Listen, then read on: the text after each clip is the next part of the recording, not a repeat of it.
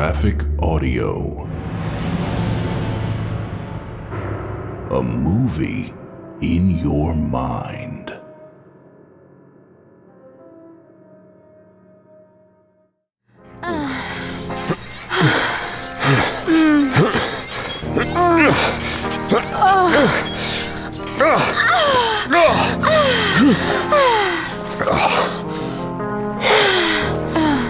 That was wonderful, Bill. The girl, Chloe, flushed and breathless, lay back against her pillow. Shut up. Yes, Bill. Bill Rondo, sheriff of Sapanero, Colorado Territory, hauled himself up on his elbows and dragged his near-useless legs to the edge of the bed. He rolled onto his right side and with his left hand grabbed an uncorked bottle off a table. He himself was breathless and sweaty. He'd given the girl a hell of a workout. If only he'd gained more satisfaction from the union. It used to be he could please a woman. Not that it was the whore's fault. Chloe was a young, well-set-up girl with frizzy blonde hair and a plump, waifish face with china blue eyes and fine white teeth. Rondo tipped the bottle back, letting the warm liquid roll down his throat and then plunge into his belly. It started a warm fire down there that spread up into his brain, soothing the shame and frustration he felt for being only half a man anymore. The girl placed a gentle hand on his arm. We can rest a while, Bill. We can go again when you're ready. I just hate it that... Rondo looked at her over his shoulder. The girl brought her lips together. Her pale, plump, doll-like face turned white as porcelain. Slowly, she removed her hand from Rondo's arm. Trepidation glazed her eyes, and she swallowed, probably remembering what had happened to another whore in this same brothel only 2 months ago, when in a drunken rage, Rondo had broken a whiskey bottle over the edge of a marble washstand and wiped it across the poor girl's neck, tearing halfway through to the bone. Rondo could see that dark recollection in little Chloe's eyes. That room had looked like a butcher shop. Blood had spattered as high as the ceiling and as far away as the door. But he still didn't suppress the evil grin that stretched his mouth. As she rested her head back against her pillow once more, Rondo set the bottle back on the table. Then he reached down with his left hand and swung his near-useless legs off the side of the bed, dropping his bare feet to the floor. He could feel a very slight sensation of the thick rug beneath his feet, like a feather duster brushed against his soles, but that was all. His arms had regained their strength, but in his legs he could occasionally feel a dull ache, and he could put some weight on them. But for all intents and purposes, the kid who had shot him up, turned his bones to gravel, one Colter Farrow, had pretty much rendered him half a man in many more ways than one. After he'd shot him in each leg and each shoulder, the kid had burned into Rondo's face the same S-brand that Rondo had burned into his. Just desserts, some would say. For Rondo, it was the final insult and a loan that was now overdue. One that would one day be paid off when a bounty hunter chasing the $2,000 reward that Rondo had placed on the kid's head brought that head back to Sapanero, still atop the redhead's shoulders, so that Rondo could remove it in his own special way himself. Only after he'd had his fill of the Junker's screams, that is. That thought caused the S to climb up higher on the sheriff's craggy face, and for his thick, brushy salt and pepper mustache to run up hard against his long, wedge-shaped nose. Feeling better about things, hon? Yeah, Chloe, but not by much. You want another tumble? Rondo was looking around the room at his scattered clothes and his wheelchair sitting in a corner. The anger returned now, as though he'd sat on a pair of bricks overheated in a snapping fire. No, I reckon not. But I reckon you can help me climb back into my duds and into that damn chariot. Course I will, hon. Chloe threw the covers back. Now you can stop calling me hon. Of course, Mr. Rondo. Sheriff! Rondo had endured the humiliation of having the whore dress him while he sat like a withered old man at the edge of the bed, and help him into his chair. Shall I help you downstairs? I'll call Rodney. Rondo adjusted the brown Stetson on his head, ran a hand down his string tie, and brushed a hand across the Colt he kept holstered on his right hip. He was still the sheriff of Saponero, by God, and while his 3 deputies did most of the heavy lifting, he wasn't about to go around unarmed. Placing an unlit quirly in his mouth, he jerked his chin at the door. Chloe rushed to open it, and he wheeled himself out into the hall. Bye, Sheriff. Till next time, Chloe. He turned the chair hard right and began rolling himself along the hall toward the stairs, his corked bottle propped between him and the chair arm. He rolled slowly down the corridor. Ahead, the raucous sounds of Friday night revelry, the Box Bar B-boys were in town, rose up the stairs on wings of churning tobacco smoke. Rondo could feel the vibration through his chair, with the parts of him that could still feel anything. At the top of the broad carpeted stairs, he swung the chair to face down into the bustling drinking hall. The roar of conversations and laughter was continuous. Holden Boneswag, who doubled as a barber, was playing his piano. Rondo couldn't see Kearns's half-wit swamper, Rodney Charles, the kid whose duty it was, in addition to sweeping, mopping, clearing tables, and cleaning spittoons, to help Rondo up and down the stairs in his chariot. Rodney! Rodney! Rondo's voice couldn't penetrate the cacophony swelling up from below. The crippled sheriff of Saponero scowled down into that broiling maelstrom, a fury building in him, swelling his eyes and puffing his red cheeks. He felt weak and feeble. Where is that cork-headed kid? Damn his hide! Rondo could wheel himself down the stairs. His arms were strong enough for that. He wasn't entirely useless.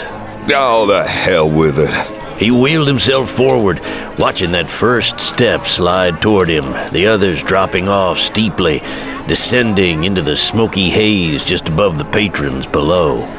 Gritting his teeth and mangling the quirly, Rondo eased himself over the top of the stairs and down the first step. Rondo gritted his teeth again as he dropped down to the next step. His large brown hands wrapped tight around the top of the chariot's wheels, Rondo eased the chair down another step, and another. And then his gradually weakening arms gave out. Hellfire! Gravity gave the chariot a savage push from behind. The wheels struck the next 4 steps before the chair swung sharply left and turned over, spilling Rondo and his corked bottle of whiskey and landing them on the roses sprouting up from the purple carpet, peppered with cigarette burns and holes gouged by boot spurs. Rondo rolled and turned a forward somersault and then continued rolling, the chair batting him brutally about the head, back, and shoulders. When he struck the saloon floor, the chair gave him one more parting whack as it bounced over him and flew up against a table. Rondo lay still for a moment, staring at the purple carpeting with its infernal red roses. Gradually, the bells tolling in his head eased enough that he could hear the hush that had suddenly dropped over the room. Rondo felt the vibration of a half-dozen men stomping toward him. He ground an elbow into the floor and used it to roll himself onto his back. Several men swarmed around him, grabbing at his arms to lift him. But when he saw the string-bean moron Rodney push through the crowd to stare at him goggle-eyed, Rondo jerked his arms away and sank back against the stairs. Sheriff! Why didn't you tell me you was ready to come down? I'd have come and fetched you. Rondo drew his Colt 45 from the holster on his right hip and shot the kid 2 times through his heart. Rodney blew straight back onto a table that had been recently vacated by 4 poker players. Bottles, shot glasses, and playing cards flew in all directions. The kid lay still. Rondo lay back against the stairs, lips stretched back from his teeth, eyes nearly bulging from their sockets. Teach you to be a damn fool! Rondo holstered the weapon and looked at 2 young men standing nearby, both of whom appeared to be holding their breath. Weaver! Finley! Give me a hand back into the old chariot, will you? Ralph Weaver and Mort Finley, shop owners in Saponero, hurried forward and helped the sheriff into his wheelchair. Most of Kearns's clientele were still standing around, looking at the dead kid on the table.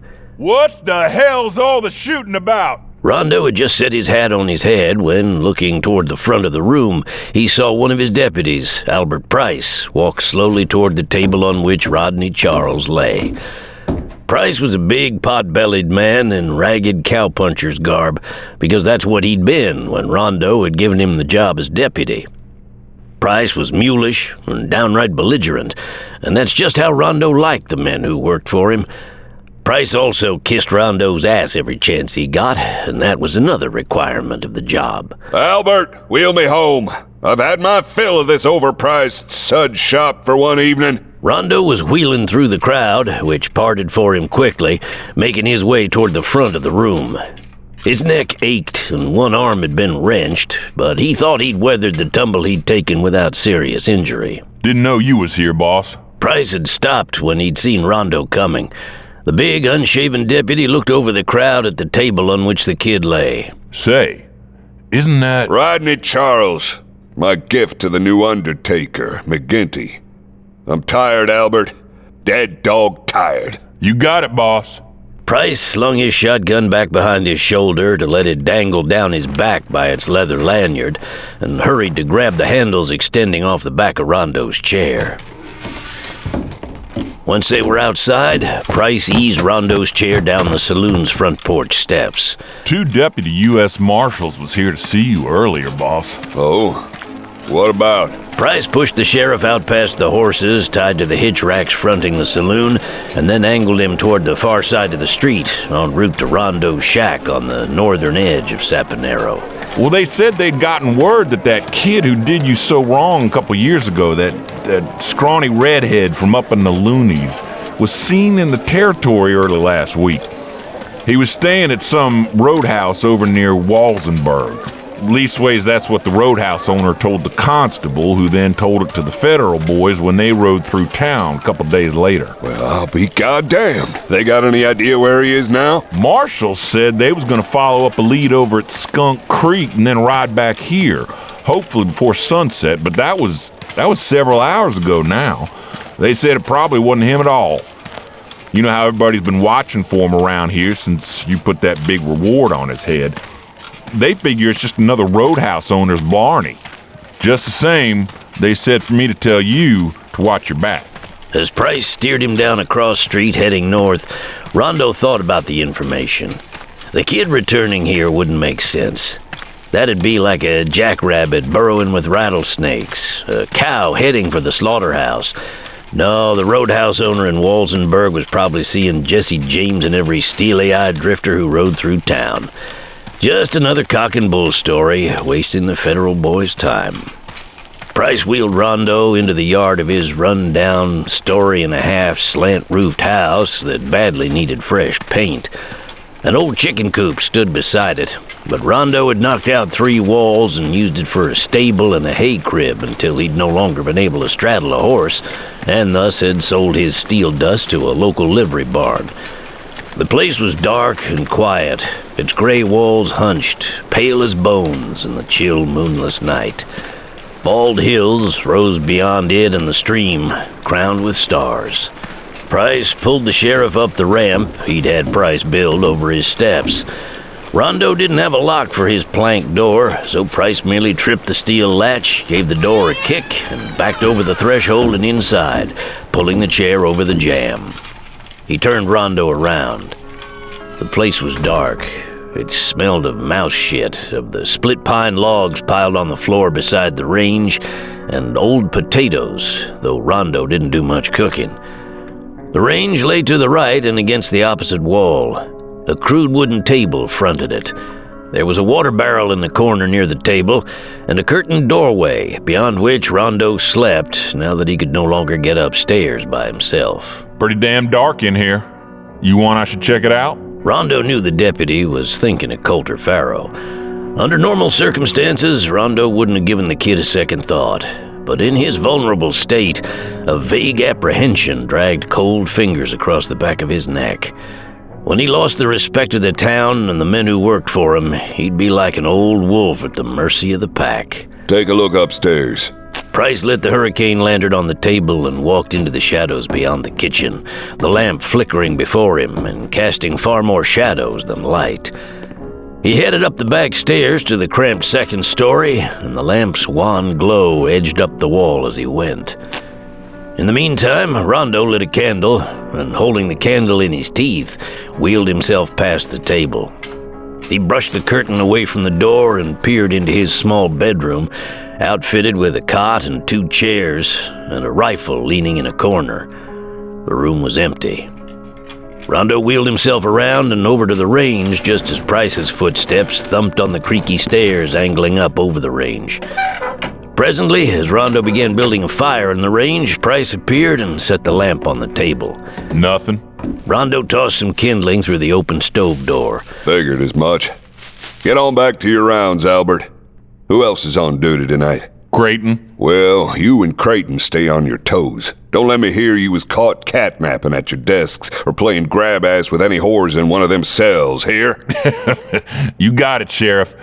Anything else I can do for you before I go? Just get back to work, Albert. Make sure Hawk Avery locked the door to his haberdashery. He's been forgetting lately, since that seizure he had out in his privy a few weeks ago. Some damn half-breed's liable to rob him blind, and he'll be blaming us. I done got the note to do that in my pocket right here, Sheriff. Good night, then. The deputy went out. Rondo wheeled himself back a few feet to the box where he kept old newspapers. He plucked one off the pile, balled it up, lit it with a stove match, and thrust it through the door. When a sizable fire was burning in the firebox, he added a couple of small pinon logs. Leaving the door open, he backed toward the table, then stopped, and, enjoying the fire's warmth, plucked the cork from his bottle. The hair under his shirt collar prickled. He felt a ghostly presence. In the corner of his left eye loomed a slender black shadow, one capped with the silhouette of a hat. He froze. Christ! A cold fist clutched his heart, making it kick like a branded calf. He leaned back in his chair, away from the black-hatted visage sitting on the far side of the table near the door. Sitting there as though it had been sitting there the whole damn time. Sheriff Rondo. Long time no see.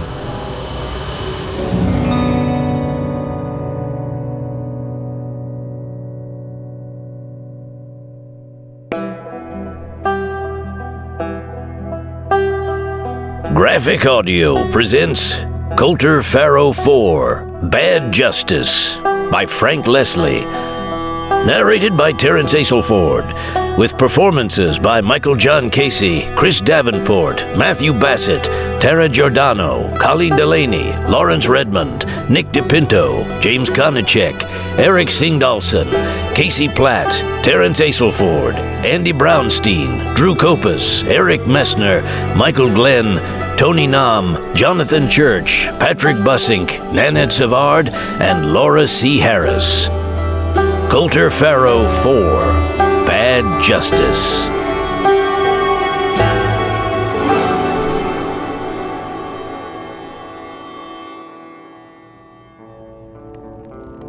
Rondo stared at the shadowy figure sitting across the table. Long hair fell from beneath a tobacco-brown Stetson. Copper-red hair, touched by the wan lamplight and the fire dancing in the stove behind Rondo. The face beneath the hat was long and pale, with a straight nose and a flame-shaped chin. A dark S shone on the left cheek. It was a lightly freckled face, touched by the sun and wind. Still young, but older than the one Rondo remembered searing the iron into, as though the scar itself had leached into the rest of the skin, crinkling it faintly at the eye corners and across the forehead. Colter Farrow was no boy anymore, but a young man. Maybe not so young, judging by the hard, shrewd eyes riveted on Rondo. Colter's mouth was a knife slash across the bottom of his clean-shaven face. How the hell did you get in here? You're a right trusting man, Sheriff. Door's open. The redhead's light brown eyes remained hard. He had a revolver on the table before him, near his right hand. The kid was not touching the old Remington, and it was not aimed at Rondo, but it seemed all the more menacing for both those things. Rondo's own hand fluttered up near the grips of his Colt, but the kid's revolver and the kid's hard, expressionless eyes kept him from drawing the weapon. Rondo had felt damn vulnerable over the past few years, being confined to the old wooden chariot. But this was a new one even on him. Fear raged in him. He was going to die. What the hell you want, kid? The sheriff hated the tight knot he felt in his throat, the wash of tears threatening to ooze from his eyes. Haven't you done enough to me? Look at me. You damn coward. What? Look at you. Why don't you pull that hog leg? Go ahead, jerk iron. Here, I'll make it easy for you. Farrow removed his pistol from the table. As he sat back in his chair, he slid his right hand across his belly, and there was the soft snick of the Remington sliding into its scabbard on his right hip. There. Now we're starting even. Rondo just stared at him, frozen. His heart jerked until he thought it would tear free of his chest. You were brave enough a few years ago. Brave enough when you were cited by your deputies, that is, to kill Trace Cassidy and nail him to the box of his own supply wagon and send him home to us, half-eaten by crows. The kid's jaw drew taut. Brave enough with your deputies to bushwhack me, pin me down, and put this brand on my face, the same one I gave you. Brave enough to put the $2,000 bounty on my head so I can never go home again. Go ahead! The kid bounded up out of his chair, the chair flying back behind him to bounce off the wall. Pull that iron or die with your hands empty, you old bastard. Haven't you done enough? Rondo buried his scarred face in his hands. You crippled me! He leaned forward in his chair and bawled into his hands like a child. Colter Farrow stared across the table at the pathetic creature slumped forward in his chair, weeping into his hands. Colter felt no sympathy for the old killer. True, Colter had shot the man through his arms and legs. Obviously, the shots to the legs had done the most damage. And then he'd given Rondo the same brand that the lunatic lawman had burned into Colter's face, the mark of Saponero, but only after Rondo had tortured and murdered Colter's foster father, Trace, and burned the S into Colter's left cheek before he tried to finish Colter with a double-barreled shotgun. Colter regretted none of what he'd done to Rondo. His only mistake had been in not killing the man, but allowing him to live to place that $2,000 bounty on Colter's head. That had haunted the rangy red-headed ex-cowpuncher and horsebreaker for the past 3 years and kept him from returning to the ranch up in the Lunatic Mountains where his foster family lived. Ruth and Colter's half-brother and half-sister, David and little May, before Rondo had killed Trace and Ruth had sent Colter to avenge her husband. How about if I finish you? Put you out of your misery. Go ahead! You're taking everything else from me! Might as well take my life, too! No. I didn't take half of what you took from me. And I didn't make you a hunted man, neither. Till now. But I ain't gonna kill you, Rondo. I didn't before because I wanted you to live as half a man, and I don't see any reason to put an end to your misery now. Not when I see what a good job I did. Rondo blinked.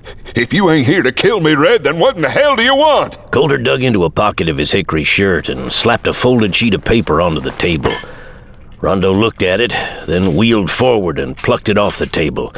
He unfolded it, read it, and scowled curiously up at Colter. One of my wanted circulars, so what? Colter reached into a pocket of his denim jacket and tossed a pencil stub onto the table. I want you to write on the back of that circular. Address it to the managing editor of the Rocky Mountain News in Denver. Tell him how you're rescinding the bounty on my head. You're crazy if you think bounty hunters read the paper. No, but them folks who do will spread the word. And you are crazy. Or a prime fool. I could easily put another one off in the...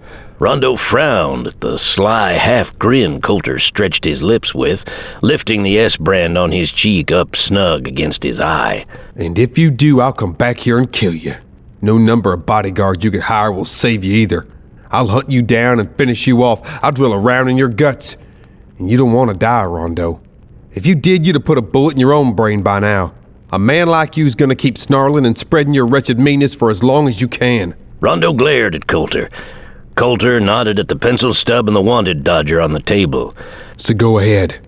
Write the note and sign it. I'll do you the favor of posting it for you. Keep in mind that if I see any bounty hunters on my trail after today, I'm gonna come back here and drill that bullet in your liver as promised. He grinned again. Better hope the word spreads fast. Rondo ground his jaws. He wheeled himself forward until his knees were under the table. Then he turned the wanted circular over, picked up the pencil, and began scribbling hastily. He signed the one-sentence missive with an angry flourish and tossed the pencil down on top of it. There you go. Bounty's rescinded. Now get the hell out of here. Rondo looked out the window flanking Colter. The redhead glanced over his shoulder through the glass-paned window to see the silhouettes of two men on horses approaching from the direction of Saponero's business district. They were coming on slowly. Something shiny shone on each man's coat, up around where a badge would be pinned. Now the kid turned his head back forward, and already he had his Remington out and cocked and aimed at the Saponero sheriff's forehead. Rondo had his own peacemaker only half out of its holster. Colter stared at him. Rondo made a face, shoved the revolver back down into its holster, and cast his gaze once more past Colter and out the window. Now you're neck deep in it, kid. Them two fellas out there are both Deputy United States Marshals, and they're coming to visit with me about you. Damn. Colter glanced out the window once more, but kept his Remington aimed at Rondo. This is turning out better than I expected. How's that? Them two's Marshals, you fool. You best get your skinny ass the hell out of my house and my town, pronto. Pressing his back to the wall beside the window, Colter glared at Rondo. You raise your voice like that again, you're gonna get that bullet in your gut sooner than you thought. I want you to invite those men in here, but if they have any idea you've already got company before I can politely introduce myself, you best brace yourself for a mighty sore liver. Colter glanced out the window once more. The two riders had dismounted and were tying their horses to Rondo's porch rail. Colter walked around the table and pulled Rondo's peacemaker from his holster. Wedging the pistol behind his own cartridge belt, he walked back around the table and pressed his back to the wall right of the door. You warn them, they'll die, and you'll get that bullet in your belly. Sheriff Rondo! Come on in, fellas. The door opened. It swung back toward Colter, but he'd positioned himself so that he could keep one eye on Rondo sitting in his chair in front of the range. The sheriff's face was stony, but his eyes were nervous, and he slid them toward Colter. The redhead could tell by the way both men hesitated that the sheriff had alerted them to trouble, which, being law dogs, they were doubtless accustomed to. Colter stepped out from behind the door and rammed the barrel of his Remington into the lower back of the lawman nearest him, a slender gent in a long tan duster. Come on in, fellas. The more the merrier. Gotta warn you, though. One move toward your weapons and you'll die hard. The man in front of Colter raised his hands to his shoulders. Colter stepped around him, confronting both men standing just inside the open doorway now. Sorry, boys. Shit. They were both relatively young men. The one nearest Colter wore a mustache drooping down both sides of his mouth. The second man had long, dark brown hair and a full beard. The one with the beard narrowed his eyes at Colter. Farrow. Come on in and close the door. Colter took 2 steps back and kept his revolver aimed from his belly. He clicked the hammer back. You born in a barn? They just glared at him, lips compressed, eyes wide and shiny with anger. Colter canted his head at Rondo. You know how many men I've killed because of this man here? You think I'll have any qualms at all about shooting 2 more? Hell, if you're friends of his, I'd just as soon do it. Apparently deciding they had a tiger by the tail, both men shuffled inside, gloved hands raised to their shoulders. The second lawman kicked the door closed. Unbuckle your gun belt slow and let him drop to the floor. They complied, keeping their angry, indignant eyes on Colter, cheeks flushed with the embarrassment of having walked into his trap. When both men's gun rigs were on the floor at their feet, Colter wagged his Remington toward the far end of the table, near the curtained doorway to Rondo's sleeping quarters. Back there. Keep your hands where I can see them. What do you hope to gain from this, Farrow? Now that you boys are here, a little more than I expected. Go on, Rondo. Tell him why I'm so mad. Rondo glowered, incredulous. Go on! Tell these 2 federal boys how it really played out. Tell about how you killed Trace and how I got this brand burned into my cheek and why I did the same to you. Rondo's cheeks turned red. His S brand turned white. He shifted his gaze uneasily between Colter and his 2 latest guests. The marshals shifted their own puzzled looks between Colter and the sheriff of Saponero. Start from the beginning, Rondo. With Trace having that affair with Jacinta Spurlock, about how her father, Paul Spurlock, didn't like it. And since he was a big man in the county, Spurlock caused you not to like it neither. Oddly, Rondo told the entire story while staring out the window on the far side of the table into the dark, cold night.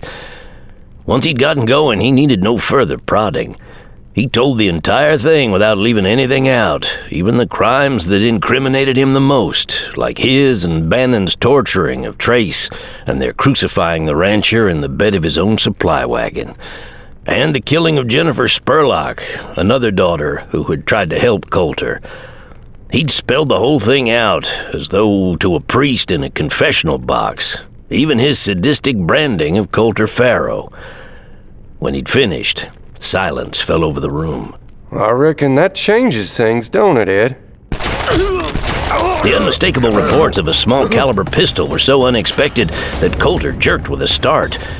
Then he saw smoke puffing in the air in front of Rondo and what looked like a 5-shot 36 caliber pocket pistol that the sheriff was extending in his right hand. At the same time, the two marshals staggered back, clawing at their chests, the dark-bearded lawman falling through the curtained doorway behind him and hitting the floor.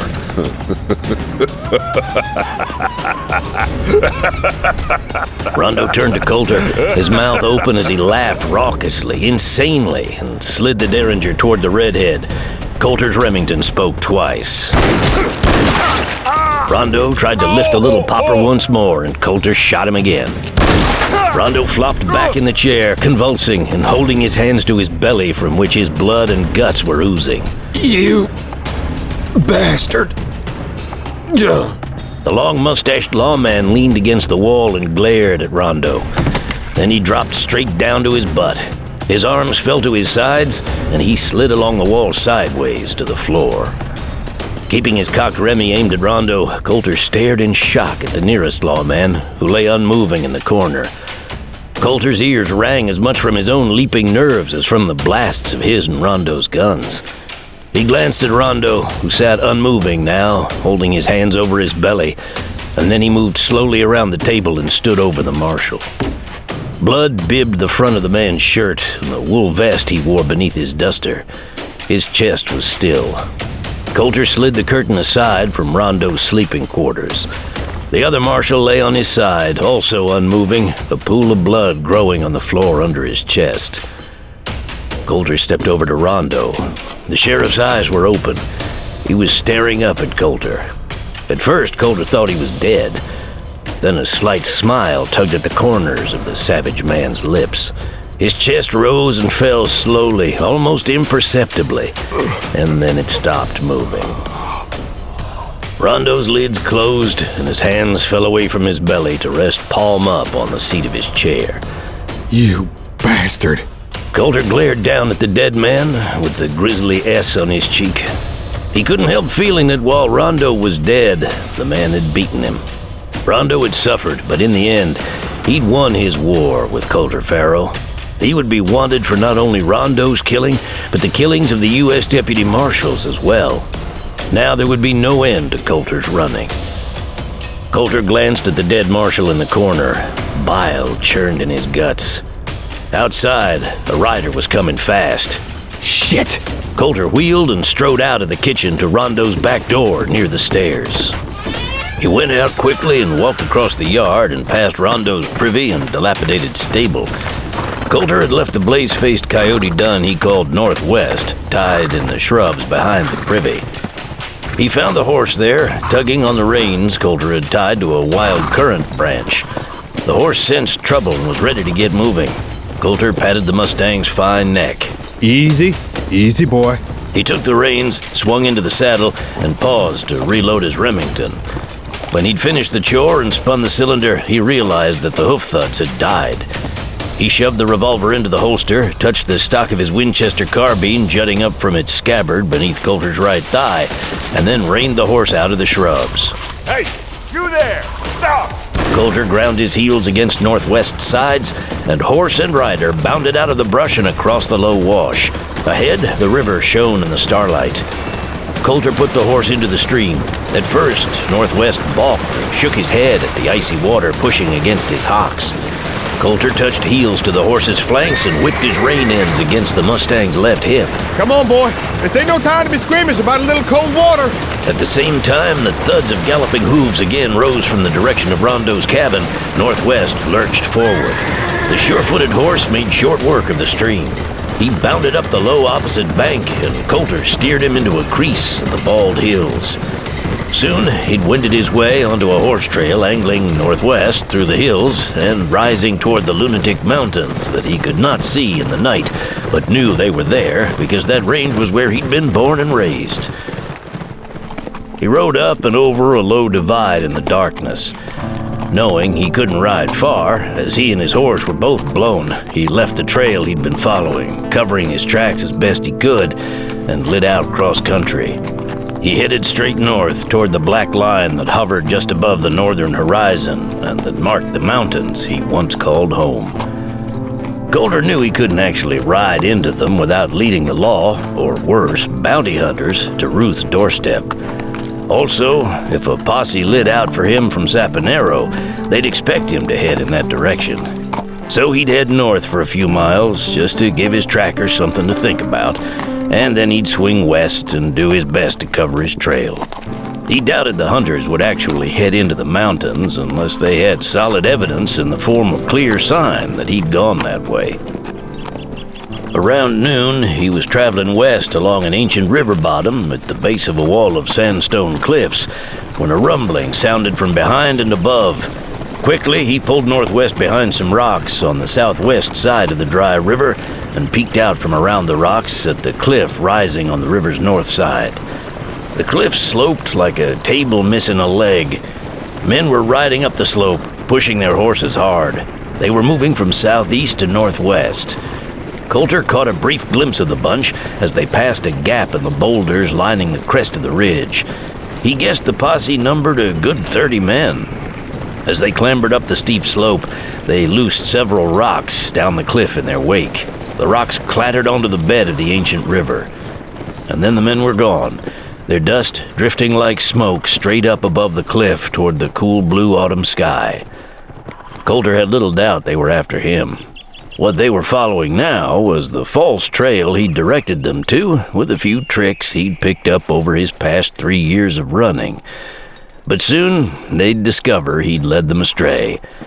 They would backtrack and pick up his sign and be more careful from then on. Let's go northwest. Colter gigged the horse and moved off down the bed of the ancient river, whose origin, he knew from having hunted this country years ago with Trace, was high up in the San Juans. Colter had a mind to follow the cut up higher into the mountains and build a cabin in the high timber where no one would ever find him. He'd live like a mountain man, shoot his own food, make his own clothes, keep his own counsel till the end of his days. Such a life would be peaceful and uncomplicated. But the winters could be savage that high in the Sangre de Cristos, even tougher than in the Lunatics farther north and east. A man could get socked in by snow for weeks, sometimes months at a time. The thought made him turn to the mountains and grimace. Instead, he rode on. There was nothing for him in Colorado but trouble. He'd head into Utah, maybe winter there, and in the spring continue west to the Pacific coast. Surely no one would have heard of him in those distant parts. There, he could find regular work that paid wages, and maybe settle down and live a normal life. 2 days later, having seen no sign of the posse, he rode to the bottom of Monarch Pass.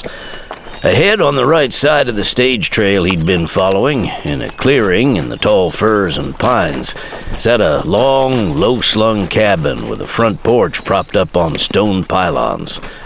A barn and corral sat to the left of the shack. Smoke curled from the large stone chimney abutting the end of the cabin nearest Colter, scenting the air with the smell of pine smoke and food. There was a sign along the trail at the edge of the yard. Pine Creek Stage Station. A stagecoach had passed him about an hour ago when he'd stopped to rest northwest at the top of the pass where a light snow had dusted the ground beneath the pines. It had arrived at the station and left, heading on toward Gunnison and Montrose. Colter could see the fresh wheel ruts swinging into the yard, which was vacant now except for a dog digging for a mouse or a gopher in the yellow grass between the cabin and the barn. Colter studied the layout. There were likely only a few people around, though he couldn't see or hear anyone. None could have heard about the shootings in Saponero yet, this far away, not unless the posse had passed this way, and Colter didn't think it had, as he'd spied no sign. He didn't want to get trapped here in case the posse should show up, but he sure could use a hot meal and a cup of coffee, the warmth of a fire.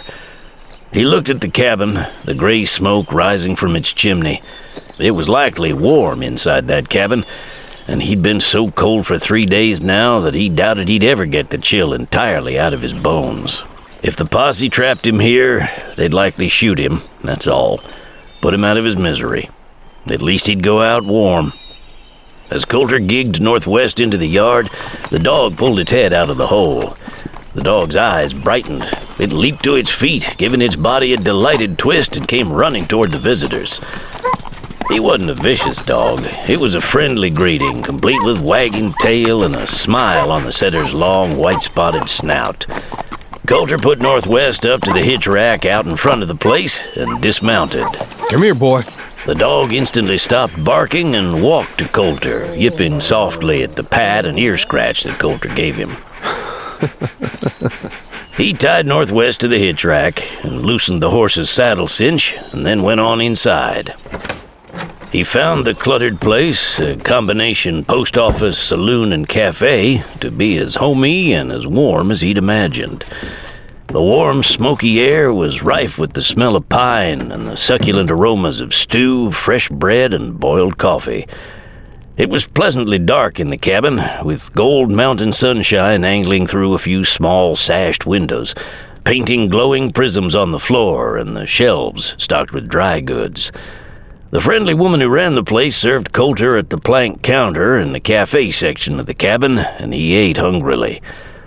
He'd left his rifle in his saddle boot so as not to draw attention to himself, and the food and coffee and the warmth of the ticking range and crackling hearth were so soothing that he didn't feel insecure without it. For a few precious minutes, he forgot his troubles. Then he heard the thumps of an approaching horse. He turned toward the small window left of the front door and was relieved to see a horse and a small buggy with a leather canopy pull into the yard and stop in front of the shack. A man and a woman were seated side by side in the buggy, the woman holding a small child in a bonnet and a bulky brown wool coat. The woman who ran the place had been wiping down tables when the buggy had rattled into the yard.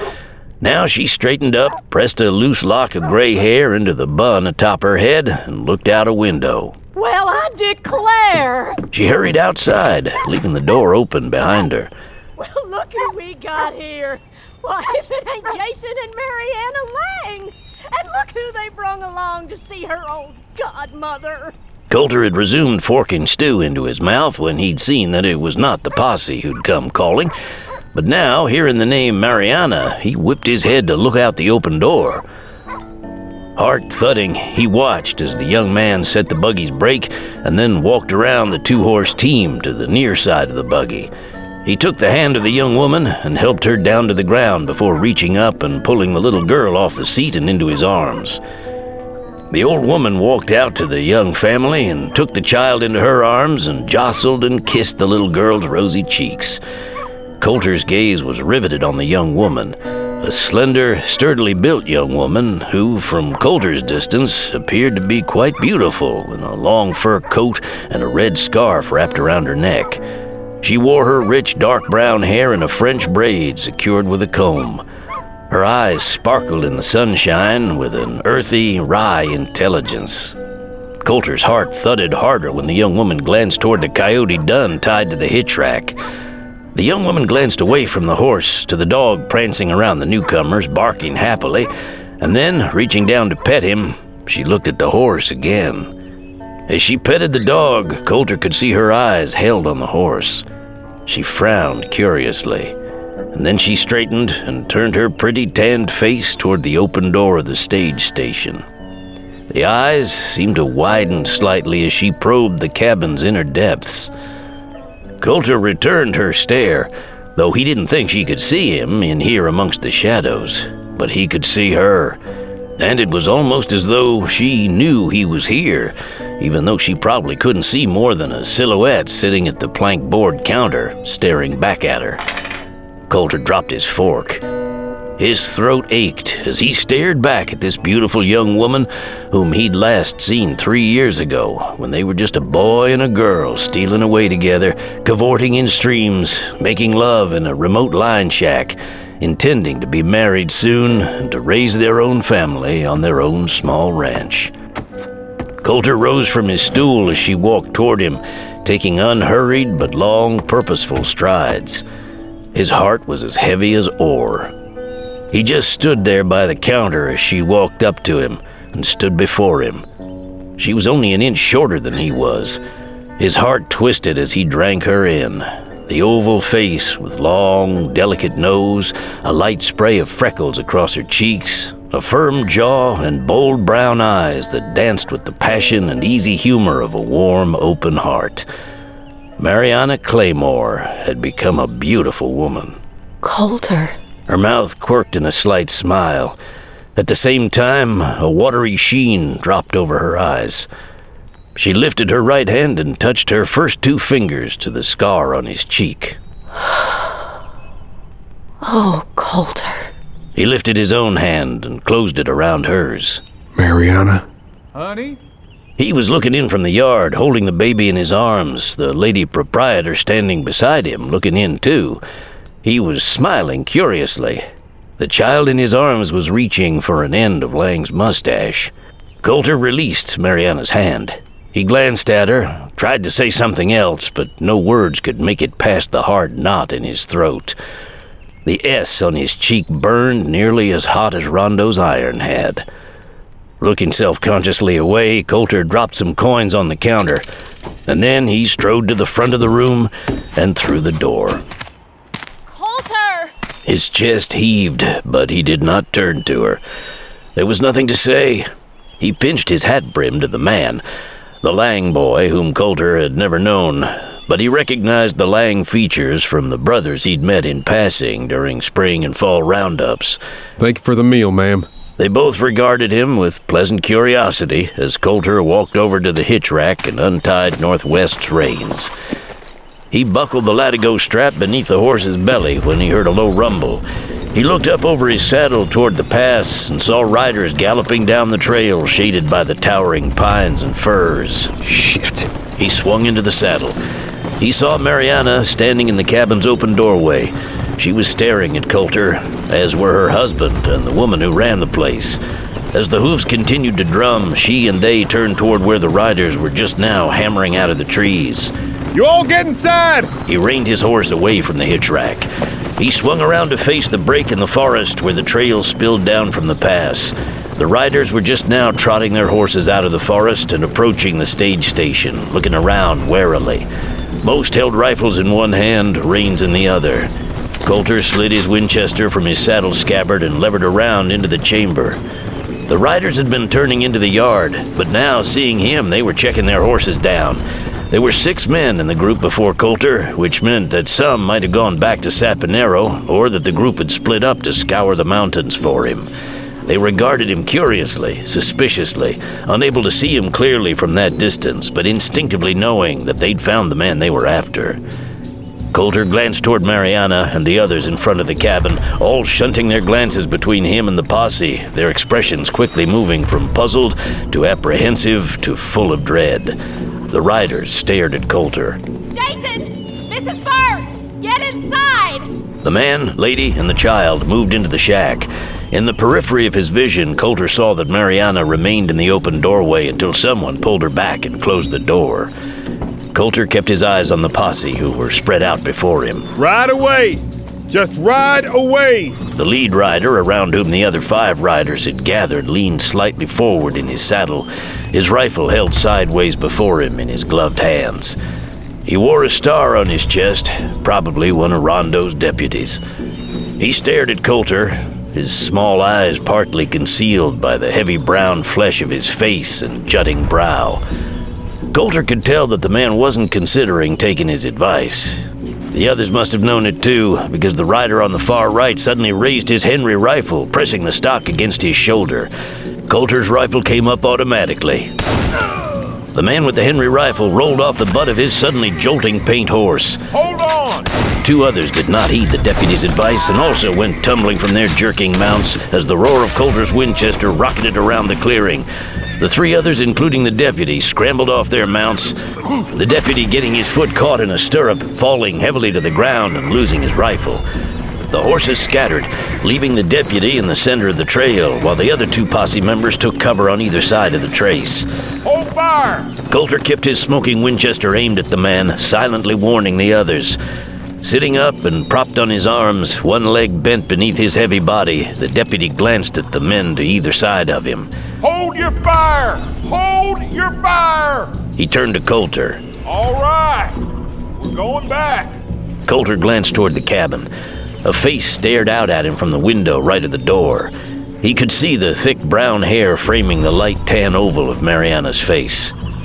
Colter backed northwest slowly toward the gap in the trees that marked the mouth of the stage trail at the trail's west end. He looked toward the downed deputy again. The other 2 men were hunkered, one behind a rock, one behind a tree. None had their guns aimed at him. As he entered the pine-fragrant shade of the forest on the west side of the yard, he glanced once more toward the cabin. If Mariana was still in the window, he couldn't see her behind the dark, uneven glass, which only reflected the lemon sunlight. A tight fist had a hold of his heart. The fist's grip tightened as he realized he'd seen Mariana for the last time, and that this was the last time he'd ever be this close to his home. He could never return here. He glanced at the deputy staring at him in silent fury from the ground. Then he swung the horse around quickly, dug his heels into its flanks, and took off at a hard gallop, heading west through the pines. Colter rode hard for most of the rest of that day. Slowly, in no real hurry, though knowing winter was on the way by the growing cold and frequent snow dustings, he continued on to Utah. He only realized that he had crossed the territorial line when he passed a stage swing station whose rotting shingle announced its location as being that of the Utah Territory. He got caught in a snowstorm in the Uinta Mountains. He'd been looking for a quiet mining camp to settle down in for the winter before heading back down to Mexico in the spring, which was where he'd spent the previous year, but he hadn't found what he'd been looking for before the storm hit. It was a light squall by mountain standards, but he had to hunker down in a cave at the side of a thickly wooded valley for one afternoon and night and watch the thick, wet snowflakes driven down at a slant through the slash of timber he'd sheltered in. The wind howled like wolves on the blood scent. The next day he was saddling northwest down below his cave, from the dark maw of which the gray smoke of his cook fire curled, when he heard the muffled thumps of approaching riders. He quickly slid his Winchester from his saddle boot and stepped out away from his horse, cocking the rifle one-handed and staring through the trees, to which only a few autumn leaves still clung. Birds grew quiet as the riders approached, 4 men moving toward Colter through the snow and the timber. They were spaced out 20 feet apart, coming slowly now, dressed in fur or wool or thick canvas coats against the post-storm mountain chill. The riders came on, canting their heads this way and that, staring toward Colter through the trees between them. None of them had a gun out. Their expressions were faintly puzzled. Finally, the riders stopped. A rider on a sleek, blaze-faced sorrel canted his head to the left. Billy! You got the wrong hombre, friend. I ain't Billy. Don't even know a Billy. The men glanced around at each other and then gigged their horses forward, spreading out until they'd formed a semicircle around Colter and northwest. I told you fellas I ain't Billy. The one who'd spoken before stopped his horse 15 yards away and nearly directly in front of Colter. The other 3 were at Colter's 10 o'clock and 2 o'clock positions. Where's Billy? Couldn't tell you. Where's the others? They must be with Billy. The man at Colter's 2 o'clock position spoke up. From the posse, ain't you? Posse? The only posse Colter could think of was the one that had been after him back in Colorado. But surely they wouldn't still be on his trail. No, they'd leave stalking him up to the U.S. Marshals and bounty hunters now. This man must have been another posse, totally unrelated to him.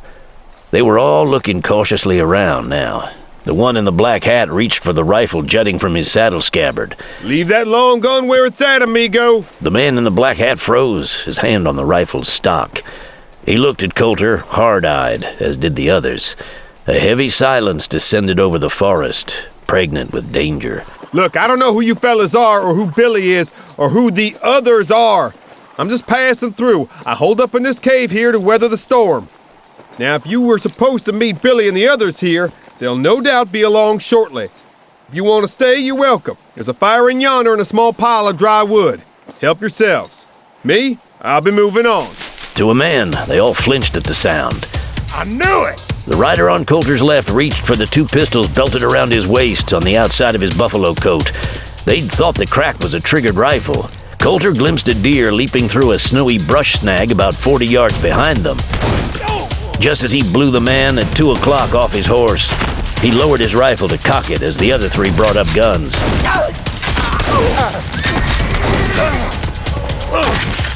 The other 3 tumbled off their pitching horses. The man in the black hat got his right boot caught in his stirrup, and his fleeing sorrel dragged him for about 30 yards through the snow, his body bouncing wildly over buried deadfalls before the horse swerved around a dead birch.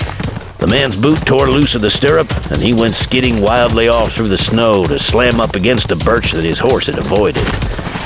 He lay flat on his back, arms and legs spread wide. The man at Colter's 10 o'clock position rose onto his hands and knees. He shook his hatless head as if to clear the cobwebs and glanced over his shoulder. Blood dribbled down from one corner of his mouth, staining his beard. Colter ejected his last spent shell. He levered a fresh one into the chamber, but held his Winchester negligently out in front of him. He shook his head. It's over.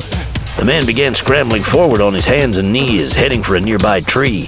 As he approached the tree, he grabbed the pistol out of the holster on his left hip, and then he gained his feet and ran behind the tree. He kept out of sight behind the tree for an entire minute, and then, when he poked his head out around the side of the tree, Colter painted a red circle in it with a .44 slug just over his right eye. The man's head jerked violently back, and he fell to the ground. Colter looked around. The other men lay unmoving where they'd first fallen. One had cracked his head open on a stone previously hidden by the snow, but now slimy with red slush. Colter calmly reloaded the Winchester, keeping his ears skinned for more riders. Northwest cast his nervous gaze toward the dead men. Easy, boy. Colter ran a soothing hand down the horse's neck. As he started walking toward the black-hatted man, he wondered vaguely at his own calm.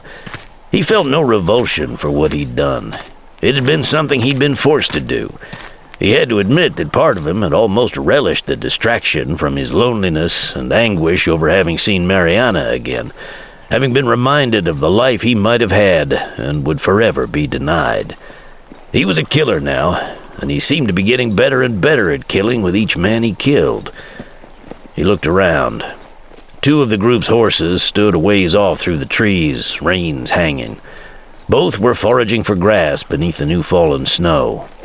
Shouldering his rifle, Colter stepped over the last man he'd killed and walked out toward the horses. They spooked at the approaching stranger. Easy, girl.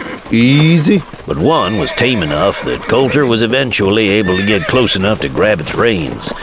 The other near horse blew and stomped, and Colter turned toward the black-hatted man's sorrel that stood bobbing its head nervously. The sorrel was wearing 2 sets of saddlebags behind its saddle and bedroll, one atop the other. Colter studied the creature, and then tied the near horse's reins to a branch jutting up from a deadfall log. He walked over to the sorrel, which unexpectedly did not run, but watched Colter warily. When Colter approached with his hand out, the horse took a step toward him and sniffed his hand. Colter grabbed the horse's reins, tied them to a pine branch, and then removed the top pair of heavy, swollen saddlebags from behind the saddle. When he dropped to one knee and unbuckled the flap over one of the pouches, he saw why they were heavy. This pouch was filled with greenbacks and 2 small bags of coins. He found that the second pouch was filled with the same thing, both scrip and specie hastily stuffed into the pouch, as though during a bank robbery and an ensuing getaway. Now Colter's heart was thudding. He'd never before seen that much money in one place. He ran his hands over the wads of greenbacks secured with heavy paper bands. The bills appeared to be all 20s and 100s. The horse in front of him lifted its head suddenly and pricked its ears. Colter dropped the saddlebags and straightened, taking up his rifle. Hello, the camp! Hey, you fellas! It's Billy and the boys! Colter heard the riders coming from up the canyon. He looked at Northwest, who stood in front of and below the cave mouth. The horse was looking back over his left shoulder in the direction of the approaching riders. Colter stuck 2 fingers between his lips and whistled softly. Northwest turned to him with a startled jerk and then came walking toward him, trailing his reins. As the horse approached, Colter watched through the trees until he saw one shadowy figure and then another.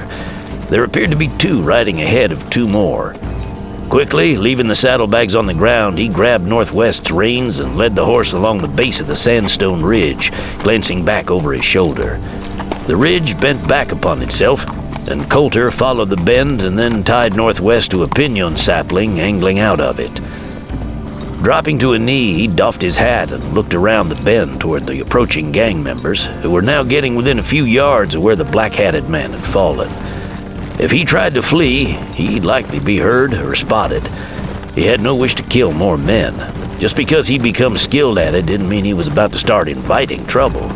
But those saddlebags were tempting, and trying to get away would only make him hunted by more men after these men spotted their fallen comrades, which they were about to do.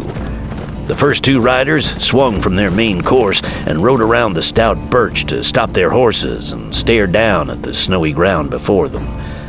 Colter couldn't see what they were looking at, but there was little doubt they'd spied their 4 dead companions. Suddenly, all at the same time, they shucked rifles from saddle scabbards and leaped off their horses, dashing for cover and loudly levering rounds into their rifle breeches.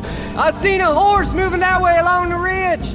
One of the newcomers dashed out from behind his covering pine bole and ran toward Colter, dodging and weaving, holding his Winchester straight up in his hands. Colter drew a bead on him and fired, but his bullet merely blew bark from the tree behind which he'd just taken cover. Colter seated another round, but held fire. Billy! It's Marshal Dunbar!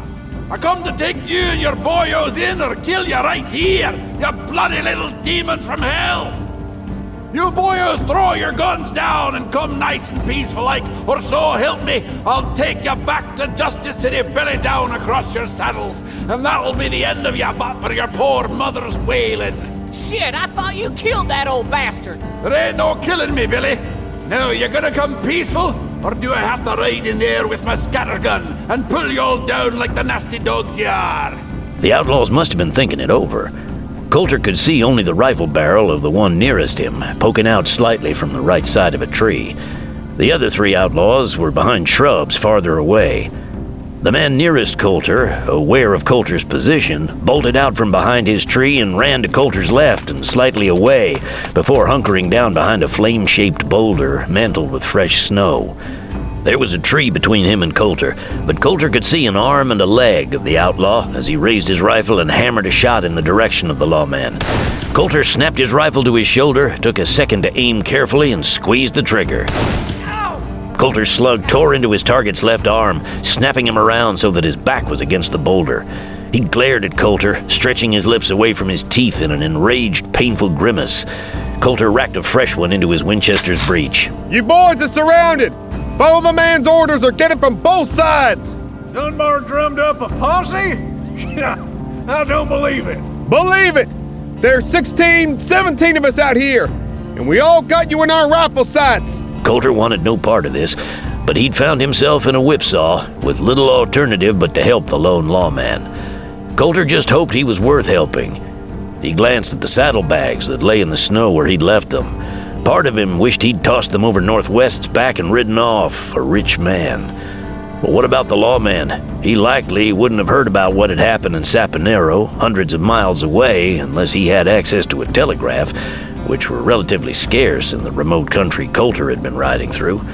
If Dunbar was federal, that would be another story. Colter would probably have to kill him. He was already blamed for 2 dead deputy U.S. Marshals. One more wouldn't matter over much. Well, I can only hang me once. Do as my friend says, boyos. You hear me now? Or you'll be dancing with the devil. The man nearest Colter was sitting with his back against the rock, breathing hard and glaring at Colter. He'd set his rifle against his extended legs and was clamping his right hand over his upper left arm. Throw them down, fellas! They done killed Georgie and the others. They got us surrounded. It's a goddamn bushwhack, that's what it is! He looked around as though trying to locate the other posse members. At the same time, he tossed away his rifle. All right, Dunbar! We're throwing our guns down! We're giving ourselves up! Here? You're a wise boy, Billy. Colter saw the other 3 outlaws now, rising from behind the deadfall they'd been crouched behind. They tossed their guns away and looked around as the man nearest Colter had done, likely wondering where the others were who'd killed their 4 partners. Colter stayed where he was. He had a mind to mount up and light a shuck, but then a rider appeared through the trees beyond the outlaws. He was a large, stocky man in a bear coat and a high-crowned hat, with a long red scarf wrapped several times around his neck. He was forking a tall cream horse and rode crouched slightly forward in his saddle, one hand pressed against his right thigh, and he was holding a rifle across his saddle bow. What appeared to be the barrel of a shotgun jutted up from behind his back where it hung by a leather lanyard. The lawman lifted his chin, casting his gaze toward Colter. He wore a patch over one eye. Just then, one of the 3 men in front of him jerked to one side, dropping his arms. He pulled something up from a boot. The man who'd fired the gun took off running toward one of the horses standing a ways off to his right. The lawman's face turned red as he held the cream's reins taut against his chest. Son of a bitch! He lifted his Henry rifle weakly and fired. His bullet blew up snow and leaves well wide of the running man, who snapped off another shot as he approached the horse that had just turned to run. Ah, you bleeding bastard! Colter ran out from behind the bend in the ridge, snapped his rifle to his shoulder, planted a bead on the fleeing man's back, and squeezed the Winchester's trigger. His bullet hammered his target between the shoulder blades. The running man threw his arms up and out as he flew straight forward into the snow, behind the horse he'd been running for, but which was now galloping away, trailing its reins. Colter heard the Henry roar and glanced over to see one of the outlaws facing Dunbar stumble backward, triggering a pistol into the ground at his feet. You dirty bastard! Dunbar's Henry roared and the outlaw was punched straight back to hit the ground hard. Meanwhile, the outlaw nearest Colter shoved his hand toward his right boot, eyes bright with cunning. Racking a fresh round into the Winchester's chamber, Colter swung toward him and punched a round through his forehead. He dropped the derringer he just pulled from his boot. His head slammed back to smack the boulder behind him before slumping sideways to the ground, arms and legs quivering. No, wait! Colter looked toward Dunbar, who was aiming his rifle from his shoulder over his horse's head toward the last outlaw, a slender lad with long, dark brown hair hanging straight down from his leather-billed immigrant cap. He was leaning forward and sort of dancing in place, shielding his head with his arms and screaming. Don't kill me, Dunbar! Don't kill me! Give me one good reason why I shouldn't carry you back to your bloody pa in pieces. The young man dropped to his knees and flung himself forward, shielding himself with his arms, grinding his head in the snow. No! Please, God, no! Dunbar glanced at Colter. His thick handlebar mustache with upswept, twisted ends rose taut against his stout nose as he grinned. Colter found himself staring in fascination at the one-eyed marshal. It was hard to tell with him mounted, but he appeared at least 6 feet tall and built like a bear, with shoulders broad as a barn door.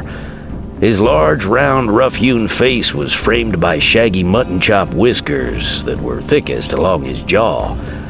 The fur on his face was strawberry blonde, liberally threaded with grizzled gray. The lawman's grin faded as he regarded Colter through the woven tree branches, squinting his lone cobalt blue eye. He turned his head from left to right and back again, taking in the carnage. The snow scuffed around the dead men turned to bloody slush. Well now, who we got here? Who might my posse be? Colter picked up the saddlebags. He draped them over one shoulder, rested his rifle on the other shoulder, and led northwest through the snowy brush until he stood near the young man called Billy, who was kneeling on the ground before the lawman's cream gelding. Billy stared fearfully up at the man, his pale, pimply face streaked with tears.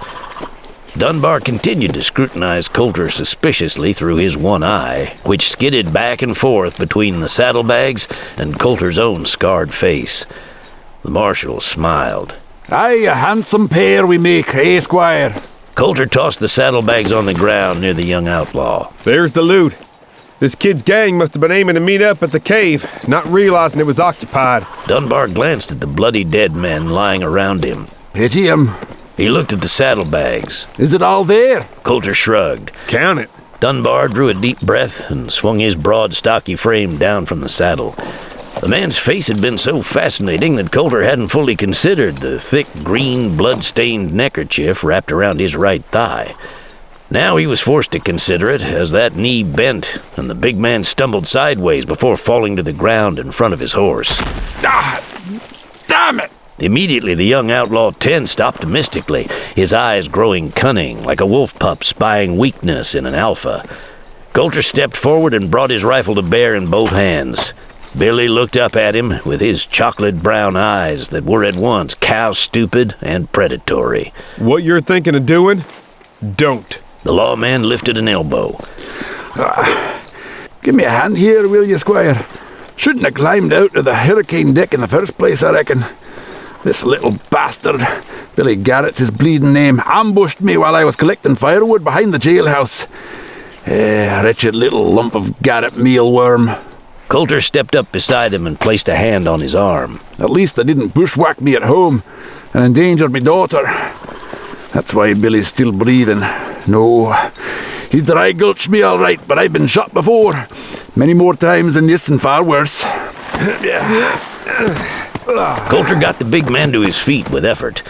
He must have weighed over 200 pounds, though he wasn't much taller than Colter's 5'9".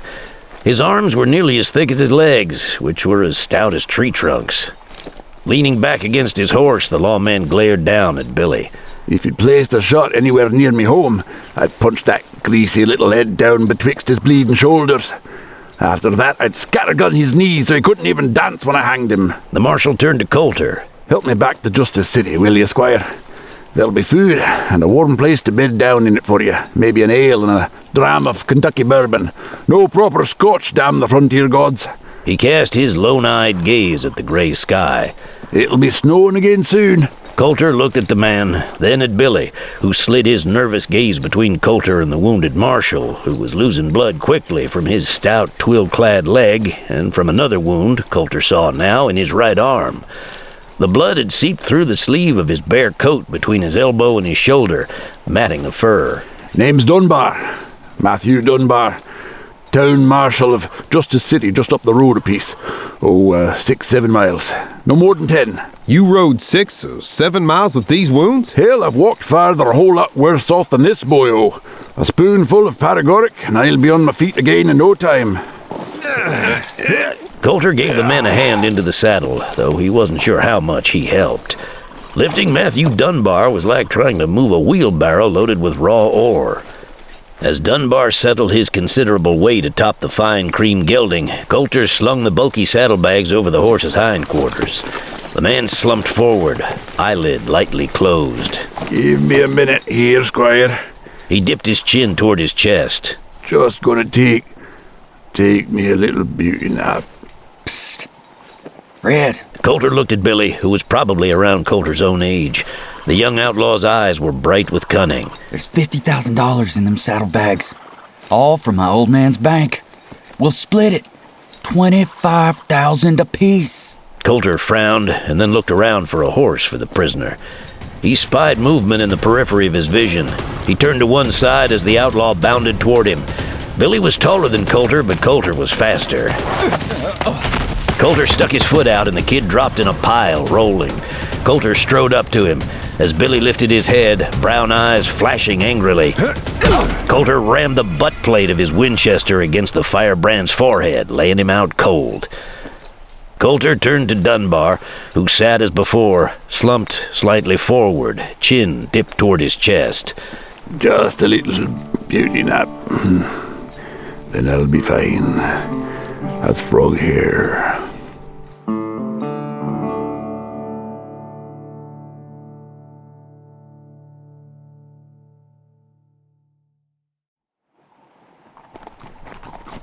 Half an hour later, all three were on the trail back to Justice City.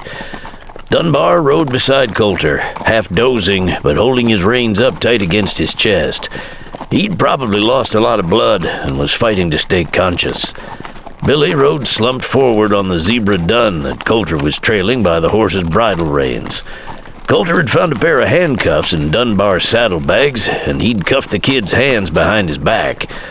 Since Colter had tapped him, he hadn't heard a word out of him. He rode along the trail, backtracking Dunbar, which wasn't hard in the new-fallen snow. More was coming down now from a low, gauzy sky, slowly filling in the tracks of both Dunbar and one half of the gang that had apparently split up after robbing the bank, intending to meet at Colter's cave, which they'd done to Colter's regret. He wanted no part of Billy and Dunbar. He wasn't sure what he would have done with the loot if he hadn't been interrupted back there, and he didn't want to think about it, about the man he might have become. He just wanted to keep riding and find a good place to hole up for the winter in these remote Utah mountains, for the federal lawmen and bounty hunters would likely be looking for him along the border in Arizona and New Mexico. In the spring, when their fervor had dwindled, he'd make a beeline for the border and likely stay down there till the end, whenever it came. The trail they followed climbed saddleback ridges and wound around fur-stippled mountain shoulders, lifting ever higher into the Uinta Range. Colter had a hard time imagining a town out this far, especially one with a bona fide bank. Dunbar woke up enough to direct Colter into a side canyon. Shortcut. Steep climb over a rocky pass, but he'll get us to Justice City all the sooner. 10 minutes later, as they rode along a broad climbing riverbed, steep sandstone walls capped with thick pines rising on both sides, Dunbar roused again. Don't believe you told me your name there, Red. Red's good enough. All right then. Red it is. The smile sagged from his face, his eye closed, and once again his chin dipped toward his chest. Red! Colter glanced back at Billy, riding the zebra dun behind him. A blue goose egg had risen on his forehead. Blood had trickled from the middle of it and crusted in a short line that ended just above the bridge of his nose. You awake, are you? Things ain't gonna go well for you in Justice, Red. Not well at all. Gonna go just as bad for you as it's gonna go for that old one-eyed fool Dunbar. Dunbar's cream stopped suddenly. They were at the top of a pass, looking down into a broad valley. Colter checked down northwest and looked at Dunbar as the marshal lifted his chin, rousing from his latest doze. The big man grimaced painfully, casually reached under his coat with his left hand, and hauled out a long-barreled, nickel-plated, horn-gripped Colt Navy revolver. He gave Colter a sardonic look, the man's lone blue eye flashing deviously, and then he twisted around in his saddle and extended the pistol at Billy. Ah! Billy clapped a hand to his left ear. You bastard! Blood oozed through the outlaw's fingers to dribble across his gloved knuckles. His face creased with torment, he looked at Colter. See what he done? You see that? You're a witness to this man's depravity! Colter glanced at Dunbar. You gonna shoot off the other one, Marshal? Dunbar lifted his coat up and shoved the smoking popper down into its holster. You'll do, Red. You'll do. Dunbar booted his horse on down the slope. Jerking Billy's zebra dun along behind him, Colter followed suit. As they dropped down into the valley, Colter saw a town gradually clarify through the billowing snow veils, rising from the sage, rocks, tussocky sere grass, and widely scattered pinon and ponderosa pines. It didn't look like much set against the broad valley that seemed to sit up here at the top of the world, rimmed in the far distance by low, dome-shaped hills and limestone outcrops. But as they swung onto a wagon trail and headed directly for the little settlement, it proved to be a healthy scattering of shacks, frame houses, corrals, privies, and stock pens surrounding a business district of clay-chinked log and wooden frame business buildings, some with garish facades. Amidst the collection of structures was a white steepled church and a school. They angled into the ragged outskirts of the town from the northeast. The school was sliding up on their right. Its well-trampled grounds were surrounded by a white picket fence, and a smart-looking black leather carriage was sitting near the fence gate, where a stone path led down from the school's front steps. 2 people stood between the carriage and the open gate, a well-decked-out man and a tall, young, black-haired woman with an impressively curvy figure swathed in a conservative, lace-edged dark blue frock and purple cape. As Colter, Dunbar, and their prisoner approached, the woman and the man turned toward them. Papa! The young woman hurried around the end of the buggy, holding her dress above her finely turned ankles, clad in purple canvas side-button shoes. Ah, me dear Victoria! Pa, my God, you're alive! As the young woman approached Dunbar, Colter felt a half-hitched knot draw tight in his chest. The girl was incredibly lovely, with her thick, heavy tresses of rich black hair set against the red of her lips and the purple of her dress. Her beautiful face crumpled as she buried her head in her father's injured thigh. Victoria lifted her head, and her wide, passionate eyes flashed with fury. Why, you're nothing but a bleeding fool. Going out after a whole gang of bank robbers in this weather, with 2 bullets in your rancid old hide, no less. The young woman looked nothing like her father, aside from the fact that both her eyes owned the same blue color and sharp glint of unbridled emotion as did Dunbar's soul one. She turned to Billy, sullenly sitting his zebra dun, his hands cuffed behind him. And you! What a blight on your family! Shame on ya! Yes! Shame on ya, Billy! The tall, sandy-haired, sandy-mustached young man she'd been conferring with walked up to Billy's horse. Haven't you done enough to our family? Now you bushwhack the marshal and steal from our own business? Billy curled his lip at the young man, with whom he shared a faint familial resemblance. You go to hell. Dunbar leaned down toward his daughter and grinned, showing his big yellow teeth beneath his upswept mustache. Girl, do you think you could fetch the sawbones for your dear old pa? I dig this lead here out of my own hide. Lord knows I've done it plenty of times in the past. But since we have a bona fide flesh miner in town, you might as well work instead of loiter around the saloons, pinching the percentage girls, don't you think now, me daughter? Of course, Pa. I'll get him right away. She glanced at Colter, sitting northwest on the other side of her father. Can you get him over to the house? Get him inside to bed while... She turned to the tall, handsome gent standing behind her. While I send Morgan for Dr. Crabtree? She didn't seem one bit curious about Colter's identity. In fact, she seemed to think, however vaguely, that he was an associate of some kind of her father's. Her keen, lustrous gaze stunned him a little, and, frustratingly shy, he averted his gaze from the gorgeous girl. I reckon. Dunbar glanced at the redhead. And then Dunbar touched heels to his cream and took off at a trot. Colter glanced back at the girl, flushing a little, and then booted northwest ahead, jerking Billy's horse along by its reins. He followed Dunbar around the school and over to a 2-story sandstone mansard-roofed house sitting on the other side of it, under a sprawling cottonwood. It sat off alone here, a good 60 yards away from the nearest other house or cabin, and it was partly concealed by dead vines and tall yellow brush and grass now dusted with new-fallen snow. Dunbar stopped his horse in front of the front stoop that needed a fresh coat of paint and sort of rolled out of his saddle. He'd hit the ground and dropped to one knee before Colter could get to him. Help me inside, will you, Red? Feeling a mite peaked, the old marshal is. Need some busthead to soothe me aches and pains. I don't think you ought to have any busthead, Marshal Dunbar. Colter threw the big man's left arm over his neck and walked him up the 3 porch steps. Hogwash, Red. Nothing like good Kentucky tangle leg for cleaning the blood. Oh, but for a bottle of scotch from my old home country. Dunbar stopped on the porch and turned to where Billy sat his saddle, glowering. You stay there now, demon spawn. If you try to run off, I'll hunt you down and chew off that other ear. Go fuck yourself. Oh, if only I could, boyo. If only I could. Might have saved me from a few cases of the painful pony drip. Colter helped the man inside the roomy, simple, but neatly appointed house. Dunbar directed Colter toward a room through a parlor that boasted a small brick fireplace.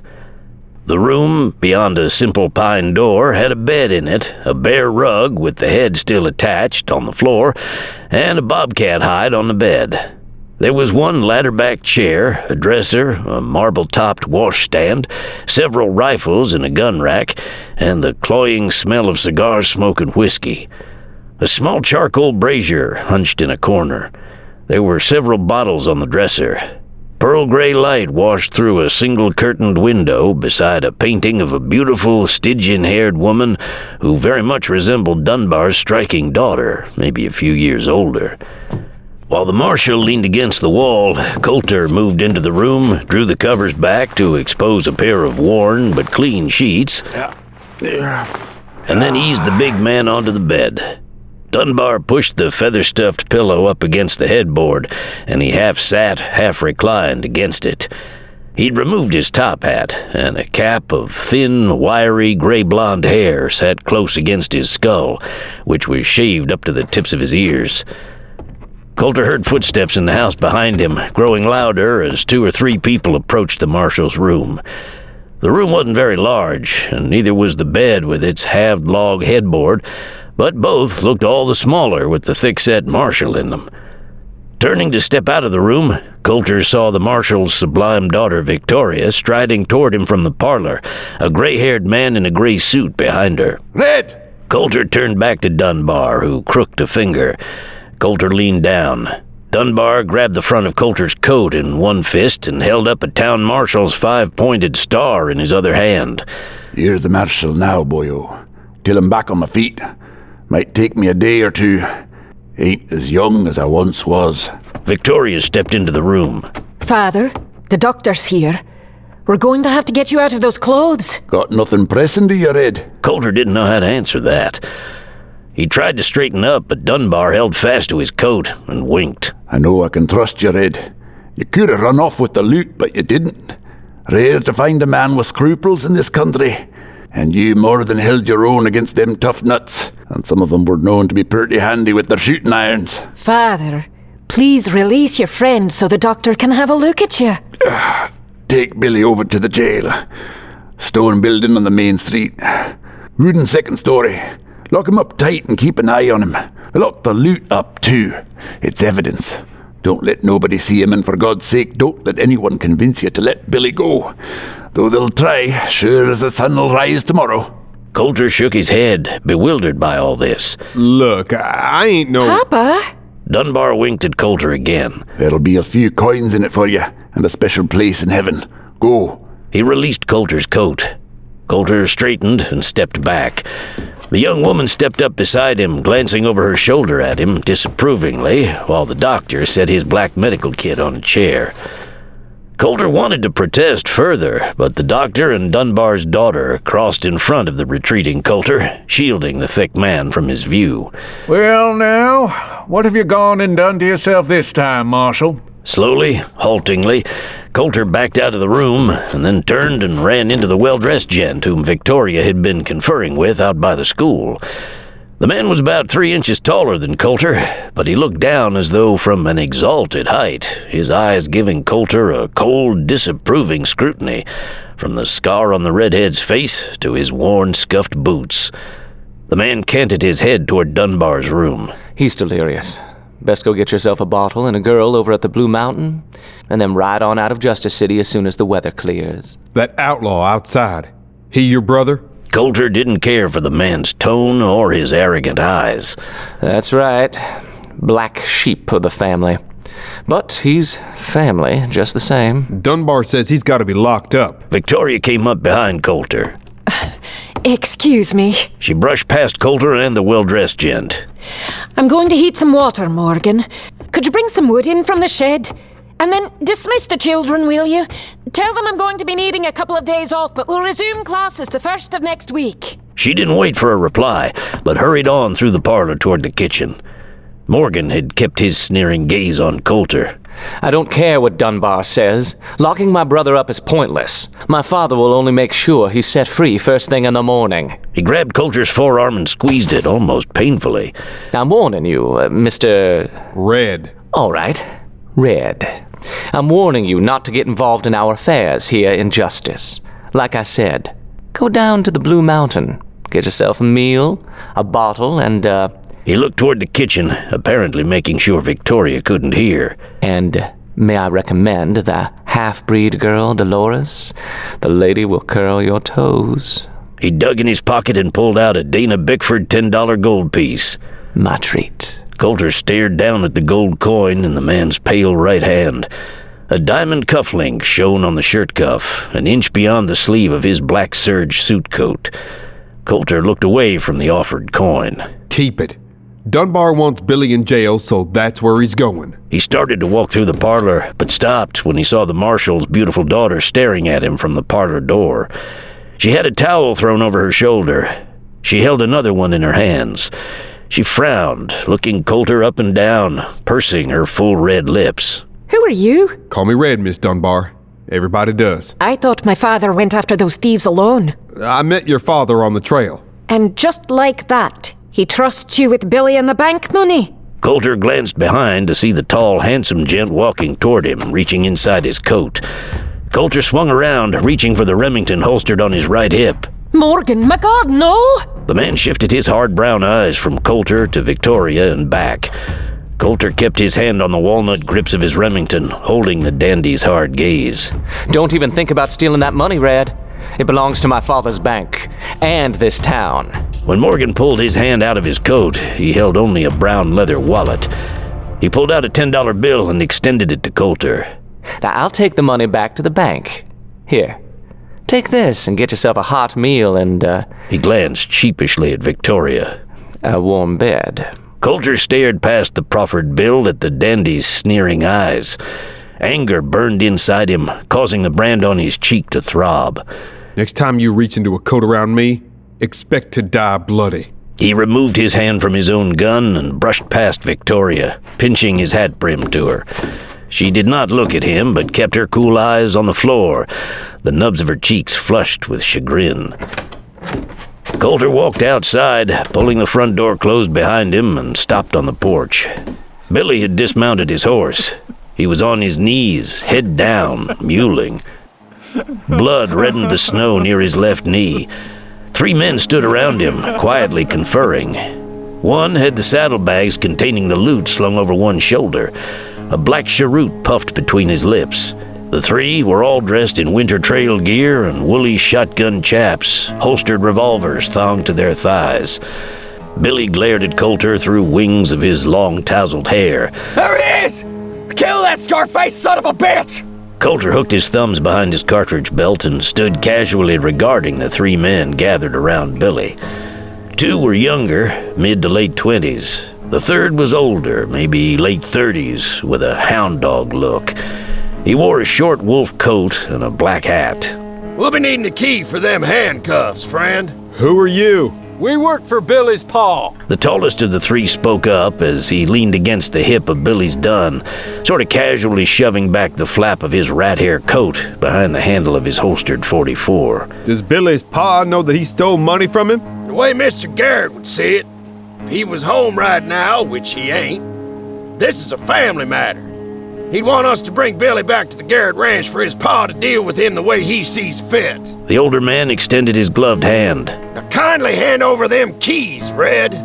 We'll be on our way. Colter slowly raised his right hand, slid it into his coat pocket, and pulled out the town marshal's badge that Dunbar had given him. He pinned the badge to his coat. Billy's going to jail. What, you're the marshal now? The 3rd man, short and thin, with a thick cinnamon beard covering half of his pale face, glanced at the other 2. Has old Dunbar done kicked off? Don't tell me. No, he's still kicking. But I'll be town marshal till he gets back on his feet. Colter wasn't sure why, but he liked the way that sounded. What's more, he liked the slight, barely perceptible weight of the badge pinned to his coat. It made him feel like more than what he'd been for the past 3 years. The tallest one pointed at Colter. Why, you ain't nothing but some raggedy-heeled saddle tramp. How'd you get that ugly scar on your face, Red? Don't you know the branding iron's supposed to go on a calf's ass? Like I said, Billy's going to jail. Kid, you don't want to get mixed up in this. If you do, you're gonna die. And you're too young to die. Now just hand over the key to the handcuffs like a good boy, and we'll ride on out of your hair. You can tell Dunbar we hope he gets well real soon. He winked. For some reason, that riled Colter more than the man's words had. I'm gonna give you to the count of 3 to mount your horses and ride the hell out of here. If you weren't on those horses by then, someone's gonna need to call the Undertaker. Why, you little punk! The tall man stepped forward, away from Billy's horse, and dropped his hand to his holster, flicking the keeper thong free of the hammer. I wouldn't do that if I was you. The tall man stopped, staring at Colter through narrowed eyes. He looked Colter up and down and sideways. A slight grin dimpled his cheeks. He glanced to each of his partners in turn. Then he jerked the .44 out of its holster. Colter's Remington was in his hand before the tall gent Schofield had cleared leather. The tall man dropped the .44 and stumbled back against the dun. As his knees buckled, the shorter man slapped the pistol thonged low on his right thigh and had just gotten it raised when Colter's Remy spoke again. The shorter man's gun flew up out of his hand and over the dun that had fidgeted away from the noise. The short man grabbed his bloody hand, crouching over it, holding it to his belly like an injured little bird he'd found in the grass. His face was a mask of pain. Shit, that stings! Colter clicked the Remy's hammer back once more, aiming at the older gent's slight paunch, pushing out his wolf coat. The older man dropped the saddlebags to the ground and stood with both hands raised to his shoulders, palms out. He was wagging his head slowly, eyes dark with apprehension as well as awe at the shooting he'd just witnessed. Whoa, hold up, Red! Keeping his hands raised, he stepped to one side and looked at his 2 companions. The tall man was down on his back, dead, blood oozing from the hole in his chest. The other was down on one knee, squeezing his bloody hand, his bleached-out face turned toward Colter, his eyes bright with agony. All right, Red, all right, have it your way. Sorry, Billy. Get my father! Billy glared at Colter from his knees. Get my father and Burleson pronto, Ray! They'll know what to do! He smiled threateningly at the redhead with the smoking Remington clenched in his fist. The old gent kept his eyes on Colter. Get mounted, Demry. What about Hagen? Kid killed him. Get mounted. The older gent lowered his hands as he turned and walked over to the 3 horses standing out at the edge of the yard, about 30 yards away from where Hagen lay unmoving, the falling snow dusting his filthy chaps from which chunks of wool were missing. He swung into the saddle of a rangy paint, then led a white-socked black toward Demry, who was just now climbing to his feet while holding his bloody hand to his belly. The blood had oozed onto the front of his coat. His hand shook. He kept his enraged gaze on Colter.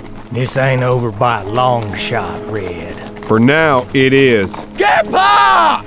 Get Burleson! They'll know what to do! Demry climbed into his saddle. Shut up, Billy!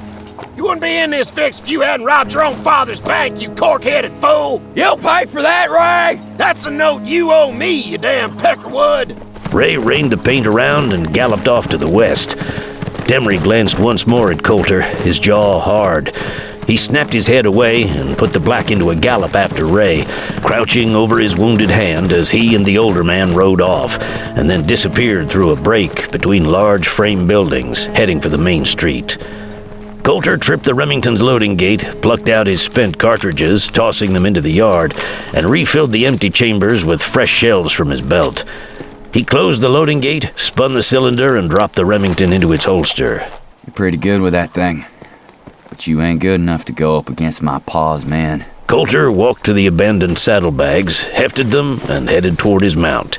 Get on your horse. How am I supposed to get on my horse? My hands are cuffed behind my back. All right.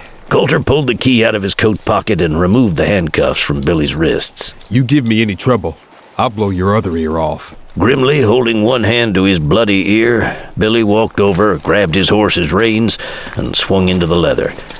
Colter loaded the saddlebags behind his rig and climbed onto Northwest's back, then reined the horse away from the hitch rack fronting the Dunbar house.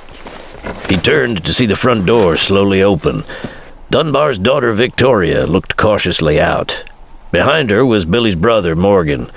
Morgan followed Victoria out onto the porch, where the girl stood, clutching her arms against the chill, the falling snow looking pretty in her black hair, despite the disgust in her cobalt eyes. Good Lord. She shifted her gaze from the man on the ground to Colter, shaking her head slowly and looking as though she'd just swallowed a tablespoon of lemon juice. Who are you anyway, young man? A gunman. Morgan wrapped an arm around the girl's shoulders and curled his nose at the lanky redhead. Look at that mark of Satan on his face. Your father really knows how to pick 'em. Morgan, you send the doc over to the jail so he can stitch my ear. You hush, Billy. You got yourself into this mess now. You'll just have to live with a sore ear for a while. Come, Victoria. You'll catch a chill. Let's get you inside, and then I'll fetch the undertaker. The girl glanced at Colter once more. He watched her and Morgan move back inside the house and close the door.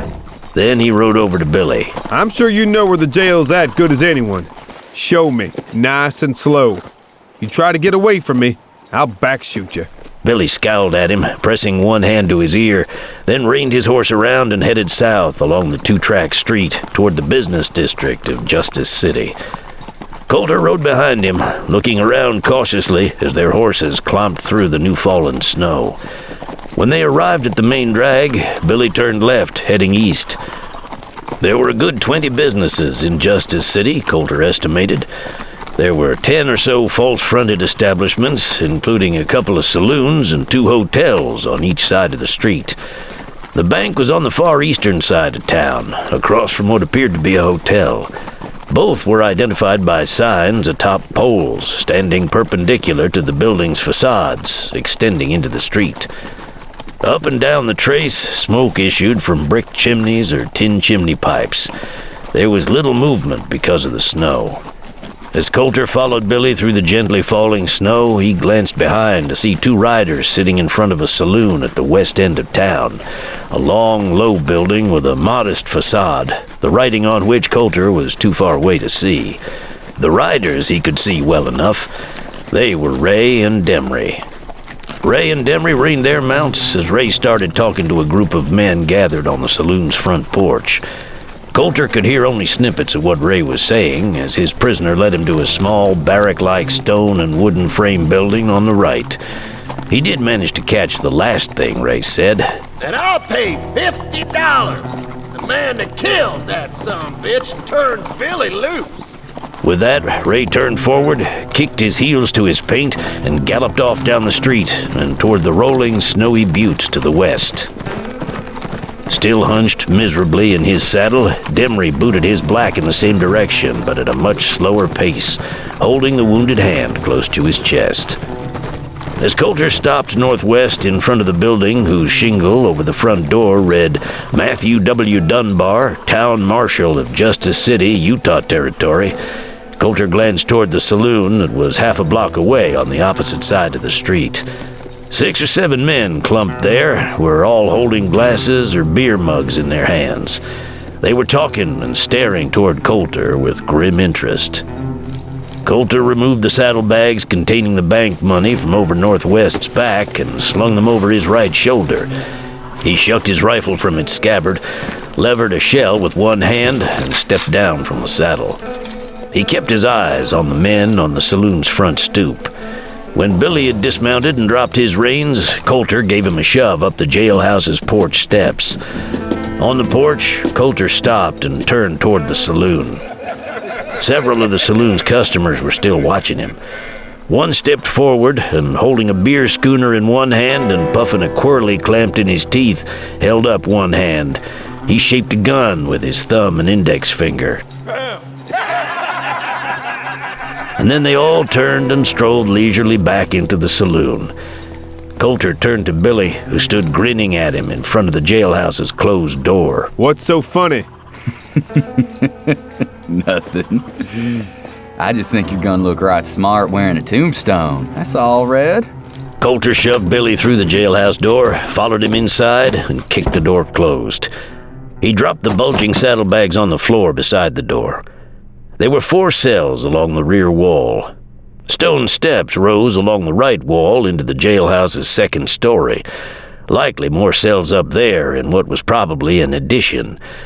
A roll-top desk was butted up against the front wall, just right of a window between the desk and the door. The desk was neat, a few papers jutting from pigeonholes. The curved butt of what appeared to be an English-made Bisley pistol also protruded from a pigeonhole. A spittoon sat on the floor near the swivel Windsor chair behind the desk. A nail protruded from the chair back, and hanging from the nail was a metal key ring with only one key dangling from it. The key must fit all the cell doors. Colter was holding his Winchester on Billy, but letting the barrel sag. When he turned to the young outlaw, he jerked back just in time to avoid the kid's right fist, which glanced off Colter's ear. Colter fell back against the wall. He tried to raise the Winchester, but Billy shoved it aside with his right leg, grabbed the front of Colter's coat with both hands, and slammed Colter's head against the wall behind him. There hadn't been enough room to build up the momentum for a skull-crushing blow, but the rough smack set up a ringing in Colter's ears and made his vision swim and darken momentarily. Billy jerked the Winchester out of Colter's hands just as Colter had tried to tighten his grip on it. Billy stepped back and started to swing the barrel toward Colter. He froze, both dark brown eyes riveted on the Remington's barrel, suddenly aimed at his nose. I'll take that. Colter stared at Billy through the strands of red hair hanging in his eyes. He felt foolish for having been taken by surprise that way. Colter had been on the dodge for a long time. He'd been on the defensive. Being on the offensive was new to him. He'd have to gain his sea legs fast or die. All right. Billy flipped the rifle over, extending the butt toward Colter while narrowing his eyes at the Remy's maw, a muscle in his cheek twitching. Colter grabbed the long gun by the neck of its stock and drew it back toward him. He waved the Remington toward the key hanging from the chair. Take the key, open the cell door of your choice, and get your ass in there before I give the Undertaker some more business. Billy glowered at the pistol aimed at him and, stumbling around nervously, did what he was told. When he'd stepped into the second cell from the stairs on the office's right side, he pulled the door closed and smiled through the bars at Colter, eyes taunting. Latch it. Billy pulled the door back until the bolt clicked. Keeping his Winchester aimed at Billy through the strap iron bars, Colter turned the key in the lock, heard the bolt grind through its cylinder and catch. He pulled the key out, retrieved the saddlebags from the floor, and set them on the floor of the cell beside Billy's. When he'd locked the door, he shoved the ring into his coat pocket. Billy ground his teeth together as he sagged down on the cot, clamping his hand over his ear again. My ear hurts bad, Red. You best get that worthless sawbones over here and stitch it up for me. Cold in here, too. You're gonna need to build a fire. Colter glanced at the potbelly stove in the room's front corner, right at the desk, near an empty gun cabinet and a framed map of Utah Territory. Beneath the map stood a washstand, beside an old brocade-upholstered chair. There were a few sticks in the large crate beside the stove, and a couple of rolled-up newspapers. But that was all the makings that Colter could see. He was in no hurry to build a fire. He had a more important errand to run first. When he did get around to the fire, he'd have to fetch wood first. Colter walked over to the desk and began rummaging around in the drawers, all of which he found to be sparsely filled, as well as neat and orderly. Dunbar was a large, crude-looking man, but he kept a neat office, unless Victoria tended it for him. You hear me, Red? I'm gonna need that sawbones over here pronto, and I'm gonna need a fire. Lost a lot of blood here. Wearing it all on my coat. And I've caught a nasty chill. Colter ignored him. He plucked a second key ring out of the desk's bottom right drawer and stuck that, too, in his coat pocket. He needed to leave for a while, and he didn't want anyone coming in and finding a spare key with which to free his prisoner. Red! Cold in here, Red! Don't make me mad, Red, or I'll make sure my paws men torture you bad before they kill you. Red! God damn it, you stop ignoring me, Red! Colter continued to ignore him as he headed for the door. Colter stepped out onto the porch, holding his rifle in both hands across his chest and looking around carefully. The snow continued to fall in a milky haze. Colter guessed it was mid-afternoon, but dirty light made it look like a winter dusk. There was no one on the street, though a couple of horses and a one-horse farm wagon were parked in front of various business establishments. 5 horses stood with their heads drooping in front of the hitch rack of the saloon to the west and on the opposite side of the street, the one where Ray had announced the bounty he'd placed on Colter's head. $50, huh? Little did Ray, or anyone else around here, at least as far as Colter knew, know about the $2,000 reward that Bill Rondo was offering. Or had been offering. Who was putting up the bounty money now? Likely, in the wake of the 2 marshals' deaths, Uncle Sam was. But glancing down at the 5-pointed nickel-washed tin star on his coat, Colter had found a reason to stand instead of run. He stepped down off the porch, untied the reins of both his and Billy's horses from the hitch rack, and began leading them west along the main street to what had looked like a livery barn he'd seen near the saloon. He needed to get the horses out of the snow and the cold. He walked along the street's south side, opposite the saloon, leading the horses rather than riding, making himself a lower target and ready to run and dodge if he needed to. As he came within about 30 feet of the saloon, he saw the sign over the porch. Frank Miller's Saloon. Miller's front door opened and 2 men stepped out onto the porch. They were both tall men in shabby hats and wool coats. One of the coats was striped, a torn pocket hanging, and he was smoking a pipe with a white porcelain bowl. Both men stepped out to the edge of the porch, staring at Colter. They were unshaven. The one in the striped coat and smoking the pipe had a full mustache and a long, gloomy face beneath his funnel-brimmed, dirty cream Stetson. Colter stopped.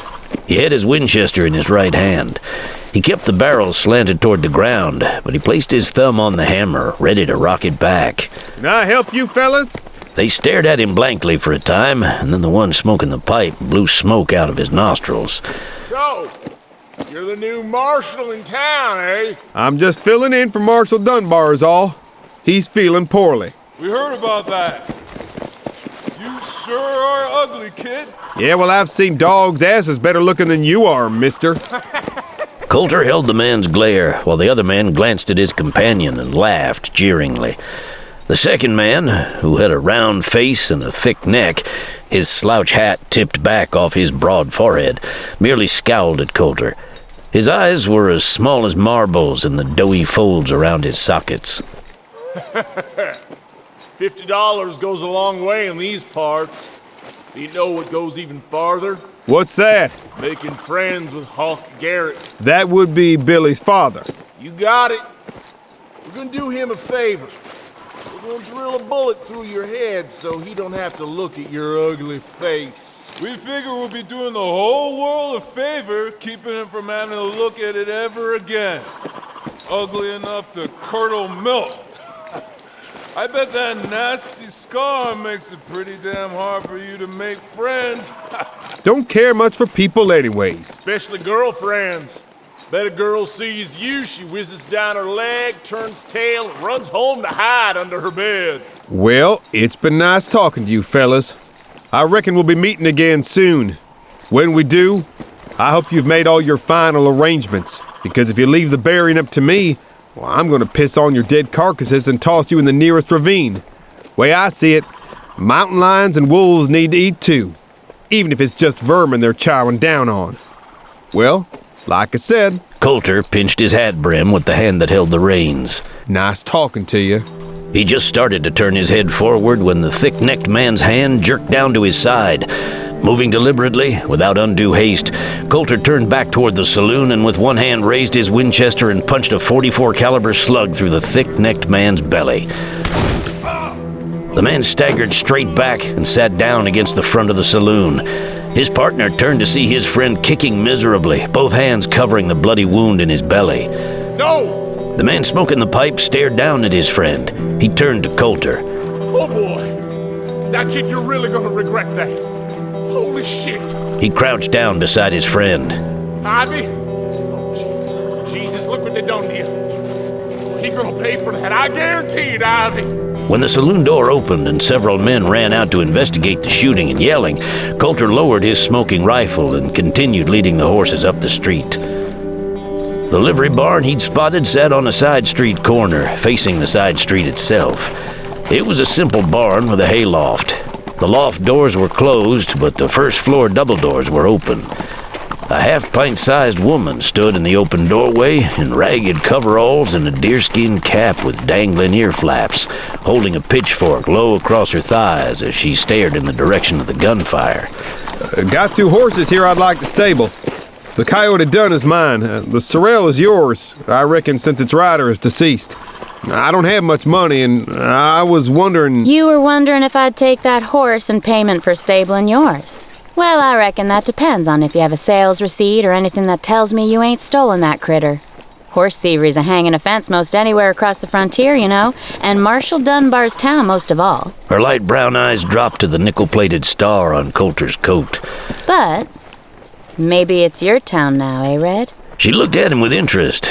This raggedly attired girl with a pretty heart-shaped face and smooth skin colored peach by the sun and wind she'd been exposed to working outdoors. Colter knew what the girl was seeing. A rangy young man in trail-worn duds whose long, straight copper-red hair did nothing to hide the grisly scar on his lean, hairless face. Well, it's my town, for now. Until Marshal Dunbar heals from a recent bout with lead poisoning, anyway. The girl didn't seem impressed. In fact, she seemed downright hostile. She leaned her pitchfork against the wall and took Colter's 2 sets of reins from him. Well, you're a big man, then. We'll see how big you are when Mr. Garrett comes to town. Come on. His rifle riding atop his left shoulder, Colter scowled as he followed her and the horses into the barn. If he owns a bank and all, how come he ain't in town? Bank's only open 3 days a week. Thursday, Friday, and Saturday. And he has his so-called president run the place, mostly. She stopped the horses in the center alley, stepped up between them, and scratched their ears, letting them get to know her. Both mounts sniffed at her, ruffled their lips at her chin, and flicked their ears, responding to her ministrations. He's got him a big ranch 12 miles out of town. For that, you ought to be right lucky. The 12 miles, I mean. How many men does he have riding for him? He's probably kept on 15 or so after the roundup to see him through the winter. With Hagen dead and Demery out of commission, that was some shooting, I hear. Only about 12 or 13. The odds are edging up in your favor. She gazed at him through the alley between the 2 horses. Northwest was nosing her left ear under the dangling flap of her cap. Colter found himself envying the horse. The girl was pretty in a rough-hewn sort of way, and her brown eyes seemed to caress him now, while still owning a faintly mocking gleam. You heard him talking over at Frank Miller's saloon. She nodded and then pulled Northwest's bridle over the horse's ears. Heard what they said to you, too. Seen what you did to that man. Can't say as I blame you for that after what they said, but that guy has friends. One less trying to collect that $50. Colter slipped his saddlebags over his right shoulder and then stood holding his rifle on the other shoulder, one thumb hooked behind his cartridge belt, watching the girl unsaddle the horses. Oh, they'll collect it all right. Thanks for the vote of confidence. The girl gave him a wry look as she tossed a saddle onto a sawhorse. What's your name? Sarah Miller is my handle. What's yours? Call me Red. She gave him a wry look. All right, Red. Don't suppose you'd tell me how you got that scar, huh? Nope. Well, you and Dunbar have that in common anyway. How'd he get his? Never heard tell. It ain't really so bad. Not how they were telling it. Colter looked at her curiously. Your scar, I mean. Any girl worth her salt would see past it. What she saw then, though, I reckon only you'd know that, eh, Red? Colter turned away from her probing gaze. He walked back to the open door and stared toward the saloon on the other side of the main street, off to his left and ahead of him now. 3 men were hunkered over the man Colter had shot. The man who had been out there with the gut-shot gent now pointing his arm toward the barn, and Colter standing in its open doorway. Your family run this place? He was vaguely curious, but mainly just wanting to make conversation. He felt some comfort in being around her, though he kept his eyes on the saloon, figuring that that's where the next trouble would come from. Nope, it's just me that runs this place. She was rubbing Northwest down now with a thick piece of burlap, patting the horse as she did. Colter glanced at her. Pa was a drunk. Had a heart attack fetching firewood last winter. Froze up solid. Left this place to me. The saloon over yonder, where you gut-shot Ulrich, was his too. Pete Simon bought it from me, but kept the name. I like working the barn. Won't have nothing to do with drunkards. It's a living, anyway. Colter turned sideways to study Sarah Miller more closely under the light of this new information. Like him, she was alone. How come you ain't married? She kept working, breathing hard with the effort of running the burlap over Northwest's right with her. How come you ain't married? Properly chagrined, he turned. All right. All right, what? I see your point. It ain't proper asking a girl why she ain't married. I know that. She smiled at him. There ain't no man I'll take orders from. That's my problem, I guess. But most men are lazy and won't work. I won't support one. Just supporting myself is enough work for me. What's your problem? She stretched her pink lips and her eyes flashed with gentle teasing. Since I shared, you can too. Go ahead. Don't be shy. The scar on Colter's cheek burned. Embarrassed, customarily tongue-tied, he had to look away from her brash gaze. There ain't enough hours left in this day to tell you all my problems, Miss Miller. Well, I got a prisoner to see to. I'd best get back to the jailhouse. Can we settle up later? I reckon I'll know where to find you. He started walking out away from the barn. Red? Colter stopped and turned. Sarah stood in the barn's open doorway, staring out at him.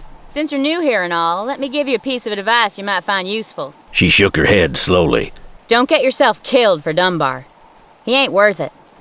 In fact, it would have been best for this town if Billy's gang had done the job right and turned him under. The only reason someone hasn't done it before, though a few have tried, is on account of his purty daughter. No man wants to get on the schoolteacher's bad side till she's married up, and they figured they no longer have a chance at her. All right, then. Good to know. He pinched his hat brim and walked back toward the main street and his new place of employment. Dr. Crabtree opened the door of Dunbar's room and stepped out, looking haggard. His hands still wet from the washing he'd given them after the surgery. Victoria Dunbar rose from the piano bench she'd been sitting on, setting her teacup and saucer on the bench beside her. How is he, Doc? Morgan Garrett rose from the overstuffed leather sofa angled in front of the popping hearth, holding his own teacup and saucer with his fine white hands. Yes, Doctor, how is he? Well, don't ask me how, after losing all that blood, but I actually think he's going to make it. One of the bullets had gone all the way through without hitting anything vital. The other was lodged against the bone, but the toughest part of digging it out was the fact that it was embedded in so much old scar tissue. He frowned incredulously at Victoria. Young lady, how many times has your father been shot anyway? Too many to count. It's been the bane of my life. I don't know how to thank you, Doctor, but I suppose I could start by paying your fee. Crabtree pulled his long bearskin coat off the back of the marshal's favorite rocker and shrugged into it. Don't you worry about that, Victoria. You just invite me over for pot roast a couple times this winter, and we'll call it even. Victoria smiled sadly. Crabtree knew that she and her father were always short on money. Dunbar spent it as fast as it came in, on food and what Victoria needed to be sure, but also on whiskey, women, and gambling. To Matthew Dunbar, money was for spending. Victoria had been paid only once this year by the school council, and that had gone to lay in a couple of cords of firewood. Keep a close eye on him tonight. He's resting comfortably, but he'll need to keep his temperature down with cold sponge baths. He'll likely wake soon in powerful pain. I'd leave laudanum, but whiskey works the same, and he'd prefer that anyway. Thanks again, Doctor. Crabtree squeezed her wrist. He hadn't yet looked at Morgan, who stood by the sofa in respectful silence, holding his teacup in one hand, saucer in the other. Now the doctor favored Hawk Garrett's eldest son with a sharp glance, drawing his mouth corners down, dipping his chin cordially, and heading for the door. Crabtree was of that half of the town who did not favor the Garretts, whom many considered to be predatory ranchers at best, rustlers and killers at the worst. Garrett was evil, but he was also shrewd. He'd built the bank here in Justice City to build his power and tighten his stranglehold on the entire county. And anyone trying to homestead anywhere around Garrett's spread was quick to disappear. Your brother's just lucky he didn't kill the marshal, young man. That's a hanging offense, even for a Garrett. He stopped and glanced at Victoria. And I doubt his daughter would approve. Victoria placed her hand on Morgan's forearm. Oh, Dr. Crabtree. Morgan is every bit as distraught over this as I am. Crabtree frowned at Morgan. Whatever could have possessed him to ambush Dunbar and rob his own family's bank? To prove that he could, and to keep the marshal from running him down. Likely the only man around, excepting our own father, of course, who could. I assure you, Doctor, I do not approve in the least of my brother's behavior. Whatever differences the marshal and I have, they certainly do not extend to law and order here in Justice City. My brother has been allowed to run off his leash for far too long, and this is the capstone to his depravities. I understand that. I know my father does as well. And what do you think your father plans to do about it? Morgan was a good man, with culture, albeit a fondness for gambling, and he was the black sheep of the Garrett family. He lived out there amongst them, but he was not of them. He didn't even carry a gun most of the time. Usually only a pocket pistol when gambling. He even kept a hotel room in town. Victoria saw the good in Morgan. Indeed, she could not have fallen in love with him if he was the man his father and his brother were. I honestly don't know what the punishment will be, but I guarantee you it will be harsh and swift when he's learned that Billy's been found. Will he try to break him out of the lockup? Morgan's pale cheeks flushed slightly as he stared down at the cup, troubled. You know my father. He prefers to handle family matters in his own fashion, and he certainly has locked horns over the years with Marshal Dunbar. I honestly don't know. I'll be conferring with him later this evening when I ride out to the 8 Bar G. Crabtree scowled distastefully, shaking his head reprovingly at the whole affair. He nodded to Victoria and walked out into the snowy late afternoon. When he was gone, Morgan turned to Victoria. You know that's true, don't you? I feel nothing but absolute revulsion for what my brother has done to your father, Victoria. She placed a gentle hand on his cheek and smiled sympathetically up at him. I know that, dear Morgan. Please don't fret over this. Oh, thank God. Morgan Garrett wrapped his arms around her shoulders and drew her close against his chest. I love you more than anything, Victoria. If this did anything to hamper our getting married in the spring, I think I'd shoot my wretched brother myself. Oh, Morgan, please don't. Morgan tried to kiss her.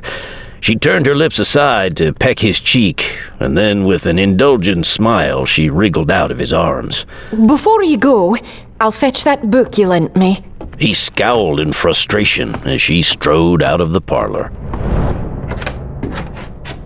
Colter walked into the jailhouse, brushing snow off his saddlebags. You're still kicking, Red?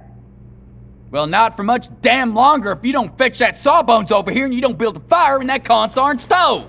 Colter set his saddlebags on the floor near the door, leaned his rifle against the wall, and doffed his hat. He looked at Billy, who was glaring at him through the bars, nostrils wide. Colter wasn't accustomed to taking orders, not since he'd left home anyway, but he supposed he did have a responsibility to keep his prisoner alive, and the temperature was dropping fast as the afternoon waned. He walked out the back door at the rear of the stone stairs and found a small lean-to with half a cord of pine logs in it. He carried an armload of the wood back into the jailhouse. He dropped it into the box beside the stove, Billy watching him from the cot inside his cell. Tell me something while I make you comfortable. I assume you come from a rich family since your old man owns the bank and all. He glanced at Billy in the cell behind him. Why'd you rob the bank? Clamping a hand against his torn ear, Billy hiked a shoulder. The hell is it to you? Colter laid several strips of paper inside the wood stove and began arranging the smallest feather sticks over and around it, building a small teepee. Colter then glanced over his shoulder toward the cell. Your brother's a well set up gent. Fine duds and all. I'm sure he would have lent you a few greenbacks if you'd asked. You don't know nothing about my brother. Him and me, we don't get along. He's my pa's favorite, but rest assured he hates the old man same as I do. He's a real tough nut then? Your pa? Yeah, but I'm tougher. Twice as tough, in fact. Billy grinned. Especially now that he's getting old. Your brother don't seem all that tough. He looks like a fancy Steve to me. That's a good way to describe him. No, he ain't tough. Still, Pa favors Morgan over me, though Morgan hardly ever worked a day in his life out on the range. Never really got into the rough work of keeping a range clear of nesters neither. Or running down and hanging rustlers, which this country's purely damn full of. At least it was, before my pa moved in and built up the ranch to supply the little mining camps around here with beef. Colter struck a match against the wood stove, poked it through the stove's open door, and touched the flame to the paper poking out through the leaning feather sticks. What's he doing with the bank? Well, county needs bank. Pa knew nothing about banking, but shit, that didn't stop him from building his own and calling himself the president. He advertised in the papers for a chief financial officer. He loved saying that. Still does. Chief financial officer. And so here comes Joe Beauchamp and the missus and their 2 whining brats. And Joe, he pretty much runs things over at the bank. You should see the look on his face when I wagged my pistols in his face. Told him I was robbing him blind. I bet he damn near pissed himself. Oh, he did piss himself. I seen piss on his fancy brown shoes. Sure enough, he did. You got that right, Red. Colter added a good-sized log to the growing fire inside the stove. Hey, you got a name besides Red? Red's good enough. Red?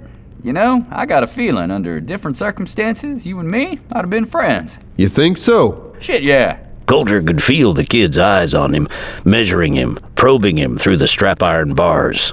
And it ain't too late. Oh, no? Colter looked over his shoulder at him. Hell no. Billy glanced at the bulging saddlebags occupying the cell to Colter's left. There's damn near $50,000 in them pouches, my friend. The time to rob a bank in ranching country is just after the fall gathering sale.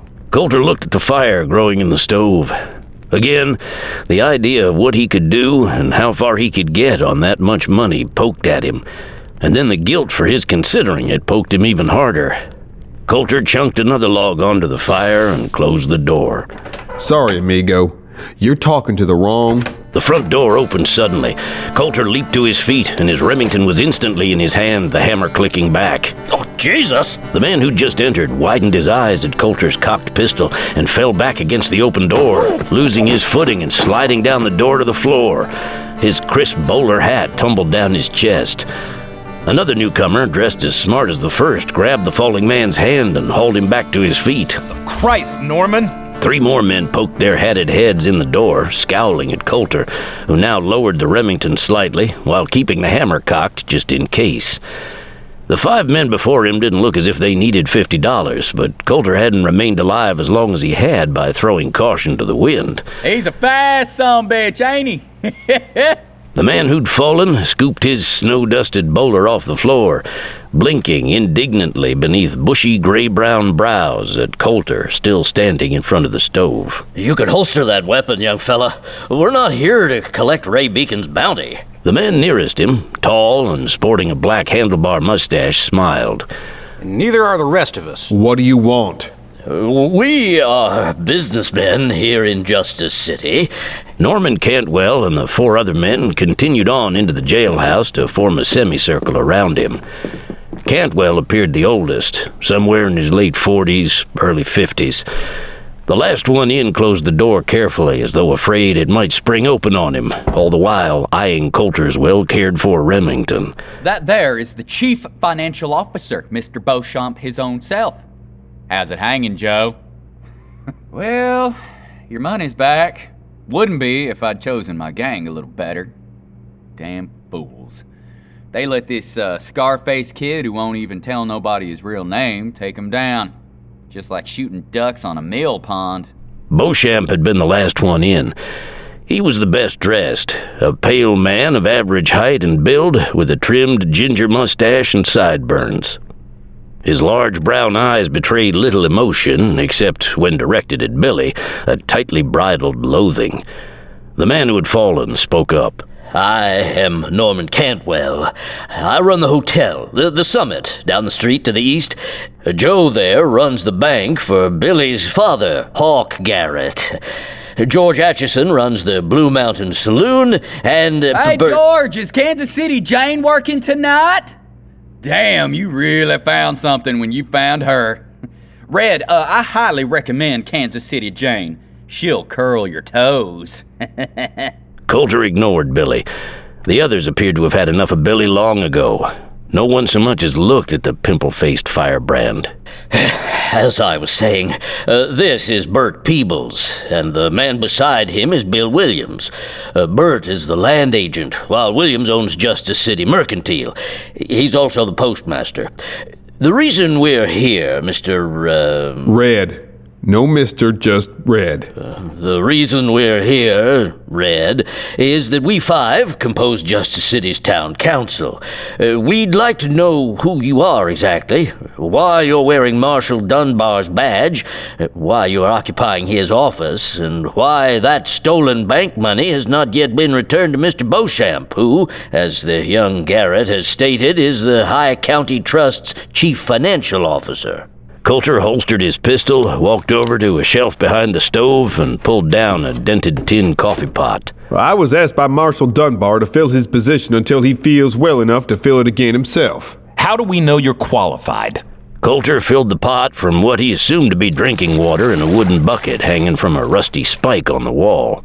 Well, I got him in there, don't I? And hell, Dunbar thought I was qualified. I got the feeling the marshal don't throw his badges around like a percentage girl does her charms. Be that as it may, and I want you to know that I still question your qualifications, young man. Why on earth isn't the money that young Garrett stole from the bank not back inside the bank, but is instead occupying that cell there? That money belongs to all of us. Colter set the coffee pot on top of the stove and shrugged. Well, that's where Dunbar told me to put it. You can turn it over to me, Mr. Red. Beauchamp canted his head at the jail cell. And while I certainly don't condone young Mr. Garrett's behavior in my bank earlier today, nor his shooting of Dunbar, you'd best let him go. His father knows how to handle Billy. You tell him, Joe. Let him go? Mister, he himself admits to waving pistols in your face as he robbed you and this town and his own father of $50,000. We got it back, right? Isn't that it there? Beauchamp gestured toward the cell containing the saddlebags. Colter sat down in the swivel chair behind Dunbar's desk, staring incredulously from man to man. Are you fellas so afraid of Mr. Garrett that you're willing to forgive armed bank robbery? Mr. Garrett is a very respected citizen of this community. Without him, Hold on now, both of you. George Atchison spoke up. He was owner of the Blue Mountain Saloon and was a big, beefy gent whose suit and rings fit him too tightly. I'm not for turning that thief loose at all. We never discussed that, Cantwell, and as for you, Joe, I'm with Red on this one. Keep his ass in jail. The money, now is a different matter. The land agent Peebles nodded. No point in turning the kid loose. The money, however, that's the town's money as well as Mr. Garrett's. He frowned suspiciously at Colter. Why are you holding it, young fella? Dunbar's orders. I'm not releasing the money or Billy there. They'll both be in them cells until I hear from Dunbar. What if Dunbar dies? I'll cross that bridge when I come to it. Damn cold weather. The mercantile owner, Bill Williams, mopped his bulbous red nose with a red handkerchief and shook his head. The short, pudgy man with long gray hair stuffed the handkerchief into his steel-colored suit coat pocket. I'm with young Red here on the loot. As far as Billy goes, I say we turn him out when his father arrives. If Dunbar was here, I'd say let Dunbar's justice run its course, but with him laid up, possibly on his deathbed, it's just damn foolish to hold on to him. Hell, the circuit judge couldn't get way up here for 2 weeks. Last I heard, he was way down in Provo. Dunbar's justice? Billy's hands wrapped around 2 steel cell door bands. You know his justice. The bastard's been waiting to play cat's cradle with my head. And you danced right into his trap, you brigand. Beauchamp was red-faced and wide-eyed with anger. He shook his head, genuinely baffled. I just don't understand you. Oh, hell. Billy retreated from the cell door and sank down on his cot. He leaned back against the wall, raised a knee, and rested his arm over it. You fellas are just piss-burned 'cause Dunbar ain't dead. Yet. He grinned wickedly, curling his upper lip. All 5 of the town council members looked chagrined. That true? Beauchamp pushed up between Cantwell and Atchison. Listen, kid. Turn Billy loose. Keeping him here ain't doing anyone any good. His father, Mr. Garrett, will be coming for him soon. The only reason he hasn't been here yet is he had business in a mining camp up north and probably didn't even hear about this whole affair until just a little while ago. Hell, maybe he still hasn't heard about it. But he will when Ray and Demry get back to the ranch. And he ain't gonna like it that you got his son locked up. Now, he'd expect Dunbar to do that, and them two would lock horns. Terrible horns. Hell, the whole town would likely get shot up before they got through going at each other, and the whole damn town would suffer. But Dunbar's laid up with them wounds, so there ain't no good reason in hell for you to hold Billy. Hell, kid, haven't you heard there's a $50 bounty on your head? That's a lot of money for some men in this town. Men good with a long gun. God damn it, are you telling me we gotta keep on kowtowing to Garrett no matter what he or his son does? Hell, his men are hard on my girls. The only thing been keeping them in check at all is Dunbar. So without the marshal, are you saying this town is wide open again the way it was before Dunbar came to town? Cantwell turned his own anger-reddened face to Atchison, who towered over him. You know as well as I do that it was a mistake hiring that mastodon. He's an ex-bare-knuckle fighter, ex-New York street cop turned vigilante out here in our little mountain town. He keeps things civil. Gentlemen, without him, we'd go back to the way we were 5 years ago. All us honest businessmen would be like sheep against the curly wolves that once prowled these mountains. And would continue to do so without Dunbar. I don't think that's true, Bert. That was 5 years ago. Things have changed. Things have gotten much more civilized, even up here in Justice City. Bert Peebles grabbed his left shoulder and went down to a knee. Everyone down!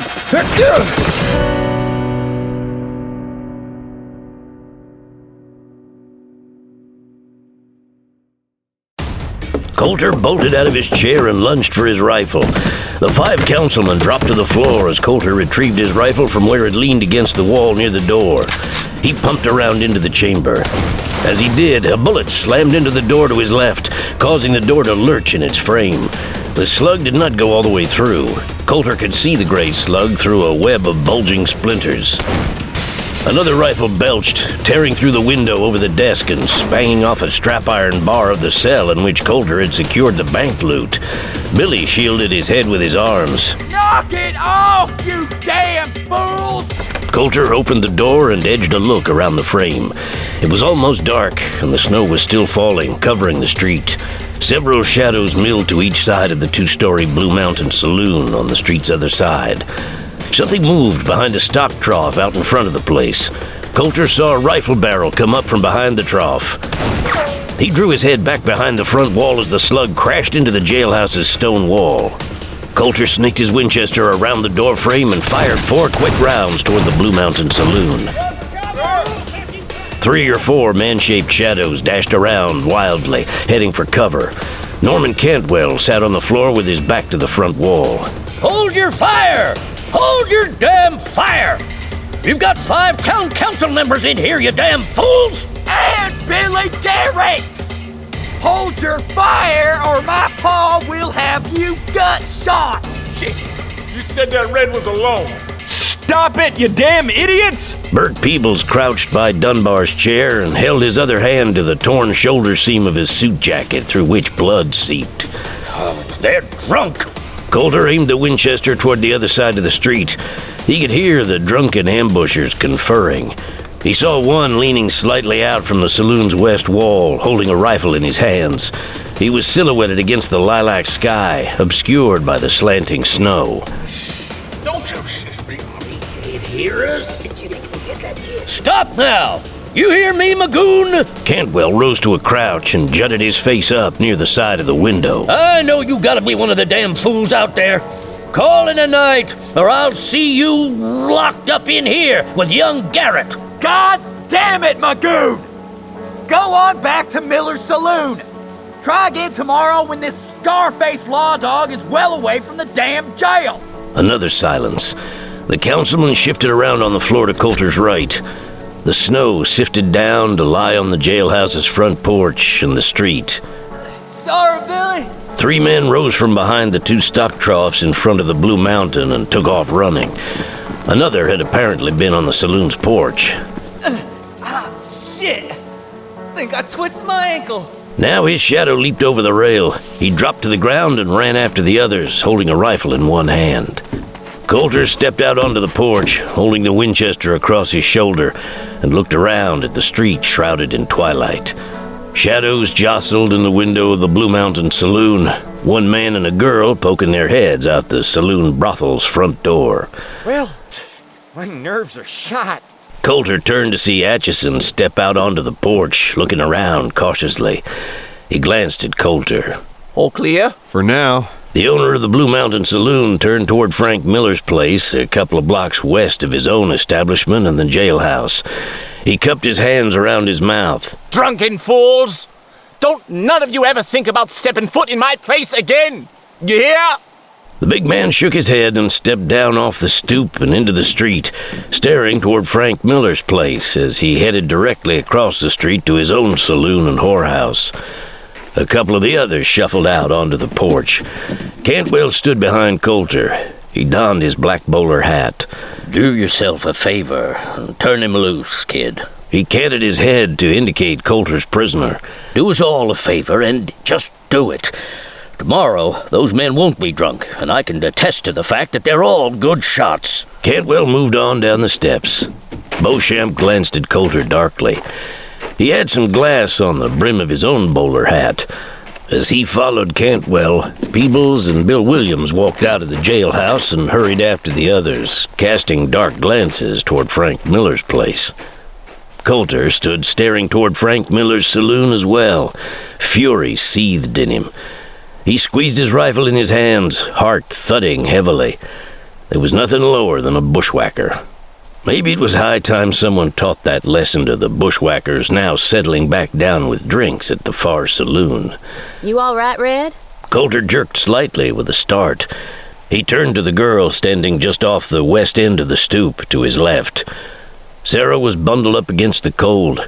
Her blonde hair spilled down from her round-brimmed felt hat. It was neatly arranged across her shoulders, clad in a heavy red wool coat. Recently brushed, her hair shone in the late, feeble light. Didn't mean to startle you. She had her hands shoved down in her coat pockets. Heard the shooting. Figured it might be some boys from Pa's old saloon. The clientele over there has dropped a notch since Pa's passing. Colter lowered his rifle and thumbed his hat back off his forehead. They decided to take some target practice, I reckon. I'll be fine. Sarah held her eyes on him for a time. Then her mouth corners rose a little. If you want to get warm later, I got a house behind my barn.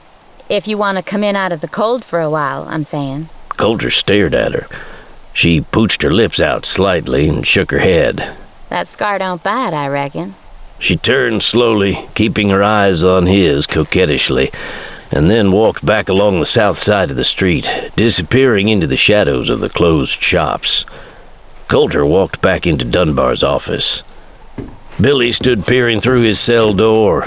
He grinned. That a girl's voice I heard out there? You already sparking somebody, Red, when you should be watching your prisoner?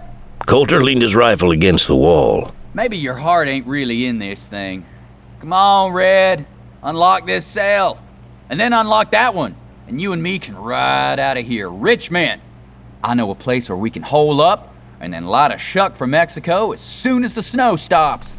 Colter ignored him. Water was boiling up out of the coffee pot's spout. Colter used a leather swatch to set the pot on the desk and then grabbed a couple of logs from the wood box. Hey, shut the door, Red. You're letting all the heat out. You born in a barn? I'm going out again. Where? Shut up. Colter chunked a couple of logs in the stove and then closed and latched the door. He hauled his saddlebags onto Dunbar's desk and rummaged around in a pouch before pulling out a second Remington revolver. This Remington was a little newer than the one he always wore, but he preferred the old one because it had belonged to Trace. Over the last few years, the gun had accounted for the lives of many evil men, and it now felt like a natural extension of his hand. What the hell you up to? Colter opened the second gun's loading gate and spun the cylinder. All the chambers showed brass. He shoved the pistol down behind the buckle of his cartridge belt. Okay, Red. What's on your mind? Come on, tell old Billy about it. I might just be able to talk you out of it and save your life. Nothing to worry about. Colter tugged his hat brim down low on his forehead and started for the open door. I'm just gonna buy us a little peace and quiet tonight. He went out and closed the door. Boy, I sure don't like the sound of that, Red. Colter looked around. The street was deserted, except for horses tied here and there out in front of saloons. He walked along the south side of the street, following Sarah's prints in the freshly fallen snow. Her tracks were already fuzzy with the new stuff. It was a pleasant snowfall, and it wouldn't look pretty on a different, quieter night, when he and Northwest were out alone, say, beyond any town and all the troubles settlements caused. He was finding it harder being amongst people. Colter followed Sarah's small prints as far west as her father's old saloon. Then he swung directly toward the saloon, crossing the street, walking between two horses tied at the rack, and mounted the porch steps. The winter door was closed. Colter turned the knob and stepped quickly inside, drawing the door closed as he stepped to the right, putting his back to the front wall. Frank Miller's old place was deep and low. There was a wood stove halfway down the long room. The bar was to the right. 4 men in fur coats stood at the bar, each separately. Snowbound saddle tramps, most likely. A dozen or so other men were sitting at several tables, 5 at one, about halfway down the room. Those were the men Colter was looking for. He could tell because one had his boot off and his bare foot propped atop the table. With a cigarette drooping between his lips, he was pinching his trousers up with both hands, showing his friends his swollen ankle. Colter walked forward, stepping around 2 tables. A short, fat, bald man with a curly yellow beard stood at the bar, holding a towel in one hand against the bar top.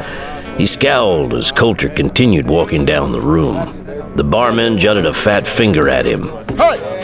No trouble in here, kid. The room fell suddenly silent.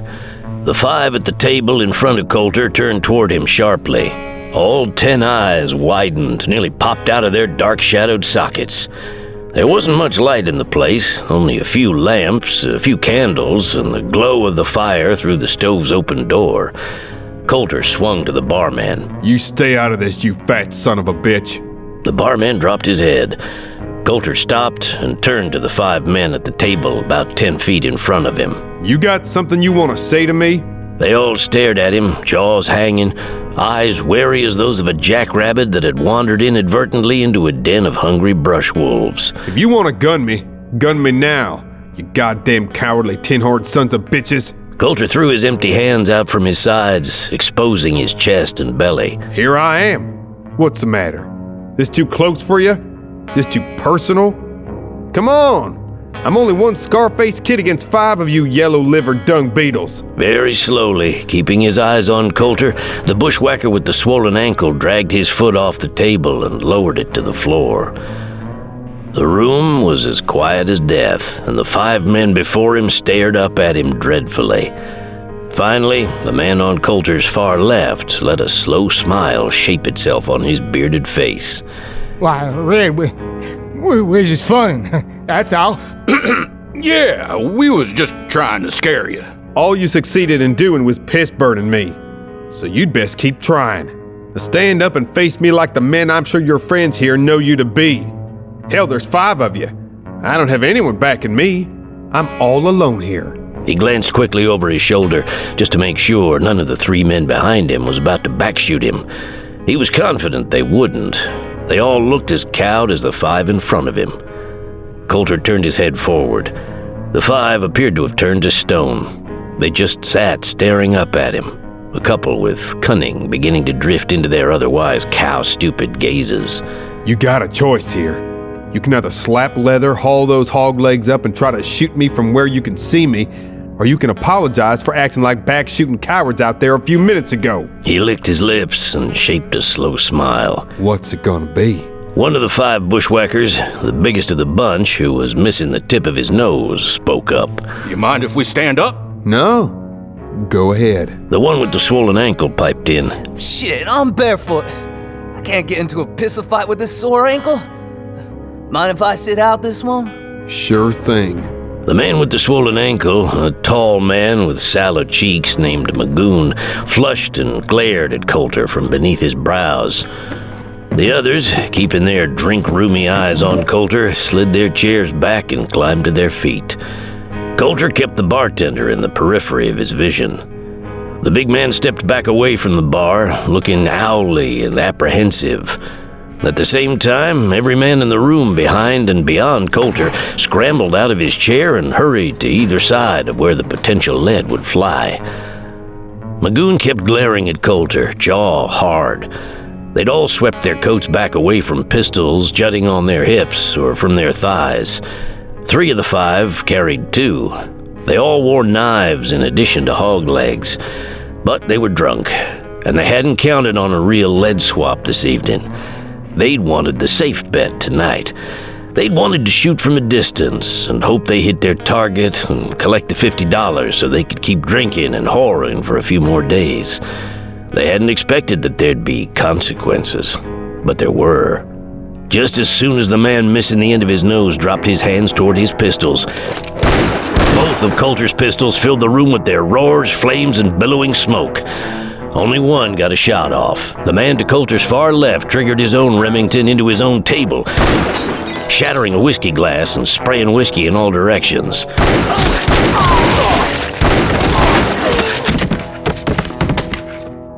10 seconds after the tooth-gnashing gunfire had filled the room, it stopped. All 5 men were down. The man with the bad ankle had sat down on the floor against the bar, blood spewing from the hole in his green plaid shirt just left of his heart. Wincing, he stared up at Colter. Damn it! You son of a bitch! He lifted his chin toward the top of the bar. Pete, you make sure they plant me with both boots, you hear? The bartender, Pete, had ducked behind the bar. Now he lifted his bald head and looked around. Oh, yeah. I hear you, Magoon. Magoon's butt slid out from under him and he sagged lower against the bar as a glazed-eyed look fell over his face.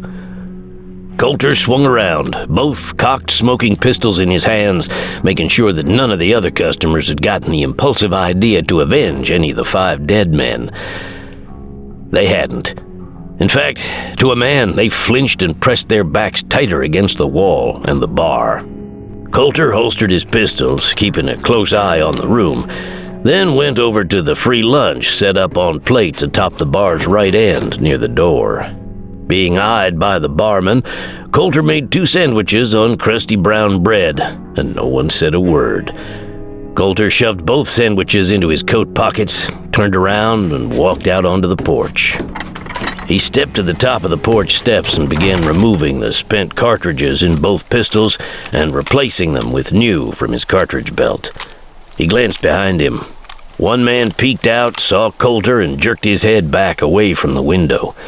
Colter turned his head back forward, shoved his main pistol into the holster on his right hip and the other behind his cartridge belt. He lifted his hands in front of him. They were as still as stones. His heart was hardly beating. Jesus Christ. What the hell am I? Whatever it is, I gotta be it. I'm not gonna take shit off anyone anymore. He glanced behind once more. The windows were empty, though he could see jostling shadows behind them. He dropped down off the steps and looked toward the jailhouse. The light of the lamp he'd lit bled through the broken window onto the snowy porch, casting the rest of the place in deep shadow. Dark as it was, he could see that no one was moving around the stone building. No one likely would after the bloodbath in Frank Miller's. Word of such things traveled as fast as bullets, even on nights as cold and snowy as this one. Colter started angling toward the far side of the street, heading east toward the jailhouse. He'd best stoke the wood stove for Billy.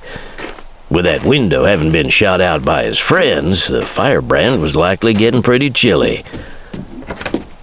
The young outlaw stood as Colter walked back into the jailhouse. How many men you gonna kill tonight, Red? As many as it takes, I reckon. Hey, your name ain't Billy the Kid, is it? I never heard of the kid sporting a nasty scar on his face, though. Less'n he ran into a branding iron of late. Colter pulled one of the sandwiches out of his coat pocket and thrust it through the bars. Billy looked at it, surprised. Pete Simon's free lunch, huh? He took the sandwich like a hungry, though vaguely suspicious dog. Thanks, Red. Thought I was gonna have to stomp a rat. Colter began stoking the wood stove.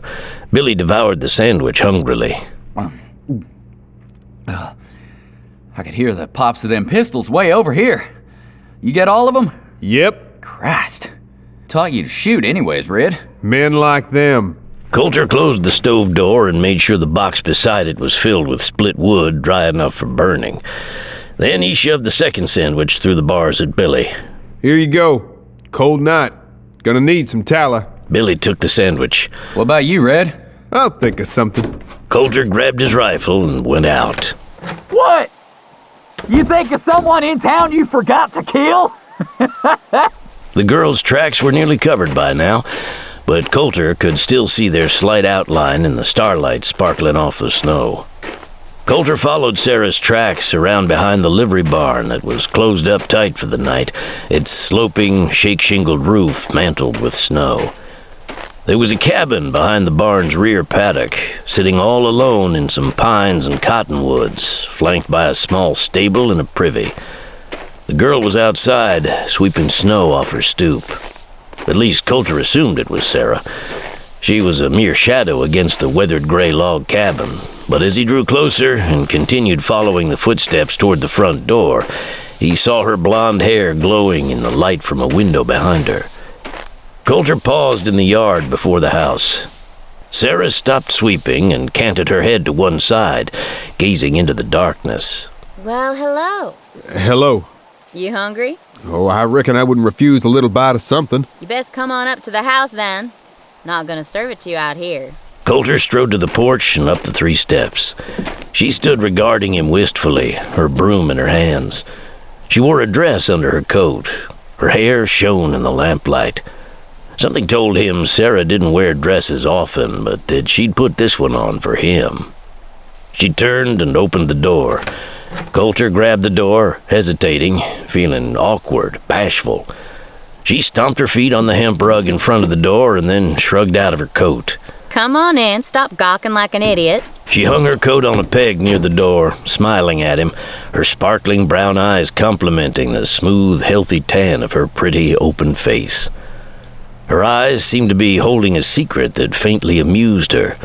Colter didn't know if he should be offended by that, but he found himself liking that sparkle in her eyes, and the casual way she swung her hips as she walked around the oilcloth-covered table, brushing the oilcloth with her fingertips, the dress clinging tightly to her narrow waist. I've eaten, but I saved you a plate. Colter closed the door and then stomped snow from his boots on the hemp rug before the jam. Take your coat off. There's water there behind you. Men must wash before they enter my shack. Especially men with as much blood on their hands as you have. You heard the shooting? Oh, yes. Figured it was you. Colter hung his hat and coat on a peg next to Sarah's coat, and sweeping his hair back from his face, glanced at Sarah. She stood behind a chair on the other side of the rectangular table, both hands on the knobs of the chair back, sucking her lower lip as she continued watching with that faint, puzzling amusement. He liked the warmth of the kitchen and the smell of the food, and he liked how Sarah's hair and eyes shone in the lamplight, and how her 2 front teeth were revealed by her slightly parted lips. A salmon-colored birthmark, like a thumbprint, laid just above the collar of her high-necked dress. He liked how the dress clung to her as she rocked back and forth on the heels of her shoes. It was a conservative gray and brown plaid dress that went well with her blonde hair and brown eyes. She smiled, her cheeks dimpling, and he turned away sharply, realizing he'd been ogling her. I'm glad you like the dress. It was my mother's, and it's the only one I own. Colter knew he should have something to say in response, but his heart was beating in his ears, and he occupied himself with unbuttoning his shirt cuffs and rolling up his sleeves. He poured water from a pitcher into the porcelain wash basin atop the wooden stand, and then splashed water on his face and lathered up with a cake of lye soap and washed his face, neck, and arms thoroughly. Despite wanting to turn around and face Sarah again, he had absolutely no idea what to say to this girl with such frank eyes and such an alluring figure, and who seemed to say just whatever came into her head.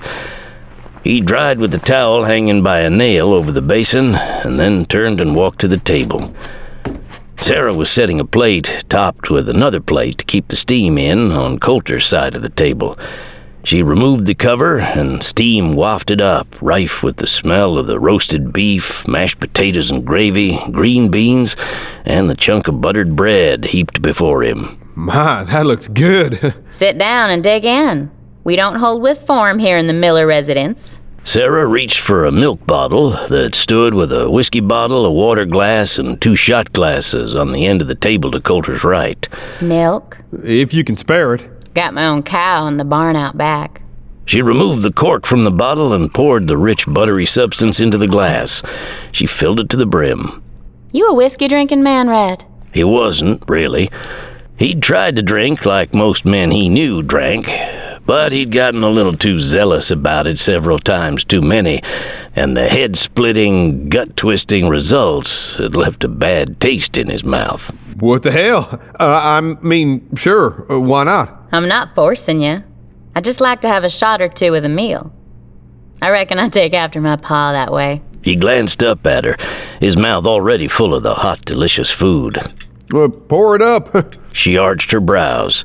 All right, then. She filled 2 shot glasses and slid one toward him, and then sat back in her chair watching him eat. He felt a little self-conscious about her just sitting there, staring at him in that amused way of hers. But the food was so good, and his belly was so empty that he couldn't have paid much attention to her if she'd been sitting there naked.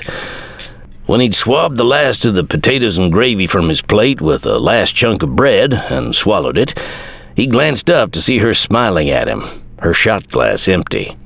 Wow, you were hungry. I ain't had a meal like that in a month of Sundays. I miss watching a hungry man eat. Thank you, Miss Sarah. Colter drained his milk glass and wiped his mouth with the napkin she'd provided. That was dang good. Dessert? I have some cherry pie in the keeper shed. He shook his head. I couldn't eat another bite. She was leaning forward on the table now, looking almost as hungry as he'd been only a few short minutes ago. His self-consciousness returned. The brand started burning again. Habitually, he turned his head slightly while tilting it forward to let the hair on the left side of his head fall forward to partially hide Bill Rondo's brand. Keeping his eyes down, he wrapped his hand around the shot of bourbon he hadn't yet touched and pulled it closer. At the same time, Sarah rose, walked around the table, and sat in the chair beside him, curling one leg beneath her. She reached up and slid his hair back away from his branded cheek. Colter flinched and jerked his head back slightly. What are you doing? Shh. Sarah leaned forward, persisting in very gently running the tips of her fingers over the scar. We all have scars, Colter. She stared at the brand as though her eyes were caressing his scarred face along with her fingers. Some folks wear them on the inside, others on the outside. He regarded her curiously. Beneath her touch and scrutiny, he wasn't sure why, but the fire in the scar abated. I bet you don't have none to speak of. Her skin was flawless. No scars, and except for the birthmark, hardly a blemish. Sure I do. Her eyes slid to his. I had a baby once, 2 years ago. It's buried out back of the cabin. That there's a scar. I'm sorry to hear that. She lowered her hand, but kept her face very close to his, her eyes flitting around, probing him, the skin above the bridge of her nose slightly wrinkled. Does that shock you? A little. Shocked most folks around here. Shocked my pa, probably most of all. She turned away and lifted Colter's shot glass to her lips and took a small sip. The baby's father was a no-account, killed by Dunbar. The marshal caught Donnie stealing a horse one night out of pa's own livery barn when pa was still alive. Donnie took a shot at Dunbar, and the marshal shot Donnie off the horse with that shotgun of his. He's buried now out back, where I buried the baby 2 months later. Oh. Donnie and me were going to be married, and he was working with pa and me in the barn and helping over at the saloon. I guess when the baby started to swell my belly, he got cold feet. Decided he'd try his luck elsewhere. The shame of it all is what killed pa. Colter looked at her hand resting on her thigh. He placed his hand on it and squeezed it gently. She turned to him, her enticing lips parted slightly. He leaned forward and kissed her, squeezing her hand a little harder. She returned the squeeze as she returned his kiss. She pulled her head away. I'd like to know your name, Red. Don't worry, I won't go blabbing it around. It's Colter Farrow. He didn't even pause to wonder if he could trust her. He just did. She nodded pensively, as though running the name around in her mind for a time. The way her mouth corners quirked and her eyes shone brighter, he could tell she'd found it acceptable. And the scar? Colter shook his head slightly, picked up the shot glass, and took a small sip, wincing against the burn in his throat. Not yet, Sarah. All right, Colter. Holding his hand, she rose from the table and smiled down at him. Come on. He just stared at her, incredulous. She smiled brighter, tugging on his arm. Yes, I'm craven, and I'm going to burn in hell for liking a man in my bed from time to time. But it's been a long time now since I had one on account of my reputation. Not to mention that I work in a livery barn. But I figure you won't mind? Your reputation round here ain't so good neither. She led him around the table, through the curtained doorway, and into a small bedroom lit by a single candle. He watched her undress by the light of that candle, his heart fluttering. Then he too undressed, kicking out of his boots first, and then shucking so quickly out of the rest of his duds that he tripped and fell. Colter, are you drunk? From one sip? Oh, hell no. Take the whole bottle just to get me started. She kneeled on the bed, up near the headboard. He crossed to the edge of the bed near her and wrapped his arms around her, hugging her closely, feeling her trembling against him. Together, they sagged slowly into the mattress. After dressing quietly and stoking the wood stove in her room, Colter left Sarah curled in sleep in the warm sheets and quilts of her bed. He slipped quietly out of her dark cabin to walk back through the new-fallen snow toward the jailhouse. Never mind how many men he'd killed that day. The recent 90 minutes spent in Sarah's presence had washed his sins away. He wished he could have stayed till morning, but his prisoner might have been frozen up solid as a marble slab by then. Duty called, and he had to stoke the jailhouse's wood stove. Nothing much had changed on the street since he'd left it a couple of hours ago. Frank Miller's place and the 3 or 4 other saloons up and down the broad main street of Justice City were still lit up against the snowy night. The snow had recently lightened, and now the small flakes danced in the air. Colter walked slowly. He had his coat flaps tucked up behind his pistol butts. He scanned every inky black nook and cranny around and behind him for the sudden movement of a possible shooter. Inside the jailhouse, Billy was curled up on his side beneath an army blanket, snoring. It was cold enough that Colter could see his breath, but apparently the firebrand hadn't awakened. The stove was still warm, though cold air was bleeding through the bullet holes in the window. The window would need to be patched. Glad that he didn't have the full-time responsibility of the work it took to keep a single prisoner alive, Colter quietly built up the fire again. After he took one last careful look through the window, Colter curled up on a cot in the cell to the left of the bank loot. He lay awake for a time, wondering about Dunbar. If Dunbar gave up the ghost, where would that leave him? The way that Colter saw it, he was working for the Justice City Town Marshal. If Dunbar was dead, should he then just turn Billy free and be on his way? Head back out on the Dodge again, searching for that one perfect place in which to winter before heading for Mexico in the spring? That'd make a lot of people in Justice City happy. But what about Sarah? They'd warmed each other against a cold night, kept each other company, that's all. It had not meant what his time with Mariana Claymore had meant just 3 years ago, that they were in love and intended to marry and spend the rest of their lives together. Colter's mind began to lose the thread as sleep finally started to take him. Dunbar, stay alive.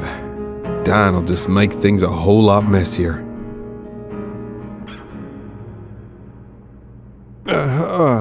Colter was surprised to open his eyes and see bright morning light filling the broken window between the door and Dunbar's desk. He frowned. Something besides the light had awakened him. I say in there! This is Hawk Garrett. You'd best haul my boy out pronto or suffer the goddamn consequences. Colter jerked his head up off the cot. At the same time, he saw Billy make a similar movement in the cell on the other side of the bank loot. Pa? That you, Pa? Colter rose and ran his hands through his tangled hair, grabbed his rifle, pumped a cartridge into the chamber, and hurried out of the cell. He pressed a shoulder against the wall between the window and Dunbar's desk and edged a peek out the window. 7 men straddling horses sat in the middle of the street fronting the jailhouse. They were sitting side by side about 10 feet apart. The man in the middle of the group was Hawk Garrett, a lion, lean, gray-bearded man with long, curly, silver-gray hair hanging to the fur collar of his thigh-length buckskin mackinaw. He wore a sweat-stained cream Stetson with a red scarf over it knotted beneath his chin. The face beneath the hat was raptor-like, brooding, with shrewd eyes set in deep, bony sockets. His horse was a tall, white-socked black. Over his saddle bow, Garrett held a Sharp's repeating carbine. The man's eyes met Colter's through the window. Come on out here, Scarface. You tore up one of my men, killed another one. Now you got my boy, worthless as he is, locked up in there. You need killing, and that jailhouse ain't gonna protect you. Colter donned his hat. He grabbed his spare Remington off the desk, shoved it down behind his cartridge belt, and set his rifle on his shoulder. Billy stood with his face pressed up against the bars of his cell door. Be careful, Pa! Kid's hell with a side iron! Colter walked over to the door, drew it wide, and stepped out onto the porch. He looked at the men strung out before him along the street. The breath frosting around their heads was painted gold by the sun just now splintering above the eastern horizon. Keeping his eyes on Garrett's gang, Colter leaned his rifle against a porch post near the top of the 3 steps, and then walked down the steps and into the street, stopping about 5 feet in front of the porch. Hawk Garrett stared at him, narrowing his eyes, canting his head from side to side. He turned to the man sitting to his left. Demery wasn't lying. He is ugly enough to make a dog howl. He turned to Colter. What the hell happened to you, boy? Your wife's legs closed too fast. Colter kept his face bland, but Garrett's face reddened behind the silver-gray beard. A couple of the men around him smiled, but had sense enough to keep quiet. You got a smart mouth on you, boy. Smart mouth to go with that big old scar. Now you bring my son out here and turn him loose or you're gonna die today. Mister, I have a feeling that if I bring your boy out here and turn him loose, we'll have a lead swap anyway. So how about this? Billy's staying where he is, and you can kiss my ass. Garrett glared at Colter, holding the reins of the black tight in his left fist, his other hand wrapped around the neck of the stout, angry-looking Sharps resting across his saddle bow. Kid, there ain't no one in this entire county who dares talk to me in the way you just did. For good reason. And right here, this morning, I'm gonna show them just how good that reason is. Above and behind Colter, the porch roof creaked. A cold breath of warning ensconced the redhead's heart when he saw a shadow move on the sunlit snow to his right, a shadow in the shape of a hatted man holding a rifle. The shot came from across the street. Behind and above Colter, a man grunted sharply. Colter was just then wheeling and pulling both his pistols up when the would-be bushwhacker dropped his rifle and fell forward off the edge of the roof. He turned a complete somersault and then hit the snow to Colter's right. Victoria sat in the parlor rocking chair, dreaming of a fishing trip to New Mexico her father had taken her on when she was quite young. She woke after her father, who dove into the river after a fish, emerged with it in his hands.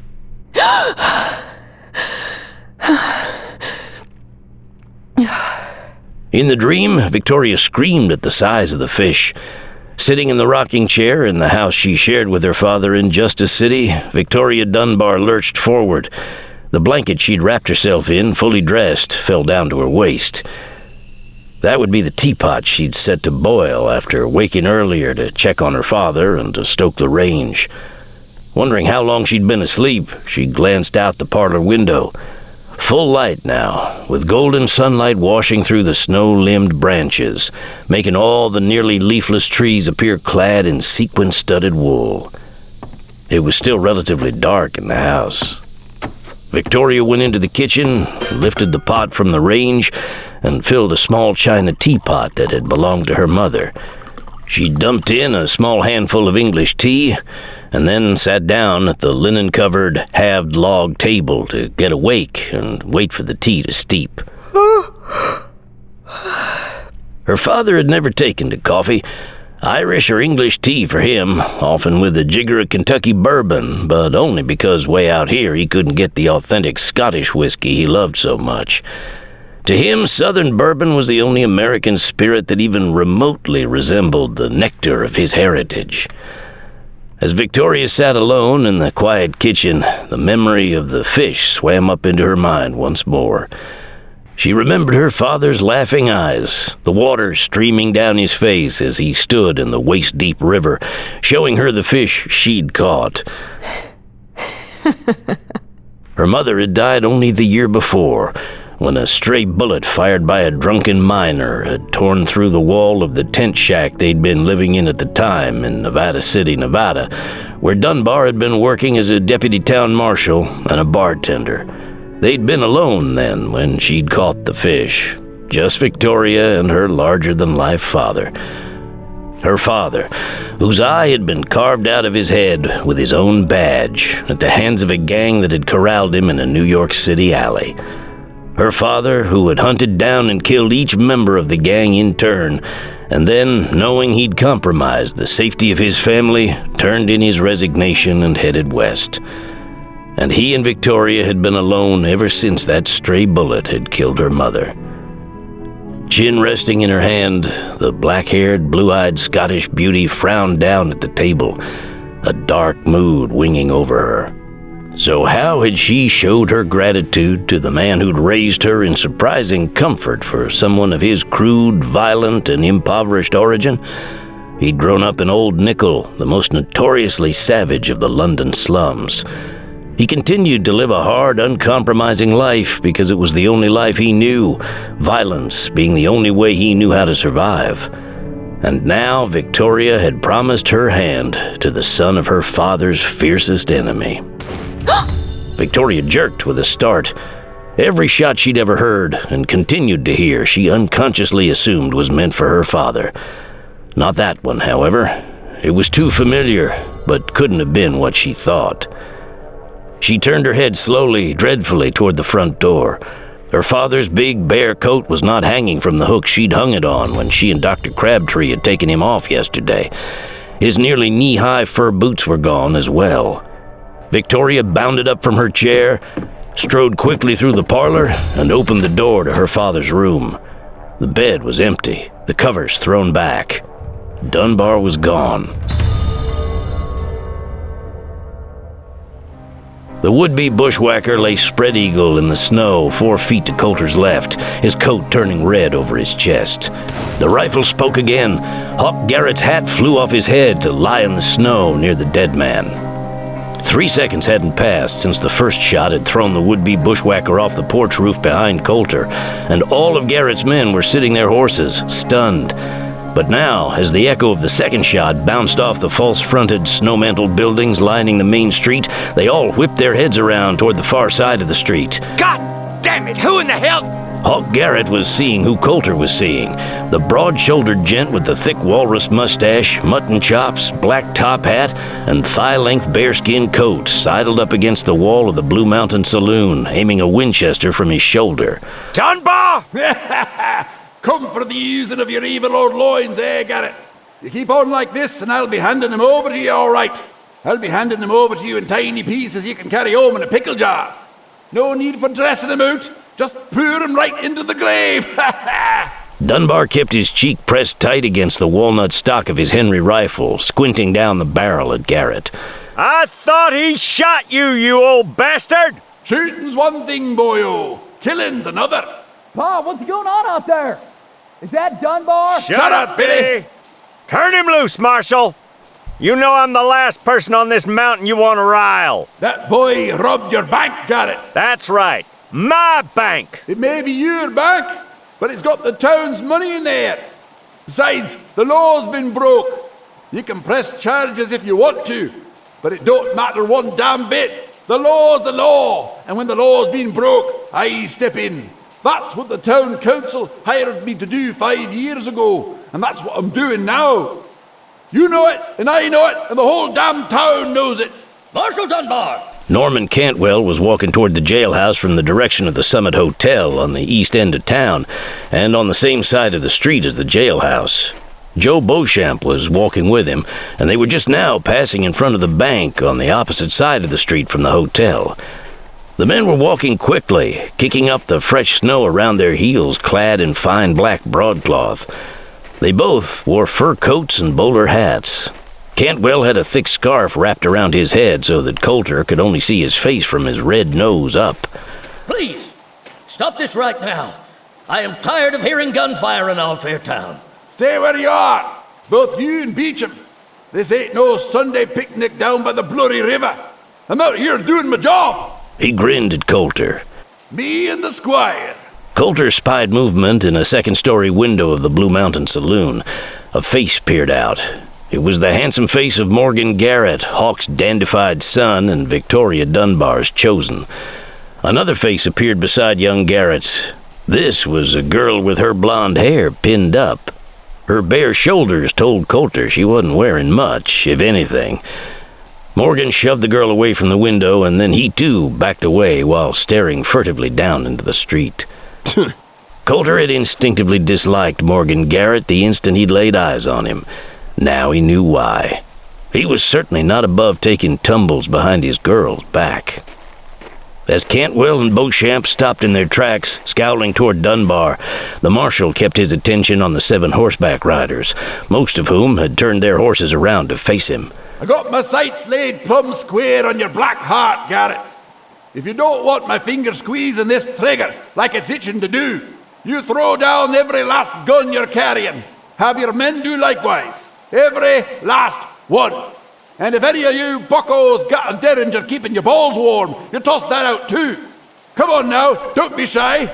Garrett's head was turned toward Dunbar. Apparently seeing the threat in his adversary's eyes, Garrett whipped his head toward the men around him. Do as he says. He tossed his rifle over his horse's head. The sharps dropped into the street and out of sight, painting a thin gray line in the snow.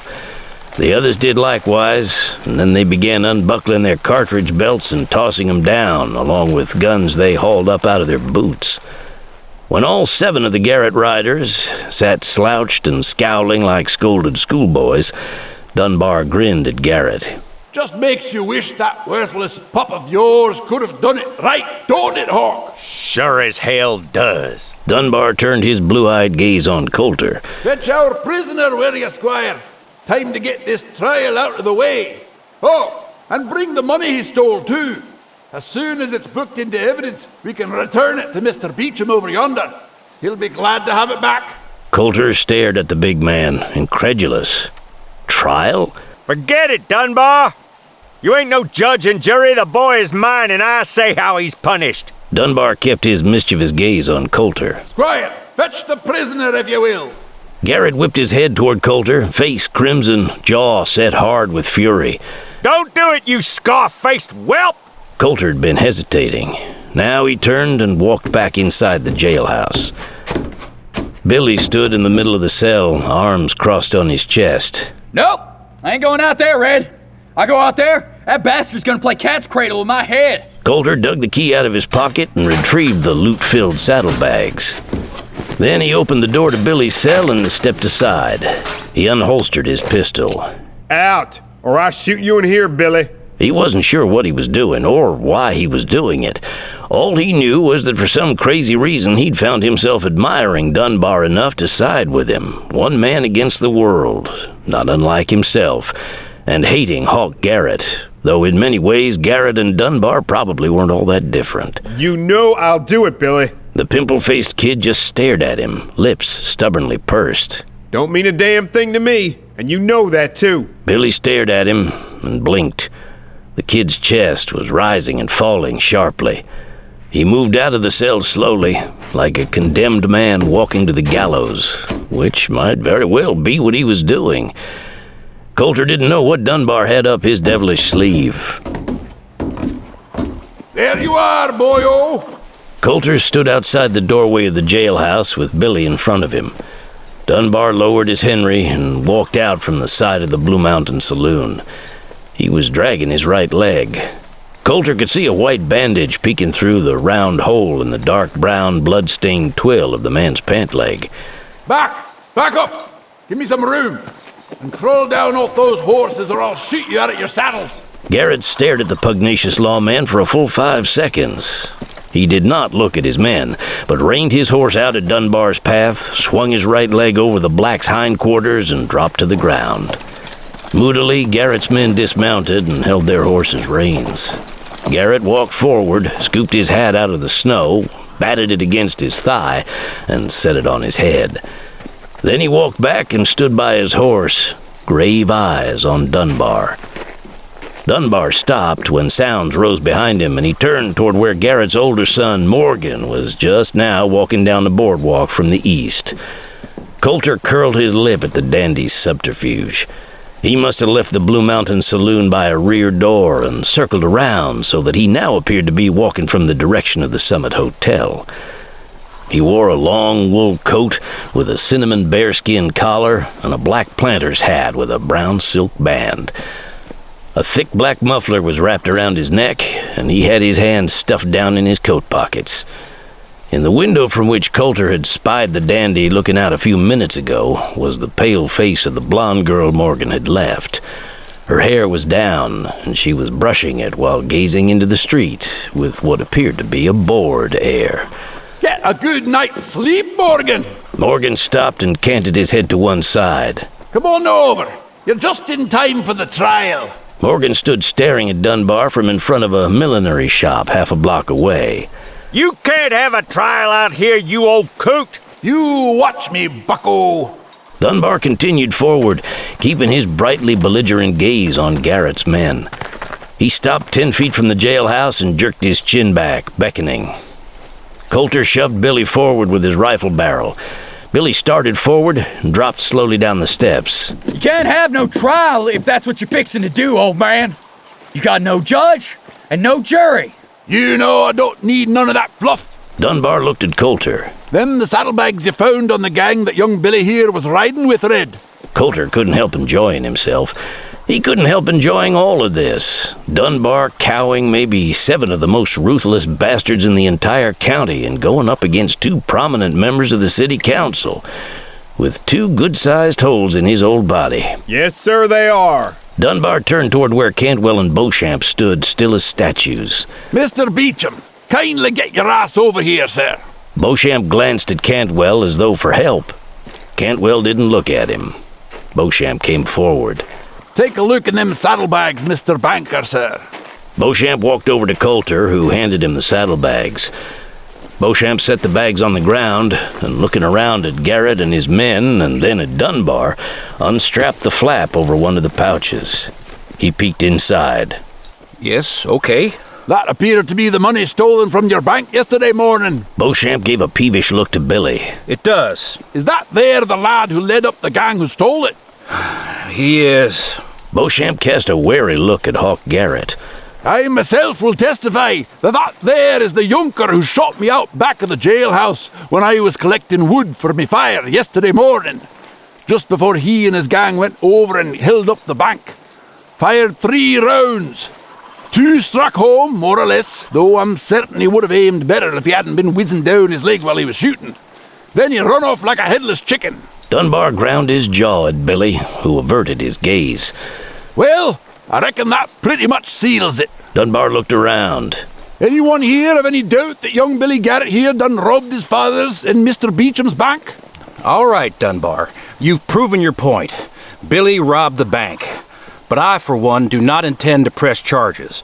I'm sure his father will punish Billy in his own fashion and likely rehabilitate the boy as well. I've no doubt he's just going through a phase, as so many his age do. Dunbar looked at Colter. Colter stood at the top of the porch steps, aiming his Winchester negligently out from his left hip. You ever rob a bank, Squire? No, sir. Never have. There you have it. Dunbar, you're crossing a line here. Shite. I've never been on the other side of that line. Not one goddamn day of my life. No, Billy. As the chief law officer here in Justice City 5 years ago was granted certain, what one might say extraordinary privileges by the town council, who wanted to bring law and order to the fine village at any cost, I hereby sentence you to death. Billy blinked and dropped his lower jaw nearly to his chest. What the hell? You can't do that, can he? Cantwell strode forward. Marshal Dunbar, as the chief sitting member of the Justice City Town Council, I hereby revoke any and all such privileges. Dunbar shook his head. No point in waiting on the judge. He won't show up till spring if he shows up at all. I heard he's been suffering from a particularly painful bout of syphilis. Even if he did show up, he'd likely be 3 sheets to the wind and swilling the tarantula juice he favours. No, I've considered the evidence. My sentence will stand. Billy, I'm too shot up to do this good and proper. Besides, the hanging tree was struck by lightning last fall, split in half. I'm going to give you 2 options. You can take it from either the front or the back. Which will it be? Dunbar pulled out a bone-gripped, silver-chased Smith & Wesson revolver from his coat pocket and clicked the hammer back. Billy stumbled backward. Pa! You can't let him do this! Garrett lurched forward. Dunbar swung the pistol on him, and Garrett stopped. Wouldn't want to make your wee Nancy boy Morgan over there an orphan now, would you, Hawk? Dunbar gave him a wolfish look. Or maybe his stepma would step in and raise him up proper. You and me been at war since about 2 months after you got here, Dunbar. Cleaning up a town is one thing. This... Garrett glanced at his son, whose pimpled face was as white as the new fallen snow, his eyes about to pop out of their sockets. This here's cold-blooded murder. And you'll pay for it. You'll die bellowing like a poleaxed bull, Dunbar. Dunbar grinned and turned to Billy. Either turn around, boyo, or take it from the front. Billy dropped to his knees. He threw himself forward and buried his head in the snow beneath his arms. Pa! Don't let him do it! Oh, please don't let him do it! I don't want to die, Pa! Dunbar limped up to the kid and planted his boots about 6 inches away from the kid's head with its tangled black hair. He glanced once more at Garrett, who narrowed his eyes at him, flaring his nostrils. His gaze promised all-out war if Dunbar followed through with the execution. Colter could tell that Dunbar didn't care a bit. In fact, Garrett's presence at his own son's execution made it all the merrier for the big marshal. Colter watched the proceedings without judgment. It wasn't his town. He was just passing through. Apparently, the town had hired Dunbar to do this sort of thing, and he was doing it. Still, Colter's heart raced. If and when Dunbar squeezed the trigger of his silver-chased Smith & Wesson, a powder keg would be ignited. And he, Colter, would be right in the thick of it.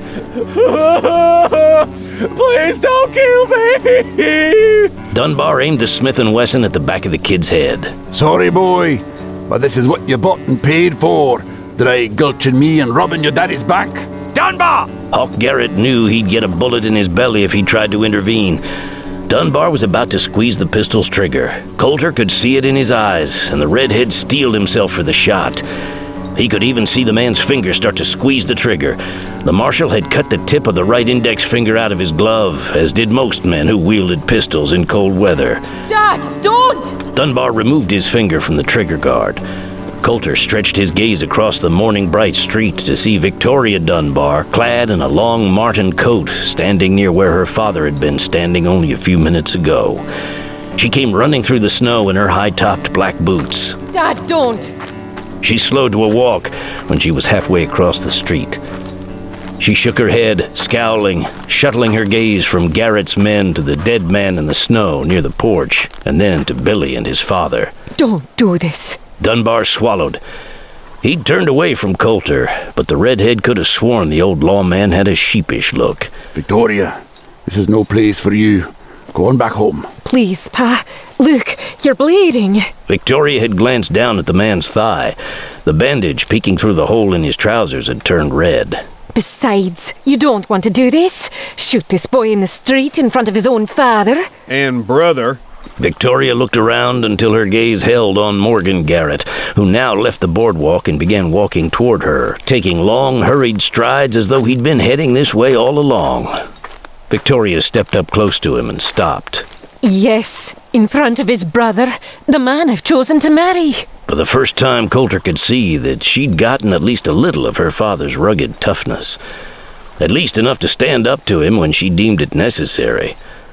Dunbar depressed the pistol's hammer and lowered the weapon to his side. Ah, hell. Colter couldn't quite believe what he was seeing. Despite his shock and his slight disappointment at seeing Dunbar cowed, he was relieved that the burly marshal had heeded his daughter's entreaty. Nothing good would come of his killing Billy. Victoria wrapped an arm around her father's waist. Come on, Pa. Let's get you back to bed. He free to go? Limping back in the direction from which he'd come, Dunbar merely threw up his arm. He continued dragging his right leg as he allowed his daughter to lead him in the direction of home. Morgan Garrett had stopped a ways away, uncertainly glancing at his brother and father, but then hurried after his girl and Dunbar. Garrett watched Morgan go. Then he walked over to where he and his men had dropped their guns in the snow and began kicking around for his shell belt and rifle. Meanwhile, Billy rose from the snow and dusted off his trousers. He stood straight and threw his long hair back. Whew! That was close. He grinned over his shoulder at Colter, dark eyes flashing. You heard him, Red. I am free to go. Reckon I'll just walk back inside and collect my gear. Colter stepped aside. Billy brushed past him with that irritating grin on his pale, thin-lipped mouth, though his eyelids were red from bawling. Colter was still standing in the same spot when Billy came back out, strapping his shell belt and 2 holstered pistols around his waist beneath his coat. He had his Winchester carbine clamped under his right arm. Well, it's been fun, Red.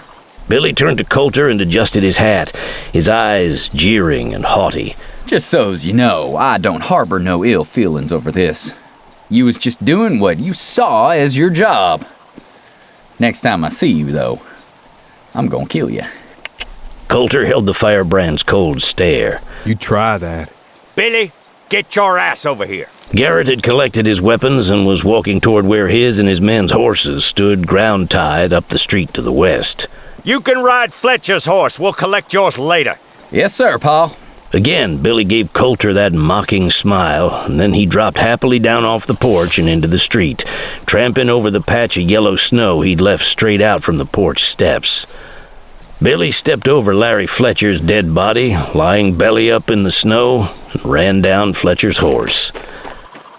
As he settled himself on Fletcher's gelding's back, Billy cast a glance over his shoulder toward the jailhouse. The redhead pinched his hat brim to him. Billy pinched his own brim back. Billy kicked heels to the gelding's flanks and rode off after his father and his father's men, who were heading off toward the west and the Garrett 8-bar G spread out on Cottonwood Creek. Beneath Billy's natural braggadocio, however, he wondered if he was good enough to take down Dunbar's deputy. Billy's jaw tightened as he brooded. No, Red was fast. Billy might have to dry gulch the kid, the same way he'd dry gulched Dunbar. Billy had his pride, but not so much that he was going to let it get him killed. Hawk Garrett rode straight back in his saddle, about 100 yards ahead of Billy.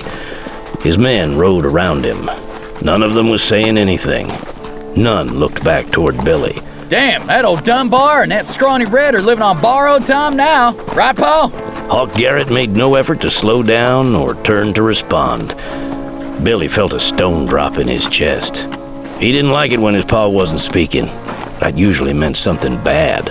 Christ, they're all taking this pretty hard.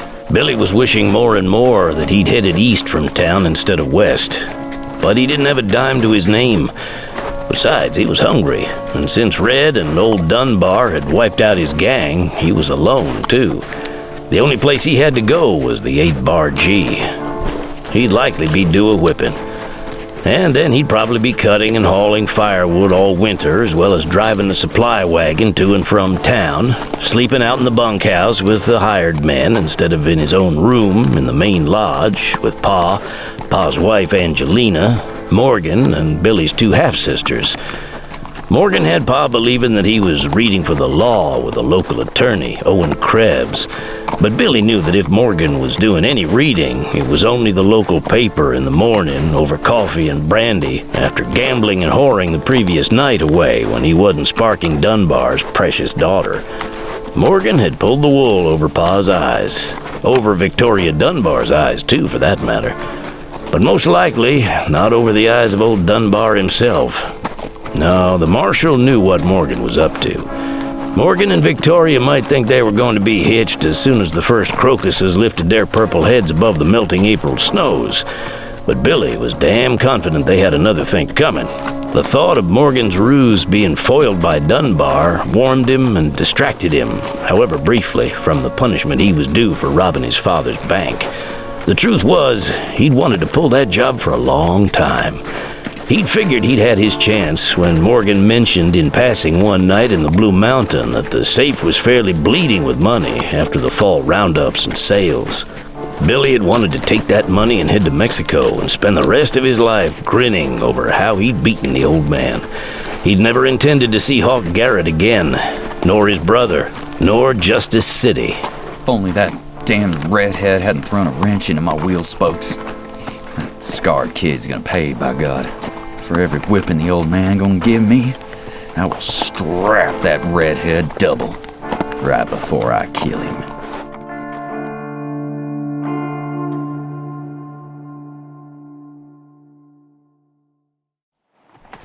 It was mid-afternoon when Billy reached the ranch headquarters behind his father and the 6 hired hands.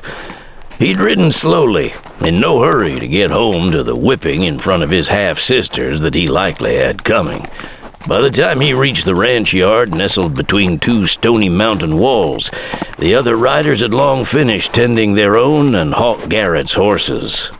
The sun was now hidden behind high steel clouds, lowering a deep early winter gloom over the ranch yard and the 2-story lodge house on the opposite side of the yard from the bunkhouse, barn, and corrals. Gray smoke unfurled from the lodge's large stone hearth, scenting the air with the smell of pine.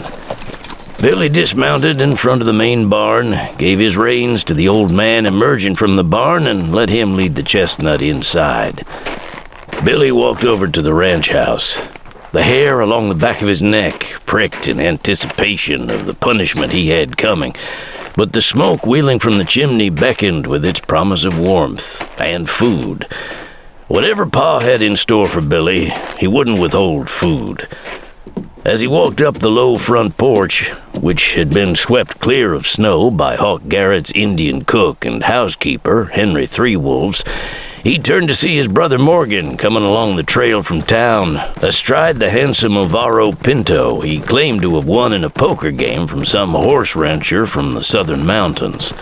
Morgan turned his head toward Billy and then turned away, heading for the barn, with that bland, snooty look all the rest of the men had been giving the firebrand. Billy curled his lip, crossed the porch, and threw the stout oak door open. He was starting to get his neck up. He could feel the anger burn down deep in his soul. Billy! Henry Three Wolves, the stooped old Ute who'd been working in the main house for years, had appeared in the kitchen doorway.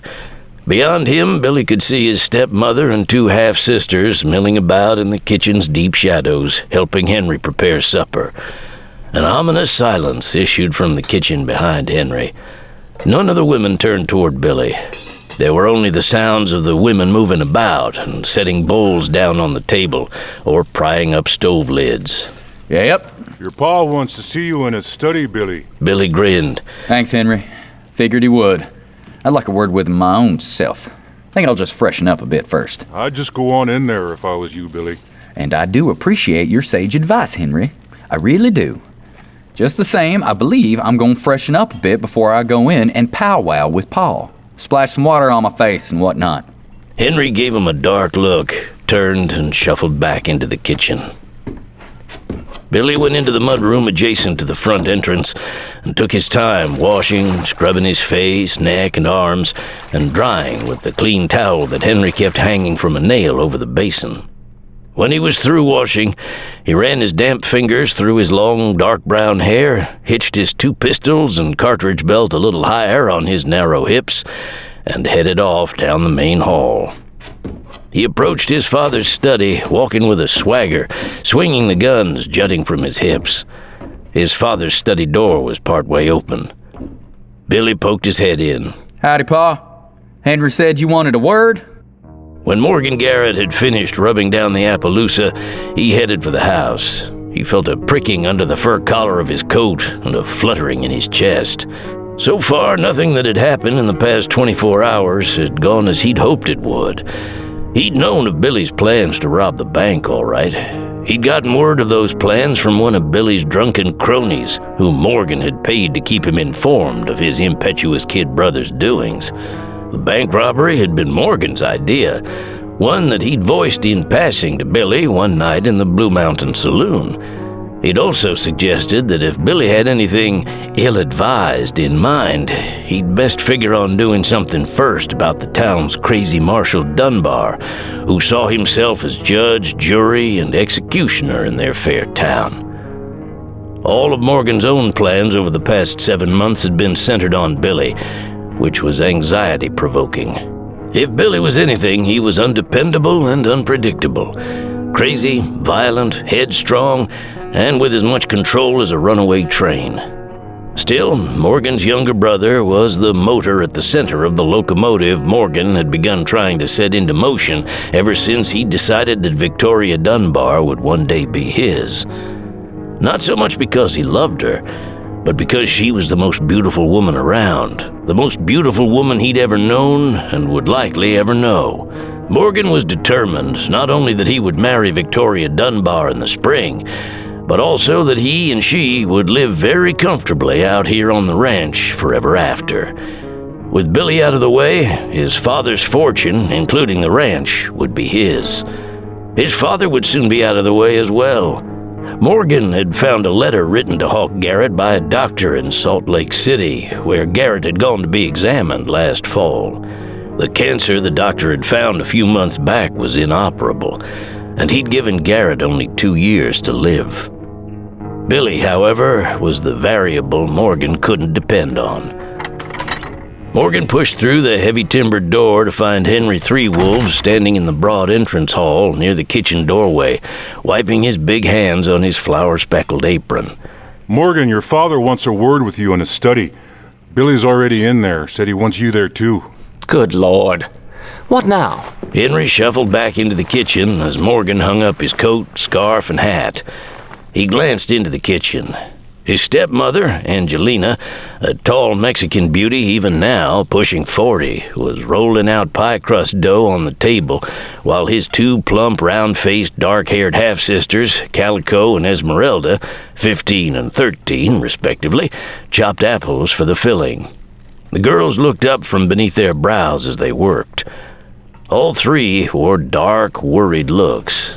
Morgan's father was often like a wounded bear, glooming around this bear den of his, keeping everyone in it thoroughly cowed. His having recently taken ill with severe stomach cramps hadn't helped Garrett's demeanor. That's why Morgan had gotten away, at least partly away. His father allowed him to stay in town while still collecting a monthly allowance because Hawk Garrett believed Morgan to be reading for the law, though Morgan only paid his so-called instructor to lie and report that he was reading and having the law explained to him whenever Garrett inquired. It wasn't hard for Morgan to deceive the old man. Morgan was Garrett's firstborn and therefore his favorite. Morgan had not been very good at working the range, or at any kind of work for that matter. But he was intelligent, and he was good at cards and women, and for some reason his father respected that. Maybe he was reliving his own youth through Morgan, who, as he walked through the big house, now turning dark with the early mountain evening, felt as though he were on the cusp of war. He had no idea what was about to happen in this game he'd been wanting to see played out, leaving him a rich man and married to Dunbar's beautiful daughter. But he felt it would be big, and he had a feeling it would be in his favor. He walked to the end of the hall and paused at the half-open door of his father's office. He could smell cigar smoke from inside, but he heard no voices. Morgan, get in here! Morgan pushed the door open, stepped into the spartanly furnished office, and nodded at Hawk Garrett, who'd been standing at the window behind his desk to Morgan's right. Garrett wore a sheepskin vest, his twill trousers secured with a thick black belt. He held a long stogie negligently in his beringed right hand. Come on in and have a seat beside your brother there. Billy sat in one of the leather armchairs angled in front of Garrett's large, though plain, pine desk, appointed with only a reading lamp, an ink bottle and pen, a small leather-bound brand book, and a cloth-bound ledger book. Morgan stepped up to the empty chair to the left of Billy, who sat back in his own chair looking like a man awaiting a haircut on a slow Saturday afternoon in Justice City. Billy's legs were extended before him, spurred boots crossed at the ankles. The kid had his hands entwined behind his head, and he was staring past his and Morgan's father and out the window, as though it were summer and he were waiting to head to town for a night of whoring. Glad you're here, Morgan. I wanted you to be here for this. For what, Pa? As he eased into his chair, Morgan inwardly smiled at the thought of his smug younger brother getting the bullwhip. 10, 20 lashes to his bare back. Hawk Garrett continued to stare out the window for a time, as though purposely holding his sons in suspense, though it appeared that only Morgan felt any tension. Billy continued to lounge back in his chair as though his mind were miles away. Garrett took another puff of the stogie, and then, blowing the smoke out of his mouth as well as his nostrils, swung around and sagged into his leather swivel chair. He stared hard at Billy for a full minute. Billy just sat staring over his father's head and out the window behind the old man. However, Morgan noticed that a single sweat bead was rolling slowly down from the end of his brother's left eyebrow. Why? Why what? Why'd you rob me, boy? Another sweat bead rolled down the side of Billy's cheek. He sat up straighter in his chair. Ah, shit, Paul. You was trying to ruin me, that it? No. I tried to raise you right. Tried to raise both you boys right. Tried to whip some sense into you every chance I got. Whenever you stepped out of line, you got that strap. Ain't that right? Sure, Pa, but... Garrett slid his gaze again to his older son. Ain't that right, Morgan? You did as well as you could, Pa. As well as any man could. Morgan canted his head toward Billy. This is not your fault. Garrett's eyes were on his younger son again. Much as I tried to bring you to heel, you just wouldn't heal. Garrett stopped. Hands laced across his belly, over the sheepskin vest and the blue plaid shirt beneath it, he rolled his brown eyes back and forth between the two young men before him. His face was long and craggy, etched with fine lines. His nose was straight and long and with a bulging red tip. There was a scar on the left side of the tip from where the doc had cut a growth off it several years ago. That scar turned a darker red than the rest of his nose when he was angry. Pa, I was just funning, mostly. I didn't mean nothing by robbing the bank. I was just... Gonna head on out of the country with that money. My money. No! What then? Billy's lips moved, but no words came out of his mouth.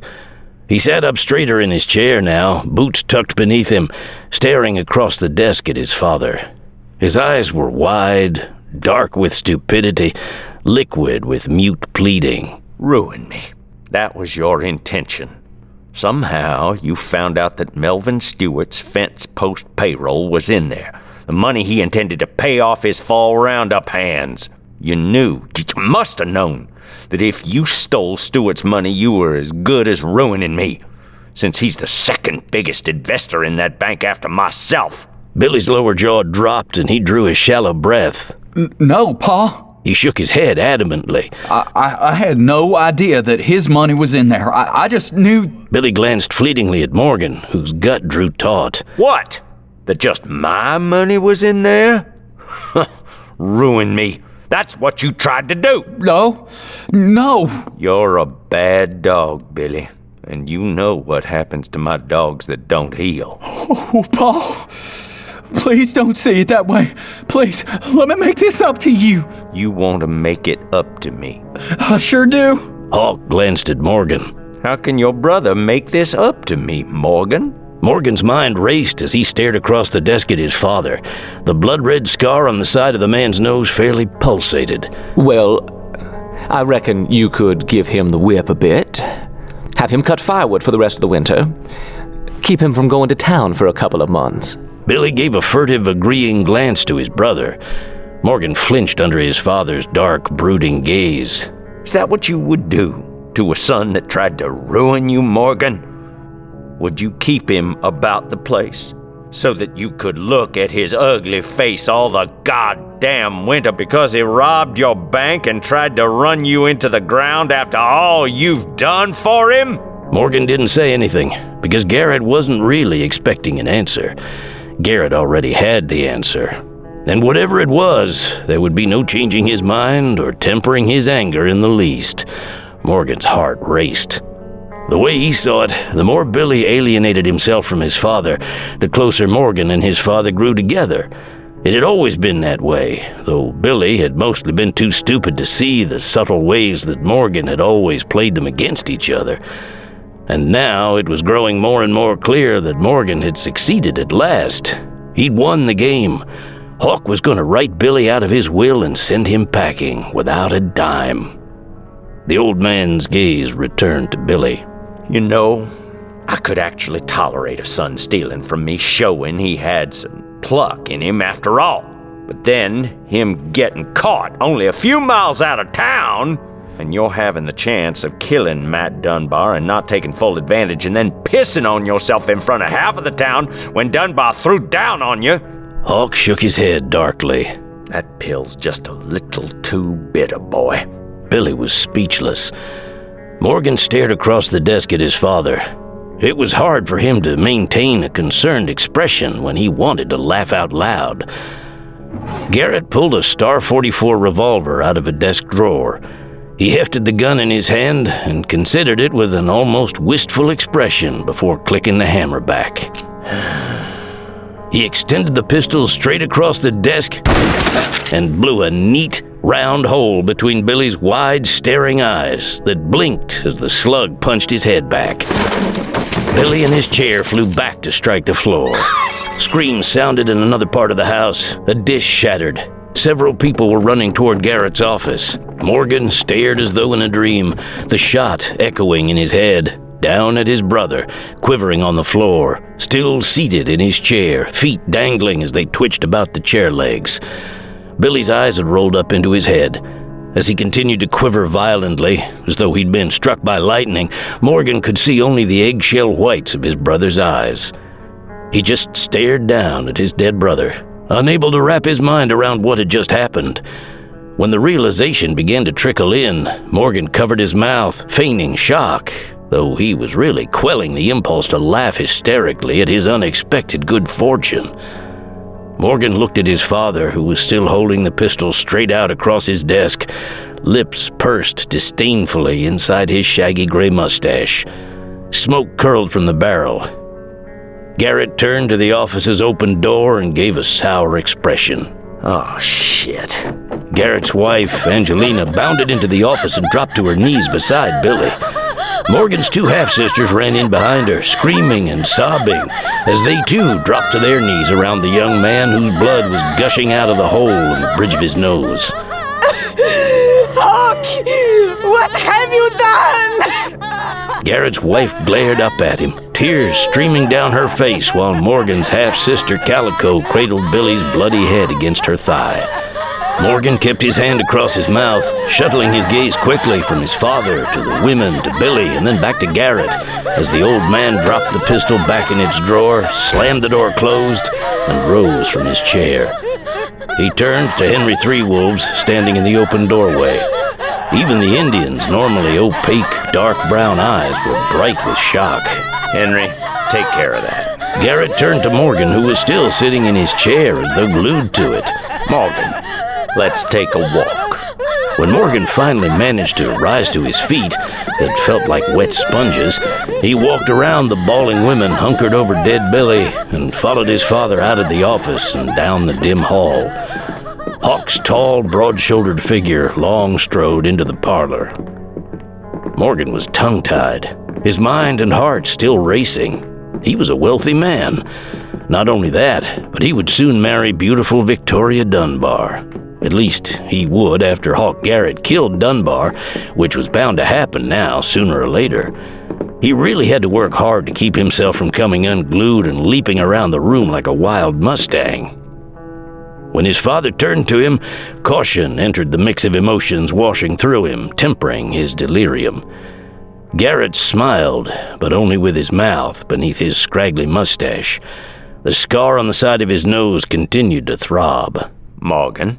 Sir? You were the only one outside of Beauchamp who knew about that extra money we had in the vault. And somehow you told Billy. Only way he could have known.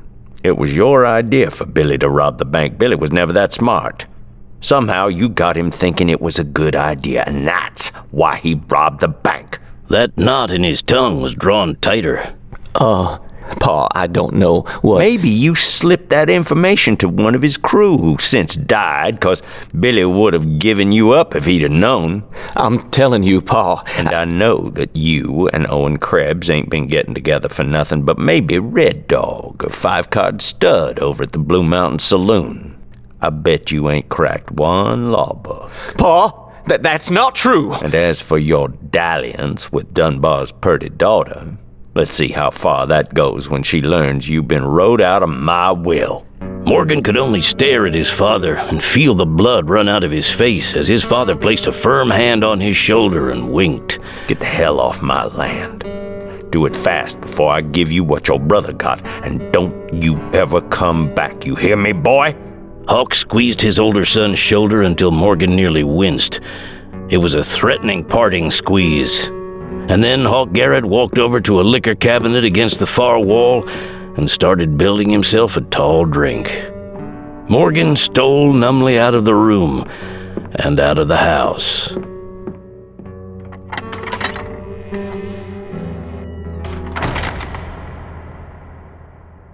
Sitting forward in Marshal Dunbar's chair behind the marshal's desk, Colter painstakingly dribbled chopped tobacco into the 2 cigarette papers he carefully troughed between the first 2 fingers of his left hand.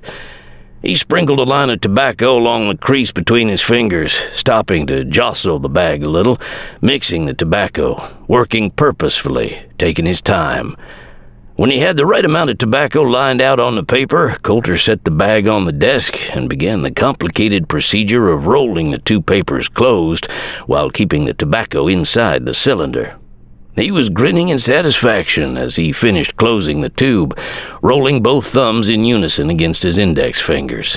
But he almost ripped the near-perfect cylinder in half when someone hammered the door. Dropping the Quirly, he swept his Remington off the desk, extending it out in front of him while cocking the piece, aiming at the door. He waited for another knock. It didn't come. Who's there? Since Billy Garrett had headed off with his father, the town had been relatively quiet in the wake of the snow. But there'd been tension in the air, like a held breath. And when Colter had drifted outside the jailhouse to take a tramp around the town, he felt eyes boring holes through him. Beyond the boards he'd nailed over the broken window just left of Dunbar's desk, he could hear someone walking through the snow, quick, furtive steps. They dwindled quickly to silence.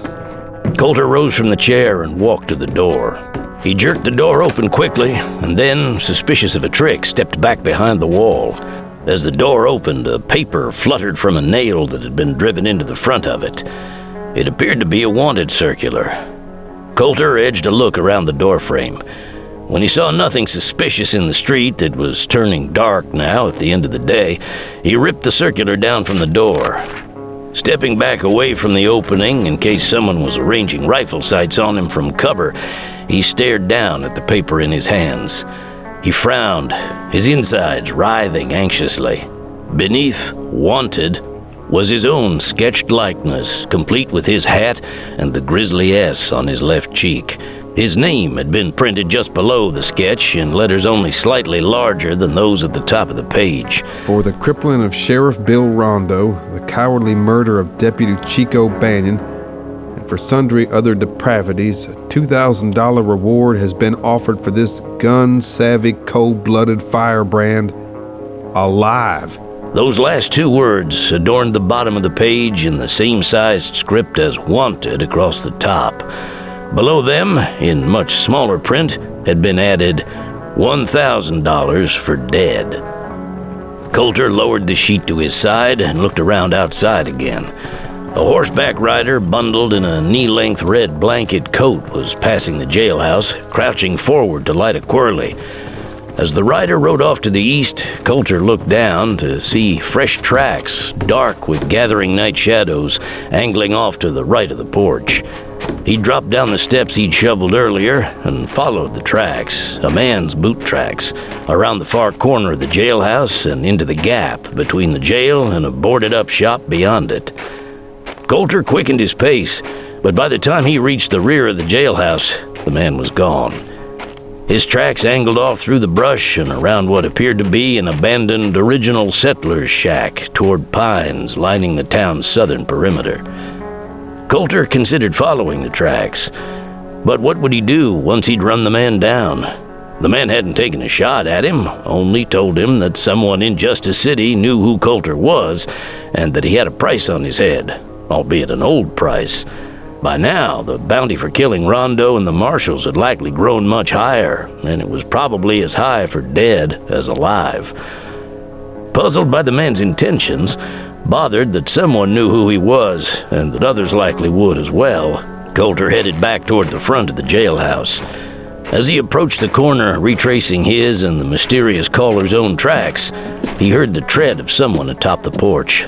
Automatically, actions honed from 3 years of running and killing, Colter brought up the Remington and cocked it as he aimed over the porch rail toward the front door. The girl who'd raised a hand to knock on the half-open door turned her head toward Colter. Good Lord! Colter depressed the Remy's hammer as he lowered the weapon. Sorry. Still wary, he looked around. He doubted that the marshal's daughter could be the bait of a deadly trap someone was setting for him. But while life hadn't turned out the way he'd wanted it to, he wasn't yet ready to throw in his cards. You best not skulk around the porch like that, Miss Dunbar. I was not skulking around the porch, Mr. Red. I was sent by my father to invite you to supper at our house this evening. Colter walked around the front of the porch, gazing at her. She was even prettier today than yesterday. It had something to do with the old blanket coat she was wearing over a plain house dress, with worn rabbit fur boots on her feet and a shabby red scarf wrapped over her head to protect her ears from the cold. Her hair was windblown. It hung in her eyes, which were flashing angrily above the ruddy flush in her cheeks. Her less kept, more natural appearance, with those blue eyes of her father's and the thick tresses of coal-black hair ensconcing her face, were savage, hammering blows to Colter's heart, and her disdainful gaze instantly cowed him. Colter stopped at the bottom of the steps. Sorry about that, and I wouldn't want to put you out, intruding on you and the marshal and all. Colter wondered if Sarah was expecting him for supper again this evening. It was almost as though Victoria were reading his mind. Do you have other plans? No, ma'am. She frowned at the paper he held low against his right leg and that fluttered in the chill breeze that rose now just after sunset. What's that? Colter looked down at the leaf and thought quickly. Well, this here, just a piece of scrap paper I found in the alley yonder. Thought I'd use it for kindling. Kindling, huh? Yes, ma'am. Please don't call me ma'am. You make me feel old.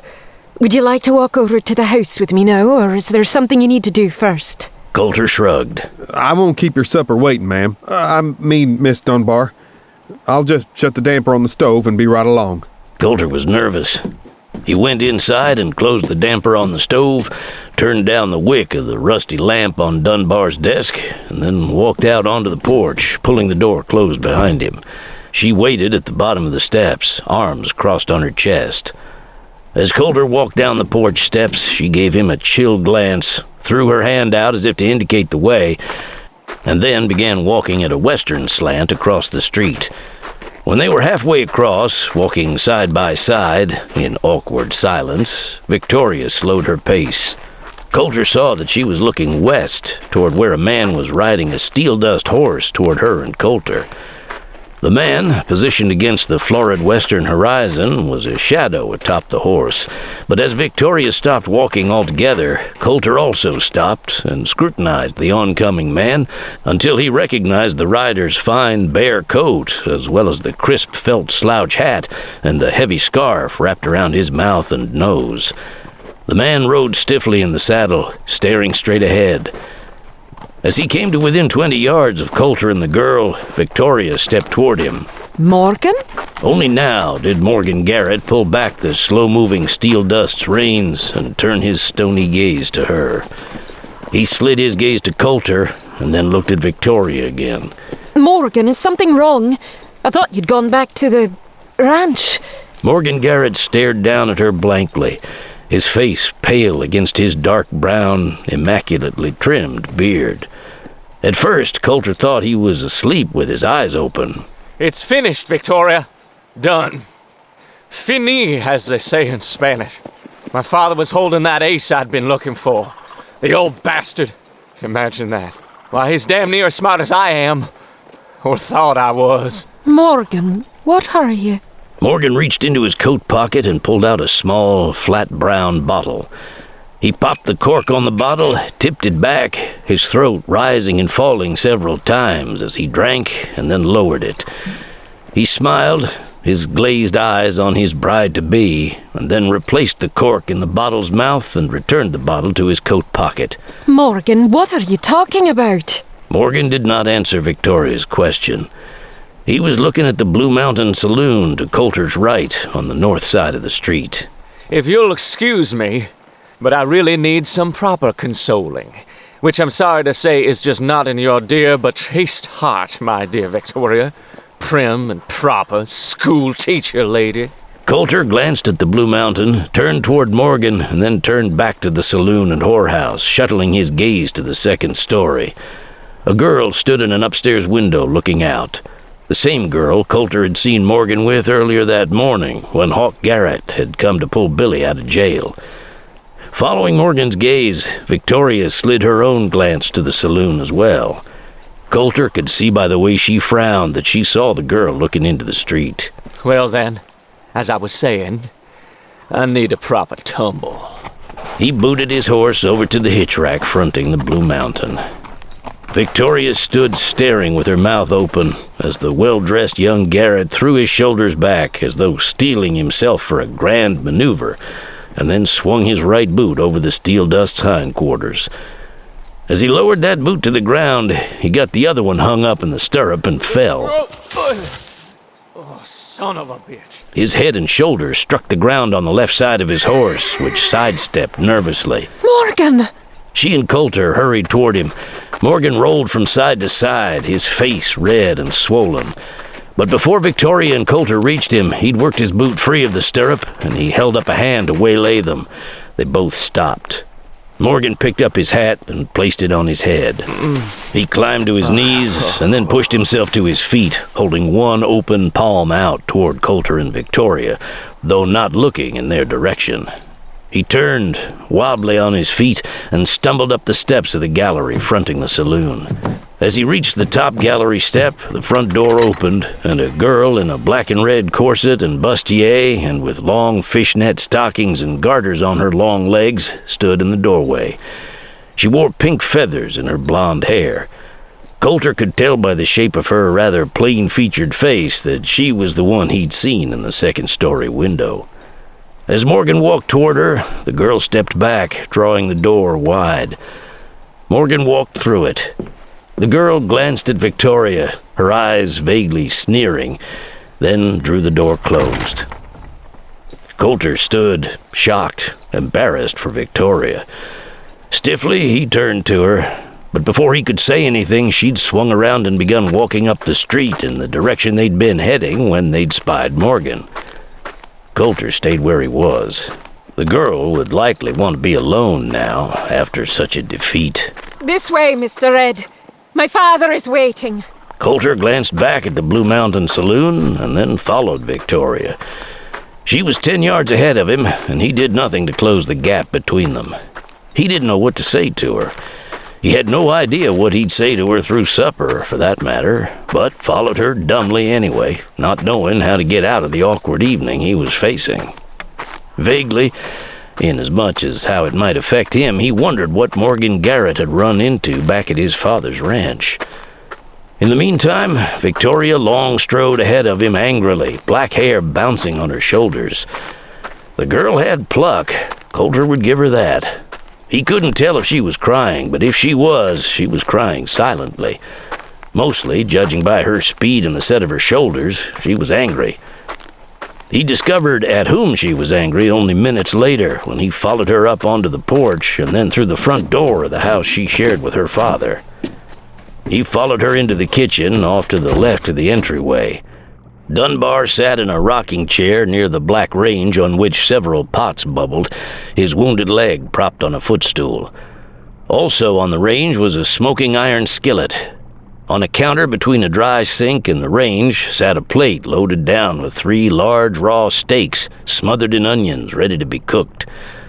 Dunbar wore a ratty plaid robe, red balbriggans, and heavy knit socks. He was leaning back in his chair, one arm in a sling, a drink and a whiskey bottle on a small table to his right. He had a stogie in his right hand. A rifle leaned against the wall near his drink, within easy reach. Dunbar frowned as his daughter walked straight past him on the far side of the linen-draped table from her father and stopped suddenly, facing the far wall. Colter stopped in the kitchen door, feeling out of place and uncomfortable, and not wanting to be here, but not knowing how to discreetly take his leave. Certainly the evening's stakes had changed since Victoria had fetched him from the jailhouse. Dunbar slid his befuddled scowl from Victoria to Colter and then back to his daughter. What the hell happened? She wheeled on him suddenly, hair flying, her cheeks flushed with rage. Why didn't you tell me?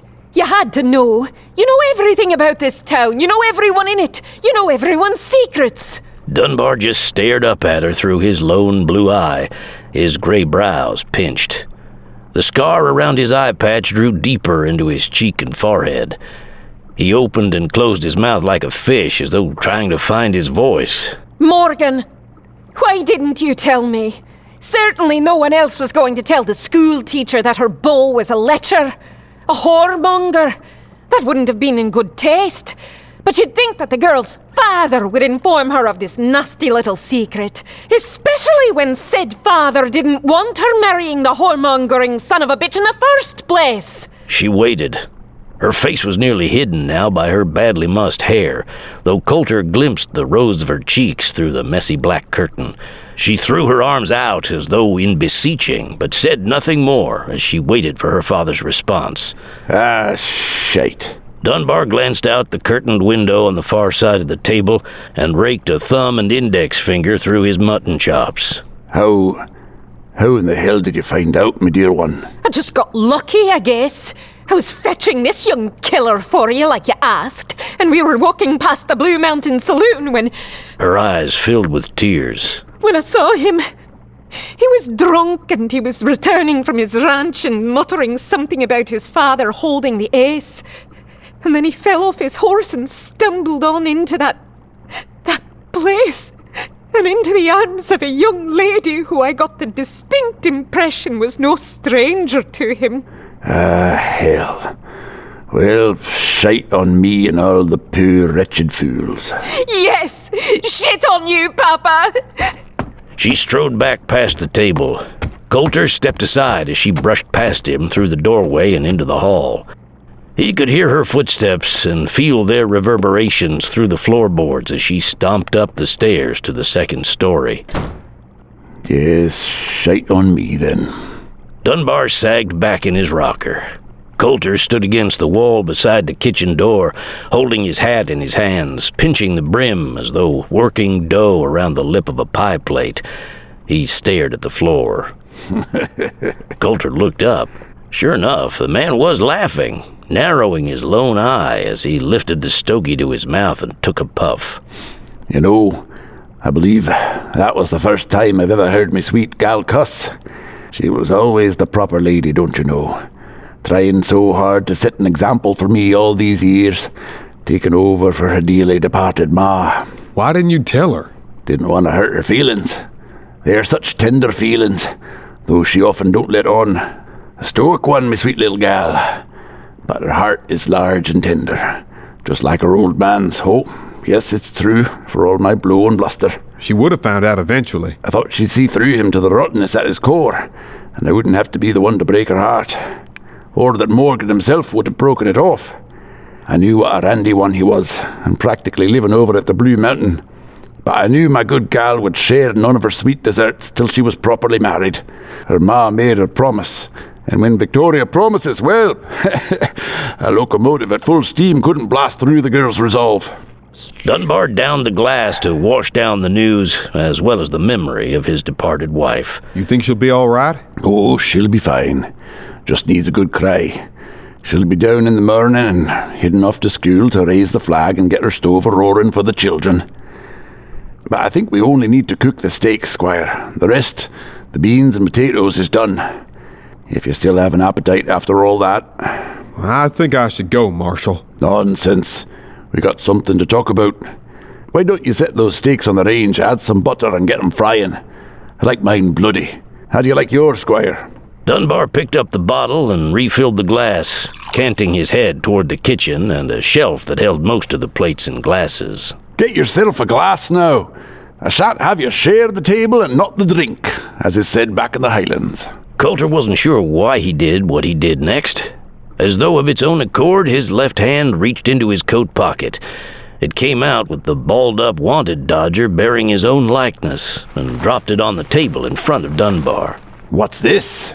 Colter crossed to the stove and picked up a fork to transfer 2 of the onion-covered steaks to the smoking skillet. Each chunk of meat crackled loudly when it hit the hot iron.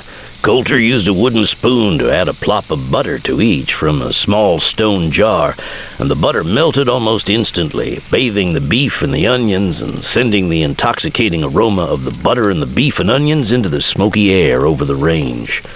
Colter forked the meat and the onions around in the pan, keeping his back to Dunbar. The old marshal was silent as he perused the wanted circular. Colter kept expecting to feel a gun barrel rammed into his back, but it didn't come. When he finally turned around, Dunbar was sitting back in his rocker, the dodger lying face up on the table. Dunbar was taking a sip from his drink. He set the glass back down on the small table, flicked ashes into an ashtray, and poked the stogie back into his mouth. Had a feeling that S-brand has turned up from time to time in the past. How is old Rondo anyway? Dead. Dunbar nodded thoughtfully, staring through a front pink-curtained window on his left. Then I reckon that reward has grown, hasn't it? Most likely. Especially since I've been blamed for 2 dead U.S. Marshals now, too. Dunbar looked at him sharply. Then he glanced at the smoking steaks. Don't burn that beef now, Master Farrow. Colter flipped the steaks, let them cook another minute, and then forked them onto plates. He added pinto beans and potatoes to the plates and set each plate on the table. A percolator was chugging on the range, and from it he poured piping black coffee into 2 stone mugs and set those on the table as well. He and Dunbar were well into their meal, each man leaning hungrily over his plate, forking food into his mouth. You killed them lawmen, Colter? Colter shook his head. Rondo killed him because he knew I'd get blamed for it. I don't blame you if you don't believe me. I'll be riding on. Dunbar eyed the scarred young man. He had seen the worst of men across the country, and nothing now told him that Colter was anything but truthful. I believe you, Squire. But you'd best pull up your picket pin from here anyways. Ride on. That's what I was meaning to talk to you about. After what we put him through here today, Hawk Garrett will kill you or have you killed for siding me. He knows men good with their shooting irons. After hearing how Morgan rode back into town, hell must have popped out to the 8-bar G. Garrett won't rest until we're both strung up by our little toes over pots of hot tar. Colter looked up from his plate at Dunbar. What about you? You gonna run? Hell, where would I run? I got Victoria. Besides, I'm not a runner, Squire. Then I'll be siding with you, Marshal. Dunbar looked at him, scowling, narrowing his lone eye incredulously. Why? You don't owe me nothing, Colter. You're lucky I haven't gotten you killed yet. Colter thought it over. Yes, why? simply because he admired the blustery old mossy horn, one man against the world, and because Colter had nowhere else to go and nothing better to do than to continue citing Matthew Dunbar, one of the few men who'd called him friend over the past 3 long, lonely years. That town he'd been looking for in which to hole up for the winter, he'd found it. He hiked a shoulder and stared down at his plate. I reckon 'cause we're both as ugly as sin and nobody'll have us. That'd be, Squire. That'd be.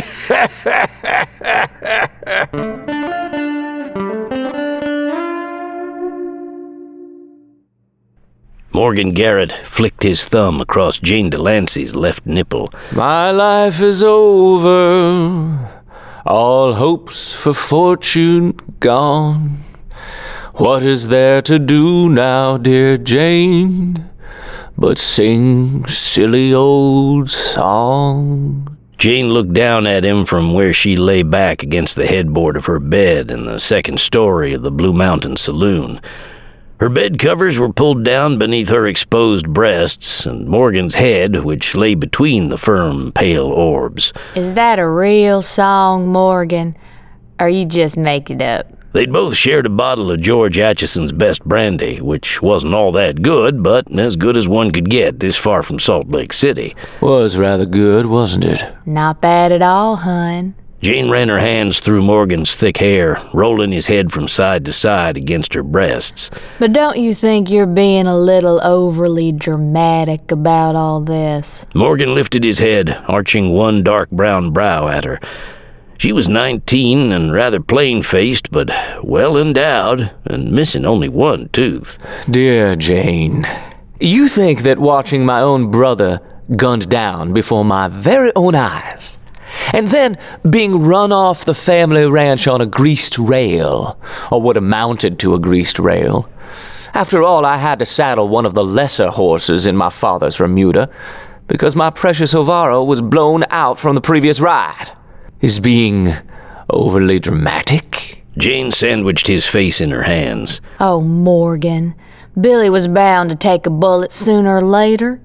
Yes, it's too bad your father did it, but someone was going to, and you might as well keep it in the family, right? Wouldn't it really be worse if a stranger did it? I had this old dog once, and when he... Morgan jerked back in shock. Dear Jane, you're not equating my brother with a dog, are you? She stared down at him, thin lips stretched amusedly. He stared back at her with much the same expression. To tell you the truth, Morgan, and don't take this wrong, I know he's past and all. I've known some dogs I'd much prefer to take into my home than your brother. When he came to bleed his oysters here in the Blue Mountain, we girls were downright afraid for our lives, especially when he'd been drinking.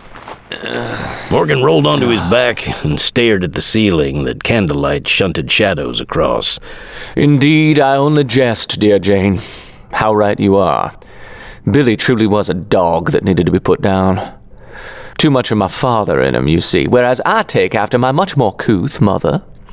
Only now I feel like such a fool. Such a damn fool. Morgan dropped his bare feet to the floor and leaned forward, resting his elbows on his knees. I was playing both ends against the middle, only to get crushed for my efforts. And now I no longer even have a brother to hate. Soon I will no longer have a father to hate. And where will that leave me? What games will be left for me to play? Not sure I understand you, honey. You see, Jane, I'd hoped Billy would kill Dunbar and abscond with enough money to hurt my father very badly. Not badly enough to ruin him, of course, but badly enough for him to write Billy out of his will. And then, when he died, I'd have the ranch. Well, hell, that was a hell of a plan, hon. What went wrong? You saw what happened out on the street today as good as I did, or better. Yes. And I have lost the love of my life, dear Jane. When Jane said nothing, Morgan glanced over his shoulder at her. She was frowning at him, pooching her thin lips out in a pout. You really love that teacher, Morgan? I thought you was just letting on 'cause she's so purty. You said yourself you've been sparking her for over a year and have only gotten a couple of quick pecks out of her. She smiled deviously. And none where it really counts. Did I say love of my life? Morgan flipped the covers up from the edge of the bed and dragged Jane's bare foot toward his mouth. Shame on me. So right you are, Jane. The girl was about as warm as a stone buried under 6 feet of snow atop Blue Mountain in January. He rose from the bed and walked unsteadily over to the room's single dresser. My father has filled our parlor out at the ranch with the heads of many beasts. Morgan picked up his hat and set it on his head, though he was wearing nothing else. A gun had been lying under the hat. He scooped it up and hefted the pearl-gripped Bisley in his hand. They're not really decorations. No, they're trophies. The old man placed them there to show all and sundry who visited the ranch what a crack shot he was with a rifle, what a great hunter he was, what a stalker. So you don't really love Miss Dunbar, Morgan? Purty as she is? Morgan stared down at the gun in his unsteady hand. No, I don't love her. I merely wanted to bring her back to the ranch and show her off to the guests. After my father and her father were 6 feet under, you understand? And I was running things, both the ranch and the bank, whose reputation I would have rebuilt with my business savvy. Now what? Morgan flicked the Bisley's loading gate open. Now, I'm going to squeeze whatever satisfaction I can from the situation. First, I'm going to kill both those warrior sons of bitches, my father and Dunbar, and save the other the trouble. Show my pa he made a big mistake when he didn't kill both his sons. And then, I'm going to kill that scar-faced young deputy of Dunbar's. And then I'll ride back to the ranch, pick up my prized Ovaro, and then ride far, far away from here. Jane sat up straight in the bed, widening her eyes desperately. Take me with you? Oh, won't you please, Morgan? Hefting the loaded Bisley in his hand, he walked back over and sat on the edge of the bed. He lifted his glass, staring into the deep amber liquid. Well, sure. Why the hell not? We'll head for California and live like English royalty. He felt the bed wobble and glanced behind him. Jane had risen onto her knees, raising her pillow above her head. Liar! Ugh! She smashed the pillow down over his head, knocking the drink from his hands. You would if I was as pretty as that cold-hearted Victoria Dunbar, but I make love to you, you son of a bitch. His mussed hair hanging in his eyes, Morgan stared at his glass rolling across the thick oriental rug onto which the last of his brandy had spilled. Rage like boiling acid welled up within him. It made his ears and his eyeballs burn. He swung around quickly, flinging his right hand back and smashing the butt of the Bisley against Jane's left cheek. The girl flew off the far side of the bed.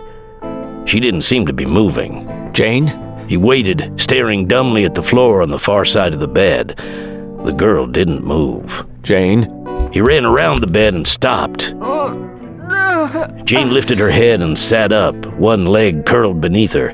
She held a hand to her cheek that was turning bright red while the skin around her eye was darkening. Eyes shocked and hurt, she stared at Morgan through the curtain of her messy hair as she slowly gained her feet.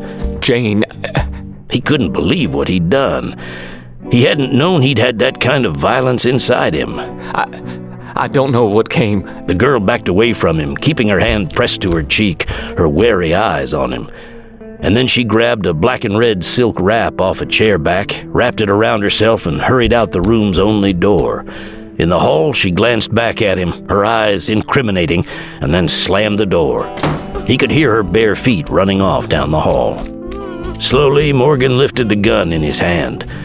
Staring down at it, he arched a wistful brow. Well, I'll be damned.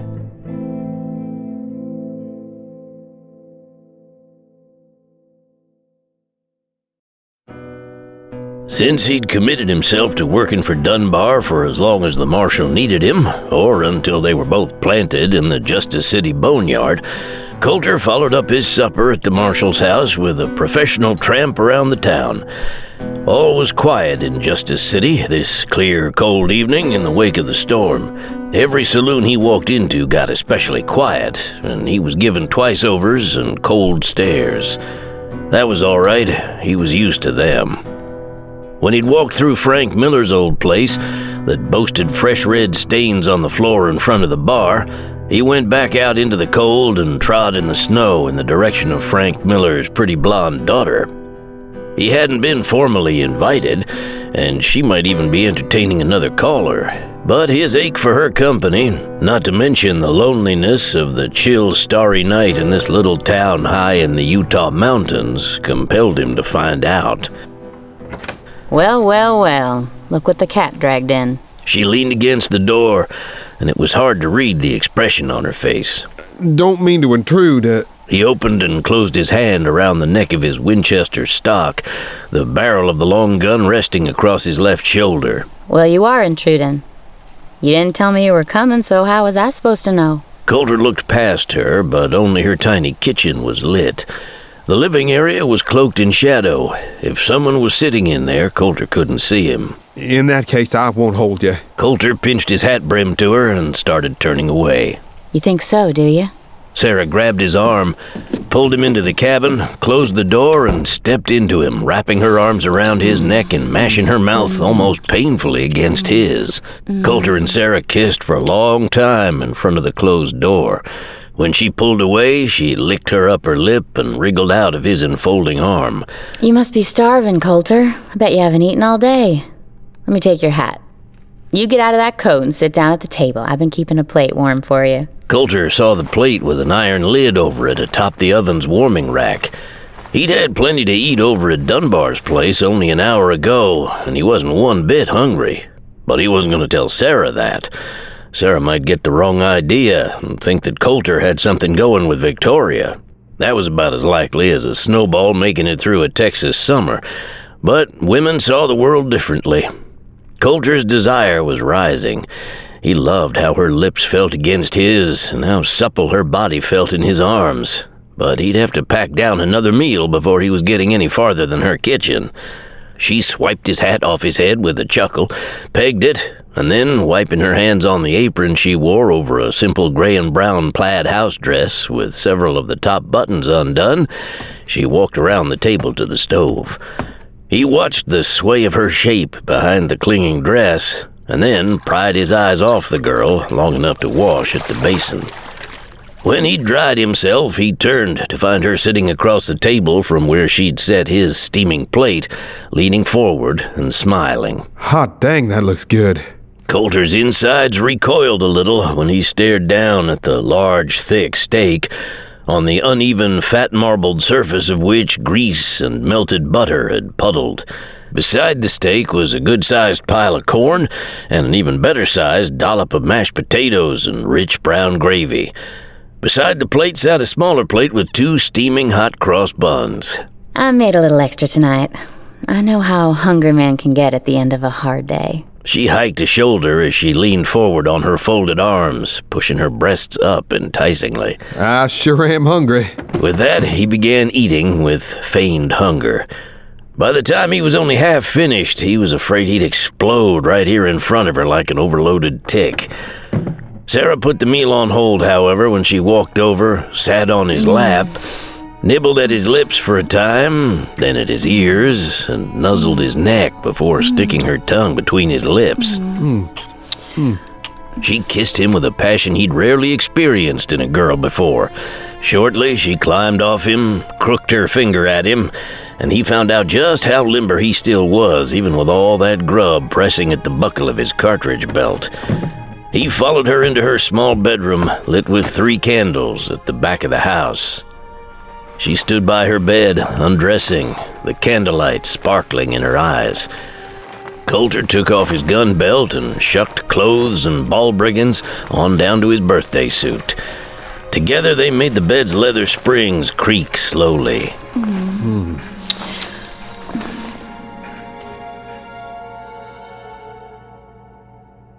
He had no wish to leave this room after he and Sarah had had their pleasure. Instead, he lay back against her pillow, stretching luxuriously, feeling the rich languidness of fulfilled desire spilling over him, pressing him deeper into the mattress, toward a long winter night's slumber. How long are you gonna stay here, Colter? He pressed his lips to her forehead as she rested her chin on his shoulder and caressed his chest with her fingertips. Hard to say. I told Dunbar I'd stay as long as he needs me. Why? I like you. I like you too, Sarah. It would be nice if you could stay for a while. She looked up at him and smiled. I reckon I'm gonna have to know who you are eventually, though. I mean, where you come from, what brought you here. I'll tell you. Colter gave her a warm look. Eventually. She lowered her head to his chest again.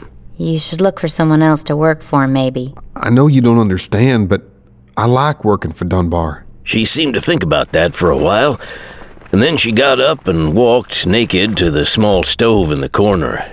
He looked at her slender back, flaring to her pale, round hips. Her heart-shaped rump was the color of a nearly ripe peach. I think I could work for him for a while. At least until he's well, or doesn't need me anymore. She glanced back at him as she stooped to open the stove door, and her eyes were suddenly grave. He's not the man you think he is, Colter. We already talked about that. I can understand how you feel, but he's had to be strong to stand up against men like Hawk Garrett. Sarah threw a shovel full of coal into the stove, closed the door, and walked back to the bed. Her breasts jostled as she crawled back under the covers and turned to him and ran a hand through his long red hair. She slid her face down close to his. I see what you see when you look at him. A big, impressive hombre. A man as good with words as he is with guns and his fists. Yes, he is impressive. He's larger than life, but he's a raw man, a crude man. A man who thinks the law needs to be hammered into Justice City. Well, from what I heard... Yes, at one time the outlaws had a strong hold on the town. It took a man like Dunbar to pry it loose. And believe me, Dunbar stretched some hemp under that old cottonwood he loved so much. He spent some lead and used up some brass, as my old man used to say. He damn near filled up the graveyard. But those times are over, and Dunbar knows they're over. But he loves the power those times gave him, and he can't let it go. Colter studied her. You really got your blood up over him, don't you? Is it because of Donnie? No, you idiot. Sarah leaned farther forward, smoothed Colter's hair back, and pressed her lips to his forehead. It's because of you, Colter Farrow. Whoever in the hell you are. Her nose was nearly touching his as she stared into his eyes. I'm afraid he's gonna get you killed. And I really, really don't want that to happen, Sarah buried her head in Colter's neck as something arced over the bed several inches above her bowed back and slammed against the wall. Colter rolled over Sarah and, grabbing both her arms, rolled once more, rolling her with him as he dropped off the edge of the bed. He struck the floor that was covered by a bearskin rug, and she fell on top of him. He rolled over her, caught a glimpse of a fist-sized stone on the floor nearby, and reached up to slide his Remington from the holster he'd hung from a chair back. You all right, Sarah? What was that? She cast a frightened glance at him. Not sure. Stay down while I check it out. He ran at a crouch around the bed. Cocking the Remington, he slid the curtain away from the window with the back of his hand and stared out into the night above the ragged hole in the pane. It was too dark for him to see anything but the pearl snow and the stars. Behind the house were only brush and pines and a few sorry-looking outbuildings, all liquid dark against the velvet sky. Whoever had hurled the rock could be anywhere, cloaked by the shadows, but he would have left tracks in the snow. Fury throbbed in Colter's temples as he tossed the pistol onto the bed and quickly started dressing. You weren't going out there. Sure as hell I am. He might have a gun. That's all right. I got one too. Colter stomped into his boots and dropped the Remington into the holster on his hip.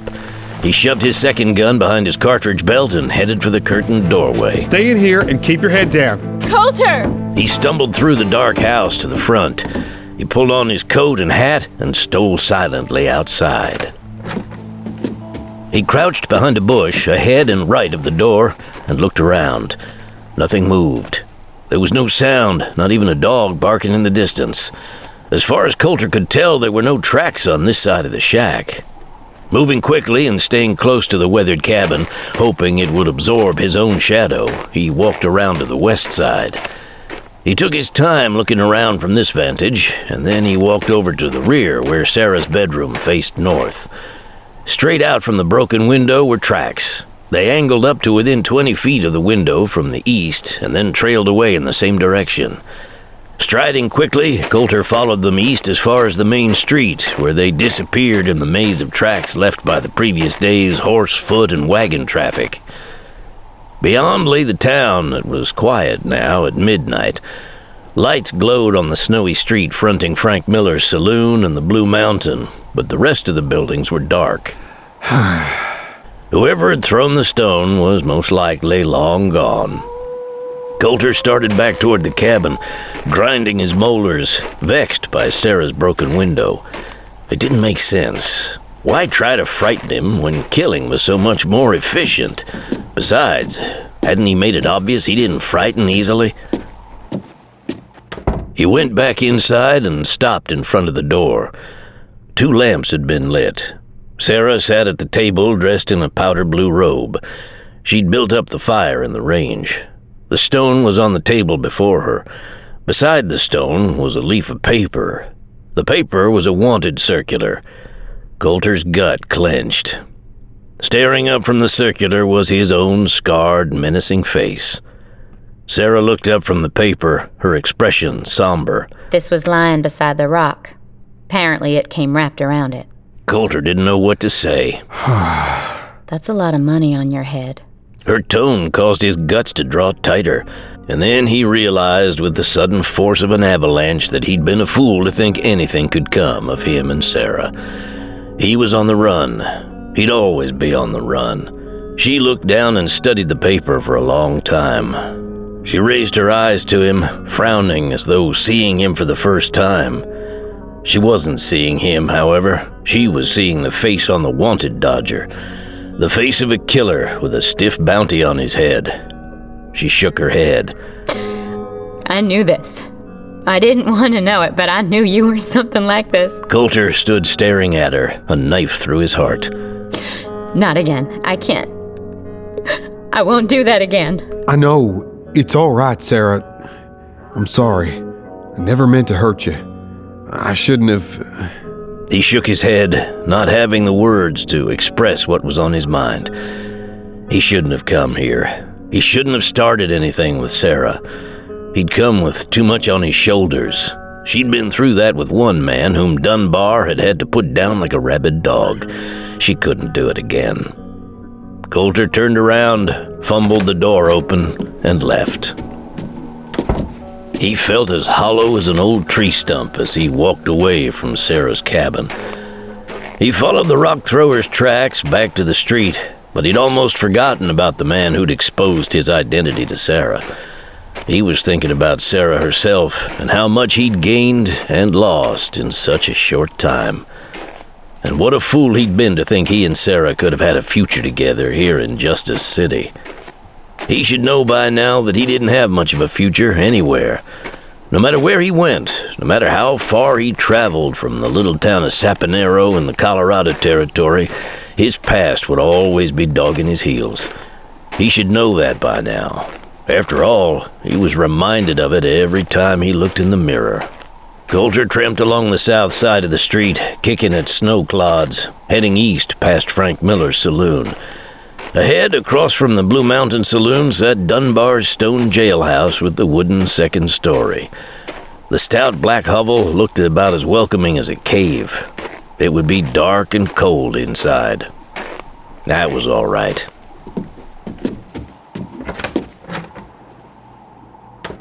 Colter went inside and lit a lamp and built a fire. He put a pot of coffee on to boil and rolled a sloppy cigarette, and then he drank a hot cup of tar-black coffee and smoked the Quirly. He had good reason to feel sorry for himself, but he'd be damned if he would. At least he had a place out of the cold for now, and he had a job to do. He'd met Matthew Dunbar, and he didn't care what Sarah had said about the old marshal. Colter liked him. There were lots of bad lawmen out there. Bill Rondo had been one. Some of the good ones straddled the line of the law, but in some places it was the only way you could keep a town out of the hands of the savages. Rondo had been one of the savages who'd taken over his town. The fact that he'd donned a badge hadn't made him any less a savage. Dunbar was fighting against the possibility of that happening here in Justice City. Sometimes it took killing to get the job done. But no man whom Colter had seen Dunbar kill, and no man Colter himself had ever killed, had ever not needed killing. Colter had a friend here in Justice City, and he had a job to do, and by God, he'd side Matt Dunbar for as long as the one-eyed old hammerhead wanted him to. By the time he'd finished his coffee and cigarette, he felt as if he'd swallowed a horse apple and inhaled coal smoke by sucking a chimney pipe. He kicked out of his boots, went into one of the cells, and rolled up in the blankets he'd laid out on the cot. He forced his mind away from Sarah and Mariana Claymore and his foster mother Ruth and everyone else from his past. He gave no thought to his future. He let the warm darkness seep into his every pore, fill him up, and pull him down deep into the soothing ocean of sleep. He woke up to a quiet morning in a quiet town, and the next several days were much the same. Marshal Dunbar's wounds were healing well enough for him to get back to work. Dunbar tired easily, so Colter worked half of the daylight hours and took several tramps around town during the night. The next few days after Sarah had discovered his true identity were quiet around Justice City. A couple of the afternoons warmed up to melt the snow, though the nights froze the street puddles. During the day, the streets were mud, and shop owners had stretched boards across them to accommodate foot traffic at several strategic places. Wood smoke lingered in the air over Justice City. So did a strange pall, as if the entire town were collectively holding its breath. Maybe it was just Colter's imagination, but he sensed that everyone was waiting for the powder keg of violence between Dunbar and Hawk Garrett, whose fuse had been lit the day Billy had returned home only to be killed by his own father. Word of that had spread fast. Everyone, at least those few who would talk to Colter, as everyone sort of saw him as a young Dunbar, especially after word about his identity also spread, seemed to think that it was just the beginning of more bloodier violence to come in Justice City. So did Dunbar, who spent the bulk of his days on the jailhouse's front porch, obsessively cleaning his pistols and rifles and sharpening his 2 bone-handled bowie knives, which he wore in sheaths strapped to his shell belt. He kept his lone, shrewd blue eye skinned to the trail spilling down out of the pine-carpeted mountains to the west. Few men entered town from that direction, none of them 8-bar G riders. Colter had been told that Hawk Garrett kept a dozen or so men on his roll through the winter, mostly men good with guns, and that most of them rode to town every couple of nights. None did now, and the saloon owners not only lamented the lack of business, but dreaded what it meant. Hawk Garrett seemed to be keeping his men at the ranch, biding his time, waiting to make a move on Dunbar and his young deputy, Colter Farrow. There was no way in hell that the indignity that Garrett had suffered the day he'd come to town for his son would go unavenged. Colter stood in the jailhouse's open front door, smoking a quirly, while Dunbar sat on the porch, his wounded leg propped up on the porch rail. He held a rifle across his thick thighs, and he had 12 .44 cartridges lined up on the rail before him. Why do you think he killed Billy? On account of the bank robbery? Nah, not the robbery, Squire. Billy shamed him. Getting shamed by me. Yellow in the snow and such. Shame? Worst thing in the world you can do to a man like Hawk Garrett. Then why'd you do it? 'Cause I knew once I did it, I'd have to kill him. Colter studied the man who sat staring westward along the muddy main street, along which horseback riders rode and several farm wagons bounced and rattled, splashing mud. Several shopkeepers were clumped out in front of the Blue Mountain Saloon, glancing gravely toward Dunbar, who ignored them. You expected this? You can bet the royal whiskey on that, Squire. Garrett doesn't really care about the law. Only when it serves him he does. Men of power and money will just chew up anything they don't like. People with less money especially. No man should have that power over others. The day I got here I saw that he and I were bound to have it out. Time we got to it, I guess, eh, Squire? Been needing settling for years now. Him killing Billy and kicking Morgan off the ranch. Dunbar waved to Morgan, staring down at him from the whore's window in the second story of the Blue Mountain Saloon. Morgan did not return the gesture, but only lifted a cigar to his lips. Him killing Billy was as much a message to me as a punishment for Billy. Hell's gonna pop. Gonna pop soon, Squire. Be on your toes. Several of the men who'd gathered on the front gallery of the Blue Mountain Saloon started walking down the steps. Norman Cantwell, owner of the Summit Hotel, was in the lead. The 4 others were all town councilmen as well. Bert Peebles, Bill Williams, Joe Beauchamp, and George Atchison. Soon all 5 of the councilmen stood at the bottom of the jailhouse steps. Fine afternoon to you, gentlemen. This was the second time this week that they'd all visited the jailhouse as a group. The first time, they'd beseeched Dunbar to do what he could to defuse the battle brewing between him and Garrett. Colter had a feeling they were here again about the same thing, and he was partly right. Marshal, the town council has met again to discuss this situation. Dunbar racked around into the breech of his Winchester. To a man, the councilman jerked with a start, scowling fearfully at the rifle in the big man's hands. I'm all ears, boyo. As you know, Marshal, business is down in Justice City. All the saloons and my hotel and even the mercantile are hurting. Not only do we not have the 8-Bar G's business, but other farmers, ranchers, and miners in the area have heard about the trouble brewing and are simply not coming to town. Why, my mercantile's business is plummeted. Many of the folks in town won't even come to the main business district out of fear of getting pinked by a stray bullet. Atchison shrugged his heavy shoulders as he stood behind the others. My business is down too, Marshal. I've been on your side through this whole thing with Garrett. I appreciate what you've done for this town, giving folks confidence to open businesses here and, what's more, to patronize those businesses without fear of getting shot by owl hoots. But now, with this feud you and Garrett have going, folks are afraid of both of you. Beauchamp stepped forward. And if you kill Garrett, as you seem so bound and determined to do, what will become of the bank? Worried about your asses, eh?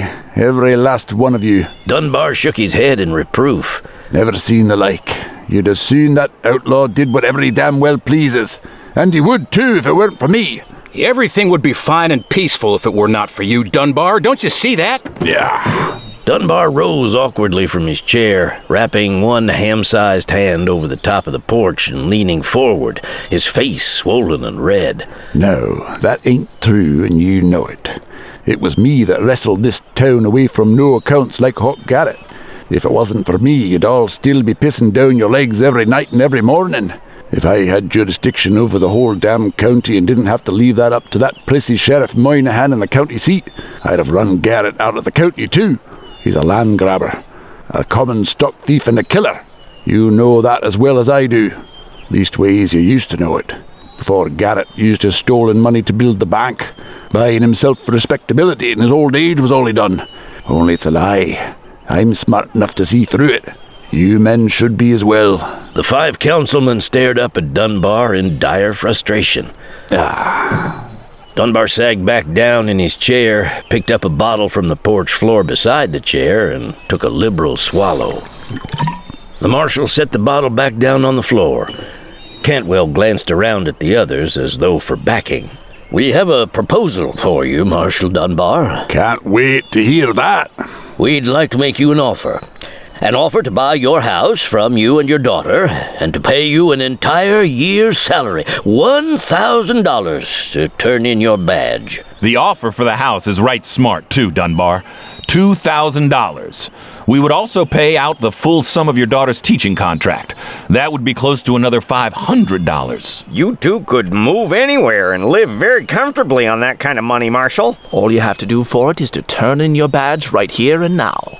Beauchamp reached into a pocket of his brown camel hair coat and pulled out a lumpy brown envelope. He held it out, the sunlight glinting off his round spectacles. It's all right here. Money for you and your daughter's contracts and money for your house. The sums you were just quoted. Sitting straight-backed in his chair, Dunbar studied the men. His back was to Colter, so the redhead couldn't see his expression. Dunbar reached up and very deliberately lifted his top hat from his head and inspected the high crown, flicking crusted mud from the smoke-stained felt just above the braided leather band. Mighty tempting offer, buckos. Mighty tempting. The 5 councilmen looked as hopeful as yearling calves around feeding time. And I'm sorry I'm going to have to turn it down, 'cause that's a coward's offer. Matthew Dunbar has never been and never shall be a man to shirk his duties, even when such fine upstanding citizens as yourself tried to buy him off. Oh, come on, Marshal. This is an extremely attractive offer. We're not firing you, you understand? We are paying you to leave Justice City so that the town can once again know peace. The peace you admittedly did bring to it. Atchison held his hands up, palms out, in supplication. This feud between you and Garrett has just gone too far. Now you're endangering all our livelihoods. Dunbar carefully set the top hat back down on his head. You men are the ones endangering your livelihoods by kowtowing to men like Hawk Garrett. You don't understand men like old Hawk. I do. If I leave, him and his men will have the run of this town, and so will every outlaw in Utah and western Wyoming. I don't aim to see all my hard work come to nothing. No, sir. Not for all the tea in China. I do apologize, gentlemen, but I'm going to have to refuse your offer, attractive as it is.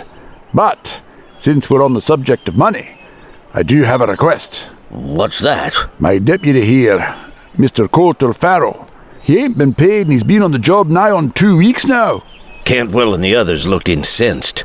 We are not going to... Indeed, you are going to pay the squire. We did not hire this man. You did. You pay him. He's done this town a great service, and I want him paid right now. Dunbar went back to flicking the hammer of his Winchester against the firing pin. Colter wasn't sure what to say, so he kept his mouth shut. It was true that only Dunbar had hired him, not the town council. But he was doing a job for the town, and he did need money to survive on, like everyone else. As it was, he was eating mostly Dunbar's food and sleeping in the jailhouse. Cantwell pointed at Colter still standing in the open doorway, flanking the marshal. This is a wanted man. Everyone in town knows it. Why, you yourself should have arrested him by now, Dunbar. The only thing Master Farrow is guilty of is avenging his own pa's murder. Would have done the same myself. Now, pay him $10. $1 a day, just like me. Do it now, out of Beecham's little package there, before you piss-burn me more than I already am. And I drill every one of you cheap bastards where you stand in the muddy street. Leave you there for the hungry curs. The town councilmen looked around at each other. Then the 4 turned to Beauchamp. Cantwell tossed his head at Colter. I will not! The others only stared at him, as did Dunbar and Colter himself. Beauchamp looked as if he were about to puff up and explode. But then he relented, reached into his coat pocket, and pulled out the brown envelope. As he did, another paper fell out of the same pocket. It fluttered in the air before dropping into the mud as the banker stepped forward, holding 2 greenbacks in his soft white hand. Colter moved to the top of the porch steps. He looked at the paper that had fallen out of Beauchamp's pocket. It was folded and crumpled, but enough of it showed for Colter to see his own likeness on the face of it, staring up from the mud on the street near the banker's muddy shoes. Colter accepted the greenbacks as he stared down at the wanted circular. Well, I'll be. Looky there, Squire. Beauchamp stared sheepishly down at the circular. He gave a nervous smile, hemmed and hawed, and then stepped abruptly back as Colter descended the porch steps. Colter looked at the banker skeptically and then reached down to pick up the paper. He brushed mud off his own likeness and then extended it to Beauchamp. You dropped something. Beauchamp glanced at the other councilman, who studied him curiously. I found this in the bank where the Wells Fargo men occasionally post dodgers. It was behind some others. I remembered it and... Thought it would be a good way to run my deputy out of town, hey? Only the squire don't run so easy. Colter stared at Beauchamp, whose spectacles glinted, obscuring his dung-colored eyes. You don't have nothing better to do than run around at night throwing rocks in girls' windows? Oh, he probably didn't do it himself, Red. Probably hired some yunker to do it for him. Being the upstanding citizen that he is, aye. Cantwell turned away. Come on, Joe. Our business here is finished. The town councilman headed back across the street, Beauchamp following the others with a hangdog air. Dunbar watched them go. Colter stuffed the greenbacks in his pocket, grateful to Dunbar to have gotten paid, but not sure he liked how it was handled. He had the uneasy feeling he'd come by the money dishonestly, despite the work he'd been doing. That's a lot of money they offered. Dunbar grinned. I think I should have taken it, Squire. I don't know. I reckon I'd take some time to think it over. We Dunbars are Scots, Squire, and no Dunbar ever run from a battle. Not before or after we run the English out of our fair land. He rose from his chair, cradling his bottle with his wounded arm, and picked up his rifle. Don't reckon this Dunbar's gonna start now. Telling it to you straight, boyo. The old marshal glanced at Colter, a devilish light in his lone eye. I aim to grow old and die here in this town of mine. And mine it is, too. I fought for it, won it back from the wolves. And when I kill old Hawk Garrett, the last big wolf in the woods, I aim to drag his carcass through these very streets and leave it on the steps of his own bank. And then I'm going to enjoy watching Beecham piss down his leg while I do it too. He extended his good hand to Colter. Honoured to have you aboard, Squire. Nice meeting another one like me, a man who'll give no quarter. He smiled. Must have some Scot in you. Colter shook his hand, regarding the man a little uncertainly before watching the stout Scot walk tenderly down the steps and into the street. I'll be retiring for the evening, Squire. If you see any trouble, remember to fire 2 quick shots in the air, and I'll be there as quick as the Duke's hounds on a red fox in County Fife. Colter watched Dunbar walk by, limping on his bad leg. The redhead felt soft fingers of uneasiness brush the back of his neck. He was so lost in thought that he didn't hear the approach of footsteps. A right impressive man, isn't he? He whipped his head to the left with a start. Sarah Miller stood in the street, about 15 feet west of the jailhouse, on a plank bridge across the mud. She had her hair up, and she wore a blanket coat over a plain brown dress and the heavy brown boots she wore in her livery barn. The handle of a wicker basket covered with oilcloth was looped over her right arm. She lifted that arm, indicating the basket. Brought you a sandwich. You didn't have to do that. I know that. I had meat left over from last night and extra bread, and I figured with no one to cook for you, you were wasting away to nothing but bone and sinew. You don't have to do me no favors, Sarah. Oh, God, I hope Dunbar's pride isn't rubbing off on you now, too. She mounted the steps and thrust the basket at him. Her eyes were pleading. Please don't let him get you killed, Colter. Colter took the basket. Why would you care anyway? He couldn't help that his feelings were hurt by the girl's rejection. He liked to think he was strong and independent, but he'd thought about Sarah many times over the past few days. Those thoughts were like the edge of a dull knife probing his belly. I care. That's the trouble with me. I'm always caring about the wrong kind of man.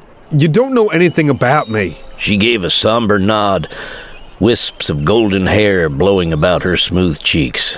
I know enough. Take your sandwich inside and eat it with a cup of coffee, and don't you get your neck up about a girl telling you what to do. She turned and started walking back the way she'd come, her head down, pinching her skirt above her ankles so that it wouldn't drag in the mud. She stopped suddenly and turned toward him again. Hell's coming, Colter. Everyone in town knows it, and you know it too. I just hope none of the wrong people get killed. What can I do about it? Right out of here tonight. She swung around and continued walking west. Colter watched her go. And then, holding the basket, he turned to where he'd watched Dunbar disappear. His gaze was cast with a growing doubt. A doubt that his stubborn pride, not all that different from Dunbar's own, wouldn't let him admit to. He hauled the basket inside the jailhouse and slammed the door. Colter enjoyed Sarah's roast beef sandwich so much that the next morning he found himself hungry for more good food. He'd heard the grub was good over at Cantwell's Summit Hotel, which had a dining room.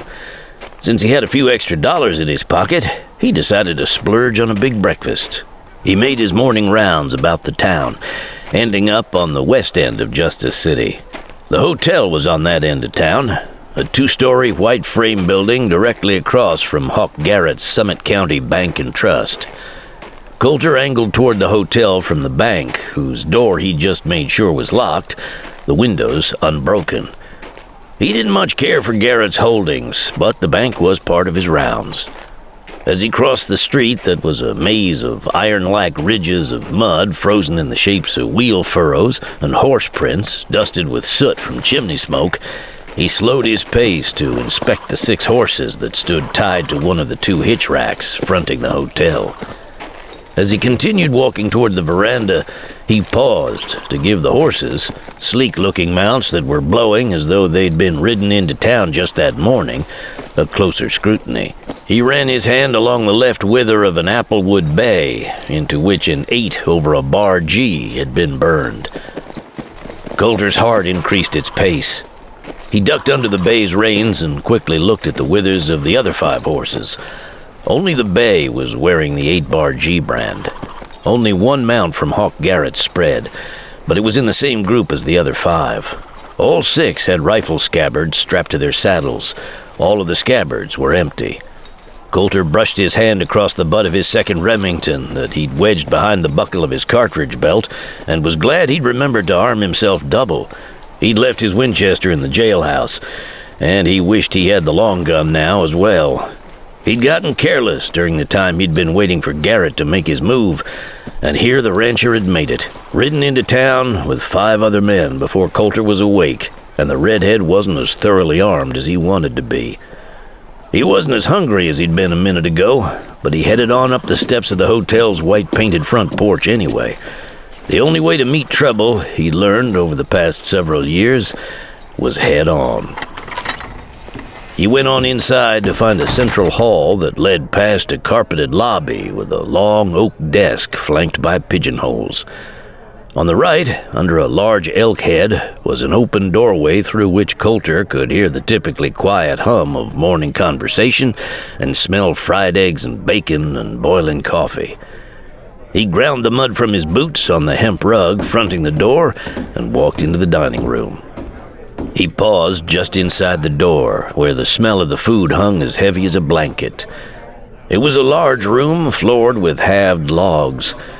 There was no carpeting, but the dozen or so square tables were covered with white linen. Colter was surprised to see Morgan Garrett sitting alone at a small table to Colter's left, just now looking up at Colter over his stone coffee mug, a strained look on his pasty, sallow face. He had a newspaper half open on the table before him, though the man's haunted eyes told Colter he hadn't been reading it. The older and sole surviving son of Hawk Garrett was too distracted by the 6 men gathered on the other side of the room from him. All 6, including Garrett himself, sat at 2 linen-draped tables that had been shoved together to make one long one. Hawk Garrett sat at the far end, facing Colter. 2 of the 6 men sat with their backs to Colter, facing the west wall. 3 sat facing Colter, with their backs to that same wall. Garrett had just taken a drink of his coffee, and now he set his cup down on the table with a flourish, looking at Colter, his thick, wavy gray hair swept straight back off his broad, freckled forehead. The others at his table turned toward Colter. They were a seedy-looking bunch, rifles leaning against the wall or against chairs within easy reach. They all wore rough trail clothes, neckerchiefs, and woolly chaps. Their gloomy faces were still red from the ride in from the ranch, their hair matted to their heads. Their fur coats, gloves, hats, and mufflers were all piled on a nearby table. The 2 men whose backs faced Colter were turned toward him now, their killer's eyes appraising him with the dullness of predatory animals. They'd all been eating when Colter had walked in, cloth napkins tucked into their shirts. I hear you got paid, Mr. Farrow. Decided to spend a little of my money on a good breakfast, did you? He smirked as he slid his eyes to the others. Sure. Why not? He walked to a near table, kicked the chair out, and sat down, facing Garrett's men. Morgan was ahead on his right, sitting against that wall about 12 feet away. Colter wanted to keep everyone else in the room in his vision field, in case it came to shooting, which he was pretty sure it would. Those fingers of apprehension were really raking him across the back of his neck. 6 against 1 were not good odds. Would Morgan pick a side? Colter doubted it. Morgan had a sickly, jaundiced pallor. Colter doubted he was even armed, but he had to assume Morgan was, and that despite what had happened out at his father's ranch, he'd take his father's side. 7 against 1 were definitely not good odds. Colter just hoped he could take Garrett out, and at least 2 of the others, before they all sent him down in a hail of lead. Despite the tension, he still felt a few gnawing hunger pangs. That was good. If he was taken down, he wanted to die with a full belly. What's more, he didn't want Garrett to think he was one bit afraid of him. Colter saw a stout, round-faced woman push through a swinging door at the back of the room. She was carrying a coffee pot. Her powder-pink muslin dress swished about her heavy legs. She glanced at Colter with quick, nervous eyes. As she saw her new customers, her eyes acquired an even sharper cast. She swept her glance to Morgan and then turned to Garrett's table. When she'd refilled the cups of Garrett's men, she came over to Colter. A fine sheen of perspiration beaded her thin upper lip. You're here to eat? Colter was perusing the menu card. Yes, ma'am. I'll have the ham and eggs. Do those come with potatoes? Yes, they come with potatoes. And buttered toast? Of course! She turned and swished on back down the room and through the swinging door. Colter sat back in his chair, extending his feet out in front of him beneath the table and crossing his ankles. He hooked his thumbs behind his cartridge belt. Morgan cast him furtive glances while pretending to read the newspaper on the table before him, sipping his coffee. Hawk's men sipped their coffee and set their cups back down on the table, then wiped their mustache-mantled mouths with their napkins. Meanwhile, the woman came through the swinging door again and brought a steaming platter of eggs and gravy-drenched biscuits and a slab of ham to Morgan. She refilled Morgan's coffee cup, swung around, and swished on back through the door. Morgan set his paper aside and, sliding his eyes once toward his father's table, picked up his fork and knife and began cutting up his ham and biscuits. Colter vaguely wondered if Hawk had even acknowledged the presence of his older boy, who had no doubt been here in the cafe before Hawk's men had arrived. The woman came with Colter's coffee, and as he added cream and was stirring the brew with a spoon, Hawk Garrett shoved his empty plate away from him, wiped his mouth with his napkin, slid his chair back, and rose. Well, fellas, I reckon we're burning daylight. Colter watched the rancher and 2 of his other 5 hands toss their napkins down or take a last sip from the coffee mugs and rise from their chairs.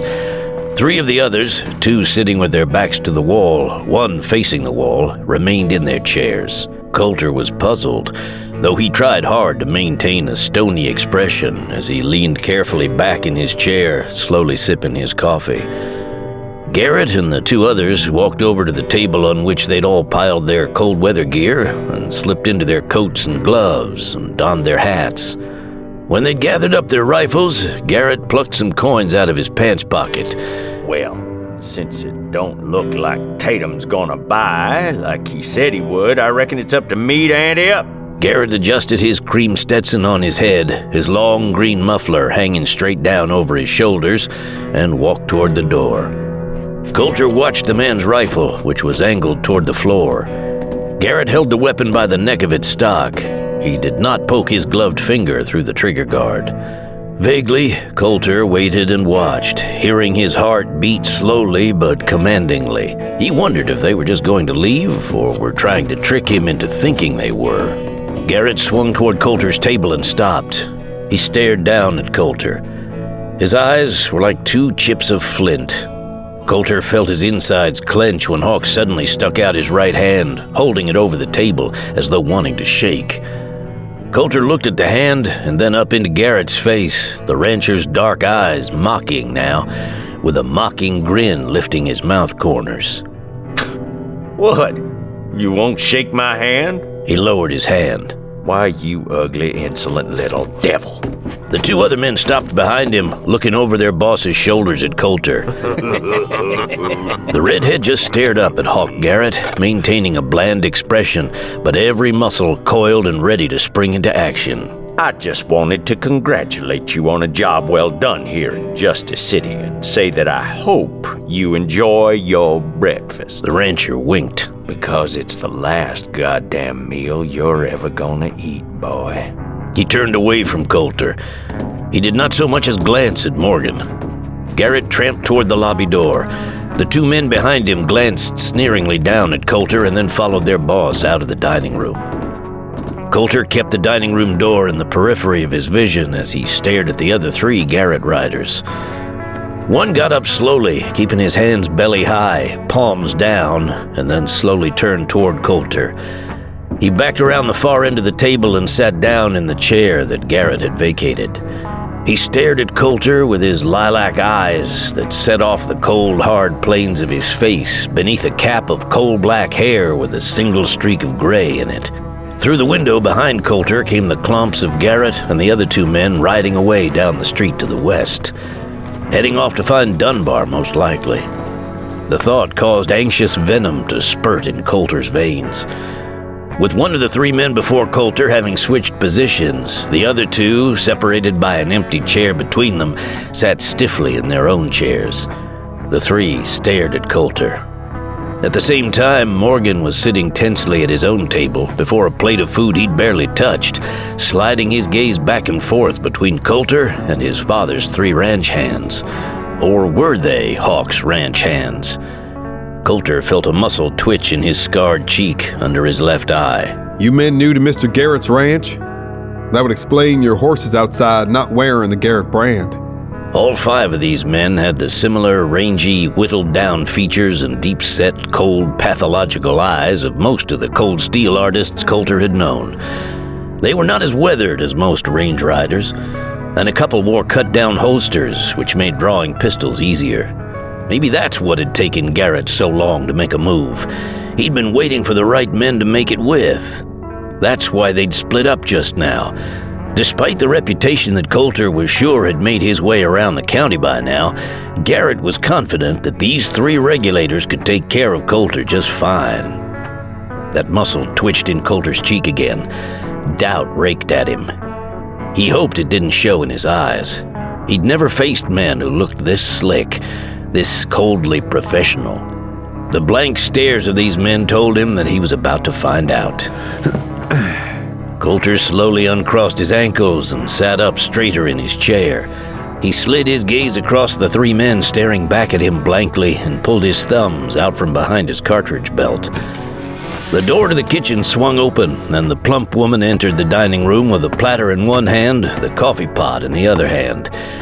She stopped, looked at Colter, and then at Garrett's men, closed her mouth, wheeled, and disappeared through the door to the kitchen. The man with the lilac eyes glanced at the other two. The one nearest him dipped his chin slightly. The man with the lilac eyes rose from his chair and, holding his hands purposefully above the grips of the two six-shooters holstered on his hips, grips forward, walked toward Colter. When he was 4 feet from Colter's table, he turned slightly to his right and began walking toward the door. Hold it. The man stopped and frowned indignantly down at Colter. Are you talking to me? Where do you think you're going? The corners of the man's eyes crinkled as he smiled. Wherever the hell I please, friend. Colter glanced at the man's guns. He'd unsnapped the keeper thongs over the hammers. The thongs hung down the sides of his soft brown leather holsters. Colter had no doubt that this man was intending to move to the dining room door to effect what Colter had suspected they'd try, to get him in a crossfire. You ain't going nowhere. The man with the lilac eyes stared shrewdly down at Colter. The other two sat in their chairs as stiffly as before.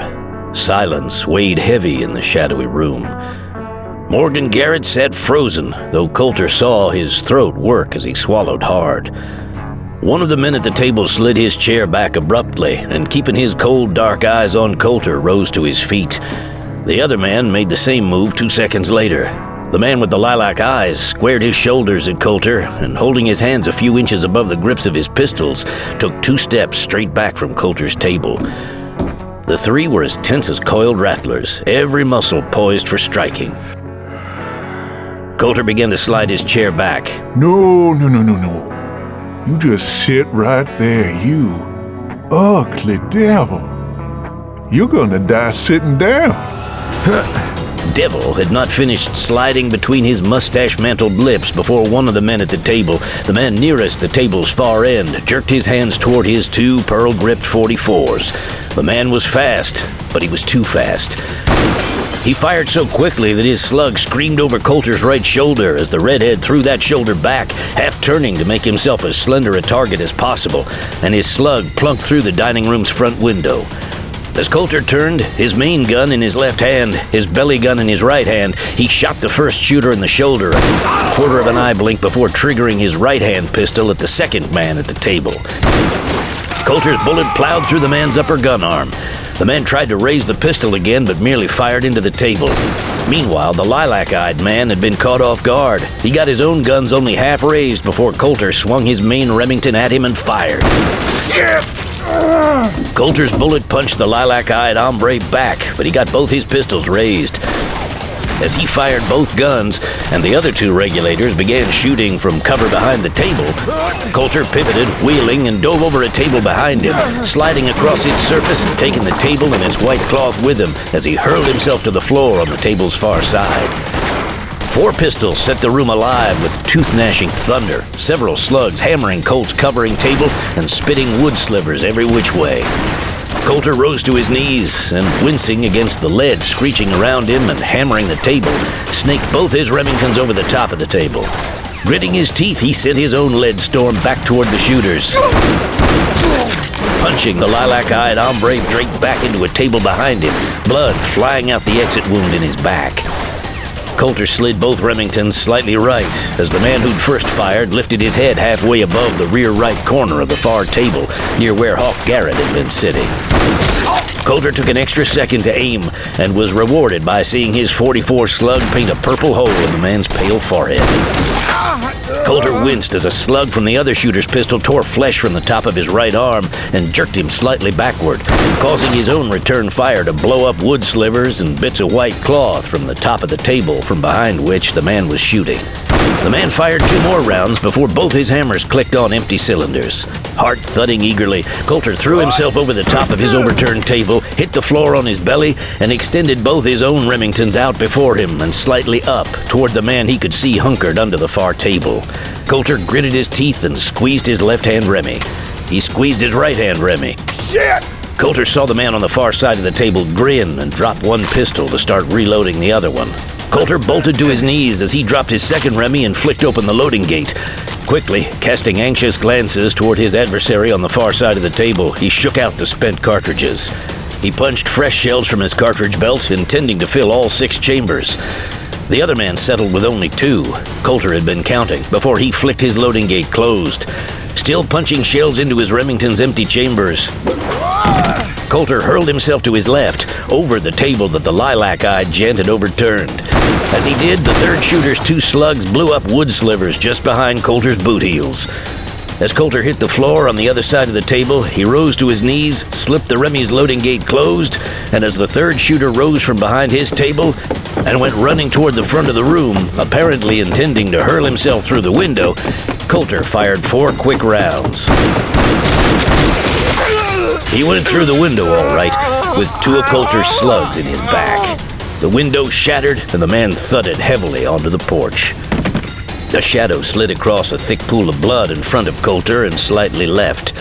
In the crimson pool's reflection, Colter saw a figure move. A well-dressed man with an impeccably groomed beard. Morgan Garrett was rising to his feet behind Colter, and he was pulling something out of the inside of his coat. Colter wheeled, raking his pistol's hammer back. Die, you son of a bitch! As Morgan extended a pearl-gripped Bisley revolver, Colter drilled a hole through the chest of the older son of Hawk Garrett. Morgan, his head flopping as though his neck were broken, fell back against the wall. He slid down to the floor and dipped his chin to look bewilderedly down at the blood pumping from the hole in the dead center of his chest, quickly staining his white cotton shirt. He lifted a heavy hand to the hole and touched his index finger to the blood gushing out of it. As if that had answered an important question for him, his eyelids fluttered and he slid sideways to the floor. Colter rose quickly and, looking around to see if there was any life in the men he'd shot, immediately began to reload his pistols. A heavy silence hung over the room. No sounds emanated from the kitchen. As he slipped that pistol into its holster, he made his way to the front of the smoky room, retrieved his hat from the floor, donned it, and headed outside, ignoring the burn in his upper right arm as he jogged in the direction of the Dunbar house, from which he expected to hear shooting at any moment. Marshal Dunbar had just cracked a fourth egg into a hot iron skillet atop the range when he heard hooves thumping the cold ground outside. He reached for one of his pistols holstered on the outside of his blue plaid bathrobe and swung toward the window over the table. He left the iron leathered. Victoria put her blue roan gelding, named Old Matt after her father, up to the tie ring and swung down from the saddle. He watched her slip the bit from Old Matt's mouth. Victoria had gotten up before he had, which was usual for the dutiful child, and ridden over to the school to lay a fire in the potbelly stove and to tidy up a bit, which she did every morning an hour or so before class started. Victoria unbuckled Old Matt's latigo and then ran an affectionate hand down the roan's neck. Dunbar's eyes stung as he watched the beautiful girl, who looked so much like her mother at the same age that it made his old ticker ache. As Victoria mounted the porch, he turned back to the eggs, sliding his spatula under them to keep them from sticking. Oh, Pa, let me do that. You know you always let the pan get too hot and you never add water. As she lightly, half-teasingly elbowed the big man aside, grabbing the spatula out of his hand and turning a shoulder to him, Dunbar grinned. He touched his bear coat's heavy collar. I thought you was a bear coming in for me eggs, little gal. Almost hustled off to get my Henry. With that wounded leg of yours, I don't think you'll be hustling anywhere for a while. She set the spatula down, picked up a fork, and poked the bacon around beside the sputtering eggs. Go sit down at the table. If I can salvage anything here, I'll bring it over in a minute. How many times do I have to tell you that you have to add a drop of water to the eggs or they'll burn? I'll never learn that one, me darling. Dunbar eased his bulk into his usual chair at the end of the table. It just ain't in me, I guess. Your mother tried. Oh, how she tried. You're hopeless. Yes, I am. Hanging's too good for me. Don't give me any ideas, you old reprobate. Victoria brought the skillet over to the table, kissed her father's temple, and began filling his plate with the eggs and bacon. I would have fried you some, but I seen you already ate. Woke up hungry, I reckon. I'll just have another cup of coffee before I get dressed. You haven't burned that, have you? I really wish you'd leave the cooking up to me, Papa. With all you got distracting you, a man would starve. I don't have all that much distracting me anymore. She used a mitt to lift the big black coffee pot and fill a stone mug for herself. Dunbar detected a sullen note of acrimony in her tone. He didn't blame her. The poor gal had lost her beau, and her old man hadn't even warned her what a slime Morgan was. Dunbar hadn't wanted to tell her out of fear of humiliating her. The girl had her nose in the book so much that she rarely looked up to see what was really going on around her, and her father had liked that about her. For a time, it had protected her from the cruel, cold world of this western frontier. Victoria sagged down in a chair across from Dunbar, leaning forward, her hands wrapped around her stone mug. She sipped the coffee slowly, thoughtfully, staring down into the mug as though she were reading tea leaves. I heard from Louis Blackleg that Cantwell offered to buy your badge back from you. Blackleg was the half-breed Ute who supplied the school with split firewood. Dunbar stopped chewing, and she slid her faintly accusing blue eyes to him. And that he offered to buy me out as well. And he offered to buy the house from us for full market value. And you didn't take it. I didn't take it, Miguel. And you didn't bother to discuss it with me before you turned it down? When you turned it all down? Victoria's eyes were sharp. Dunbar steeled himself for a tantrum.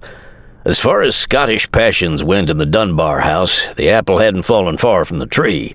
Victoria could make the glassware sing nearly as loudly as Dunbar. They tried to pay me off right there in the street. Shoved an envelope full of money at me like I was one of George Atchison's cheapest percentage gals. Dunbar tossed his fork on his plate, sat back in his chair, and folded his arms across his broad, thick chest. No, I couldn't do it. I should have discussed it with you, Miguel, but I didn't.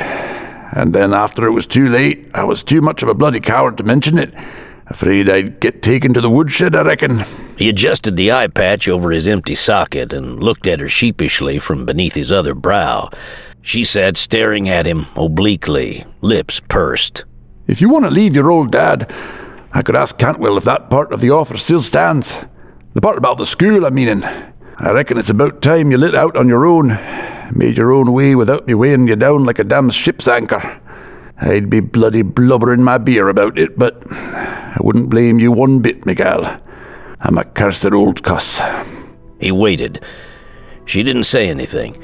She was really making him squirm, just like her mother. He was starting to set his jaw for a sudden torrential downpour of female ire when she spread her lips slightly and gave a slow blink. She slid one of her hands across the table and wrapped it affectionately around his forearm. He looked at her long, pale hand with its one faint freckle between her index and middle finger knuckles. He squinted up at her. You ain't just gonna warm me up for a good slap down now, are ya, Victoria? She squeezed him harder, and her eyes glazed slightly. Papa, I love you more than life. How could I ever leave you? She rose from her chair. Besides, you'd burn everything you tried to cook and starve to death. She kissed his forehead and then hauled his heavy coat up higher on her shoulders. I'm going to fetch wood for the box or you'll freeze to death when I'm at school. I can fill the wood box. I ain't a bloody invalid. You are a bloody invalid. Besides, I don't want you opening up those wounds again, so sit still and finish your breakfast. Victoria grabbed his top hat off a peg by the front door and donned it. It nearly swallowed her head. She tipped it off her forehead. How do I look? Like me? You bloody look like me. Take it off before you scare the neighbors. Victoria threw her arms out, weaving her hands through the air, danced to the back door, and outside to the woodshed. Dunbar watched her through the window, the smile slow to leave his haggard face. When he saw her open the woodshed door and disappear inside, he hunkered back down over his eggs and bacon. He'd taken 2 bites when he saw something move quickly out the back window. He turned his head, egg yolk dribbling over his lips. His heart heaved when he saw a man move out from behind the woodshed's far corner, holding a Winchester carbine up high across his chest. 2 more men came out from behind the same corner of the woodshed. The last man, with long gray hair hanging down from his cream Stetson to dangle over the collar of his wolf coat, was Hawk Garrett. The 3 men formed a semicircle out in front of the woodshed, facing the closed door. And as Dunbar watched in shock, unable to move even enough to set his fork down, they raised their rifles to their shoulders. He could see their thumbs raking the hammers back. They were waiting for Victoria to open the door, wearing his coat and hat. No. Dunbar bounded up out of his chair, reaching for the 2 pistols on his hips. He'd moved too quickly on his bad leg and slammed against the leg of a table, dropping the pistol to the floor. Oh, bloody hell! He dropped to one knee. Victoria! Colter ran up to a stout ponderosa pine at the edge of the Dunbar property. He leaned his shoulder against the tree, spread his boots, and raised both his Remingtons, clicking the hammers back. Garrett! At the same time, the woodshed door flew open and Dunbar stopped suddenly in the doorway, his arms filled with split stove wood. Only it wasn't Dunbar's craggy, one-eyed face beneath the thin brim of his top hat. It was Victoria's. The contrast couldn't have been starker or more horrifying. She opened her mouth to scream as all 3 rifles exploded, smoke and flames lapping toward the front door. Victoria flew back inside the woodshed and out of sight as Hawk Garrett and the 2 professional gunmen wheeled, only to be blown straight back off their feet by Colter's roaring Remingtons. You bastard! Colter punched bullet after bullet through the 3 men as they danced and pirouetted backward, blood spraying from their exit wounds to paint the sage-stippled ground and the woodshed's gray log wall. No. God damn it, no! The 3 gunmen lay spread-eagled on the ground before the woodshed. 2 lay still. Colter approached Garrett's still-breathing body. Garrett arched his back as his life pumped out with his blood. Victoria! Dunbar stumbled out the door as it slammed against the house's back wall. He staggered into the yard and dropped to his knees. Oh, God! Victoria! Oh, bloody Christ! Ah! Colter stood frozen, guns hanging at his sides. He stared at the woodshed door that had closed when Victoria had flown back through the opening. His knees were mud. His heart beat slowly, heavily. The shed door opened. Victoria stepped through the dark opening. She was no longer wearing Dunbar's top hat. She stopped in front of the shed and stared in shock at the gunmen. All three, now still and bloody in death, their half-open eyes staring skyward. She glanced at Colter, and then she walked over to her father, who stared wide-eyed at her now, tears dribbling down his swollen red cheeks. The old marshal climbed heavily to his feet, engulfed his daughter in his arms and held her, rocking her from side to side. It's all right, Papa. She wrapped her arms around her father's thick waist. None of the bullets hit me. Victoria glanced at Colter. Her face was pale, blue eyes stricken and faintly incriminating. Colter turned and, numbly reloading his pistols, headed for the livery barn. As he turned down the side street, he saw Sarah standing out in front of the livery barn. She stared toward him, her wide eyes bright with fear. Colter stopped before her, looking into her eyes. She said nothing. There was nothing more for either one of them to say. Colter wrapped his arms around her, drawing her toward him, hugging her. Sarah buried her face in his chest, hugging him back. Colter pulled away from her, stepped around her, and walked into the barn. I'm sorry. It took him only a few minutes to saddle Northwest. He swung into the saddle, and Sarah stood in the open doorway, looking toward him. She'd stopped sobbing, but tears stained her flushed cheeks. Her eyes were pain-racked. Colter rode Northwest up to her and stopped. Goodbye, Sarah. You take care, Colter. You too. Feeling empty, he rode out of the barn, down the side street, and turned the corner, heading west. He'd have more men after him soon. As Northwest's hooves clomped on the trail, Colter looked around. It was still early on a bright mountain morning. He could get a good ways down the trail by nightfall.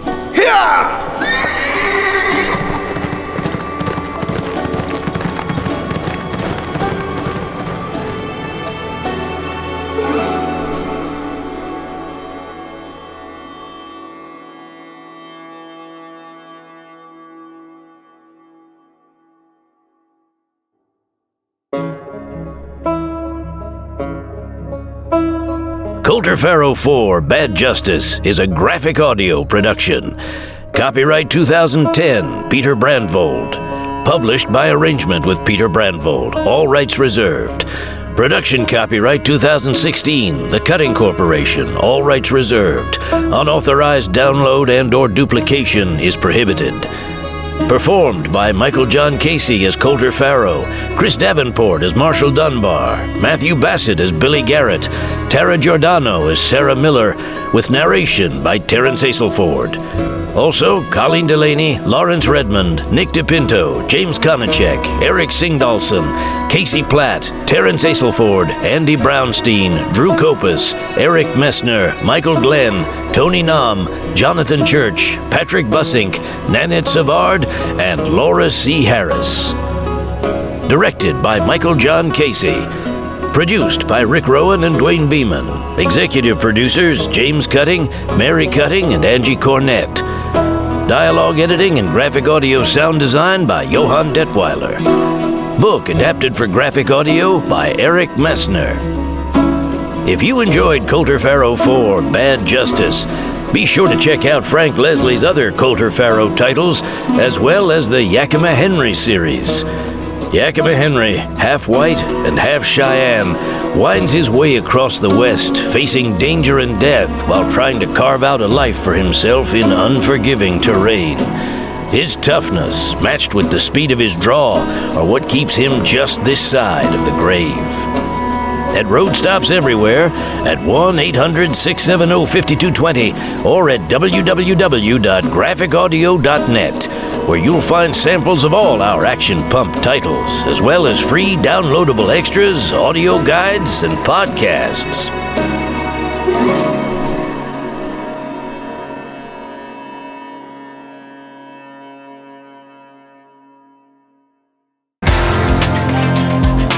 If you can't find that graphic audio title you're looking for, go to www.graphicaudio.net, where you can select from over 900 titles and 60 series in either CD or high-quality download formats.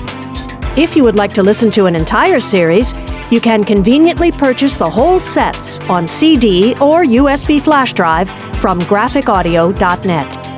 At graphicaudio.net, you can now earn loyalty rewards points, redeemable toward future online purchases.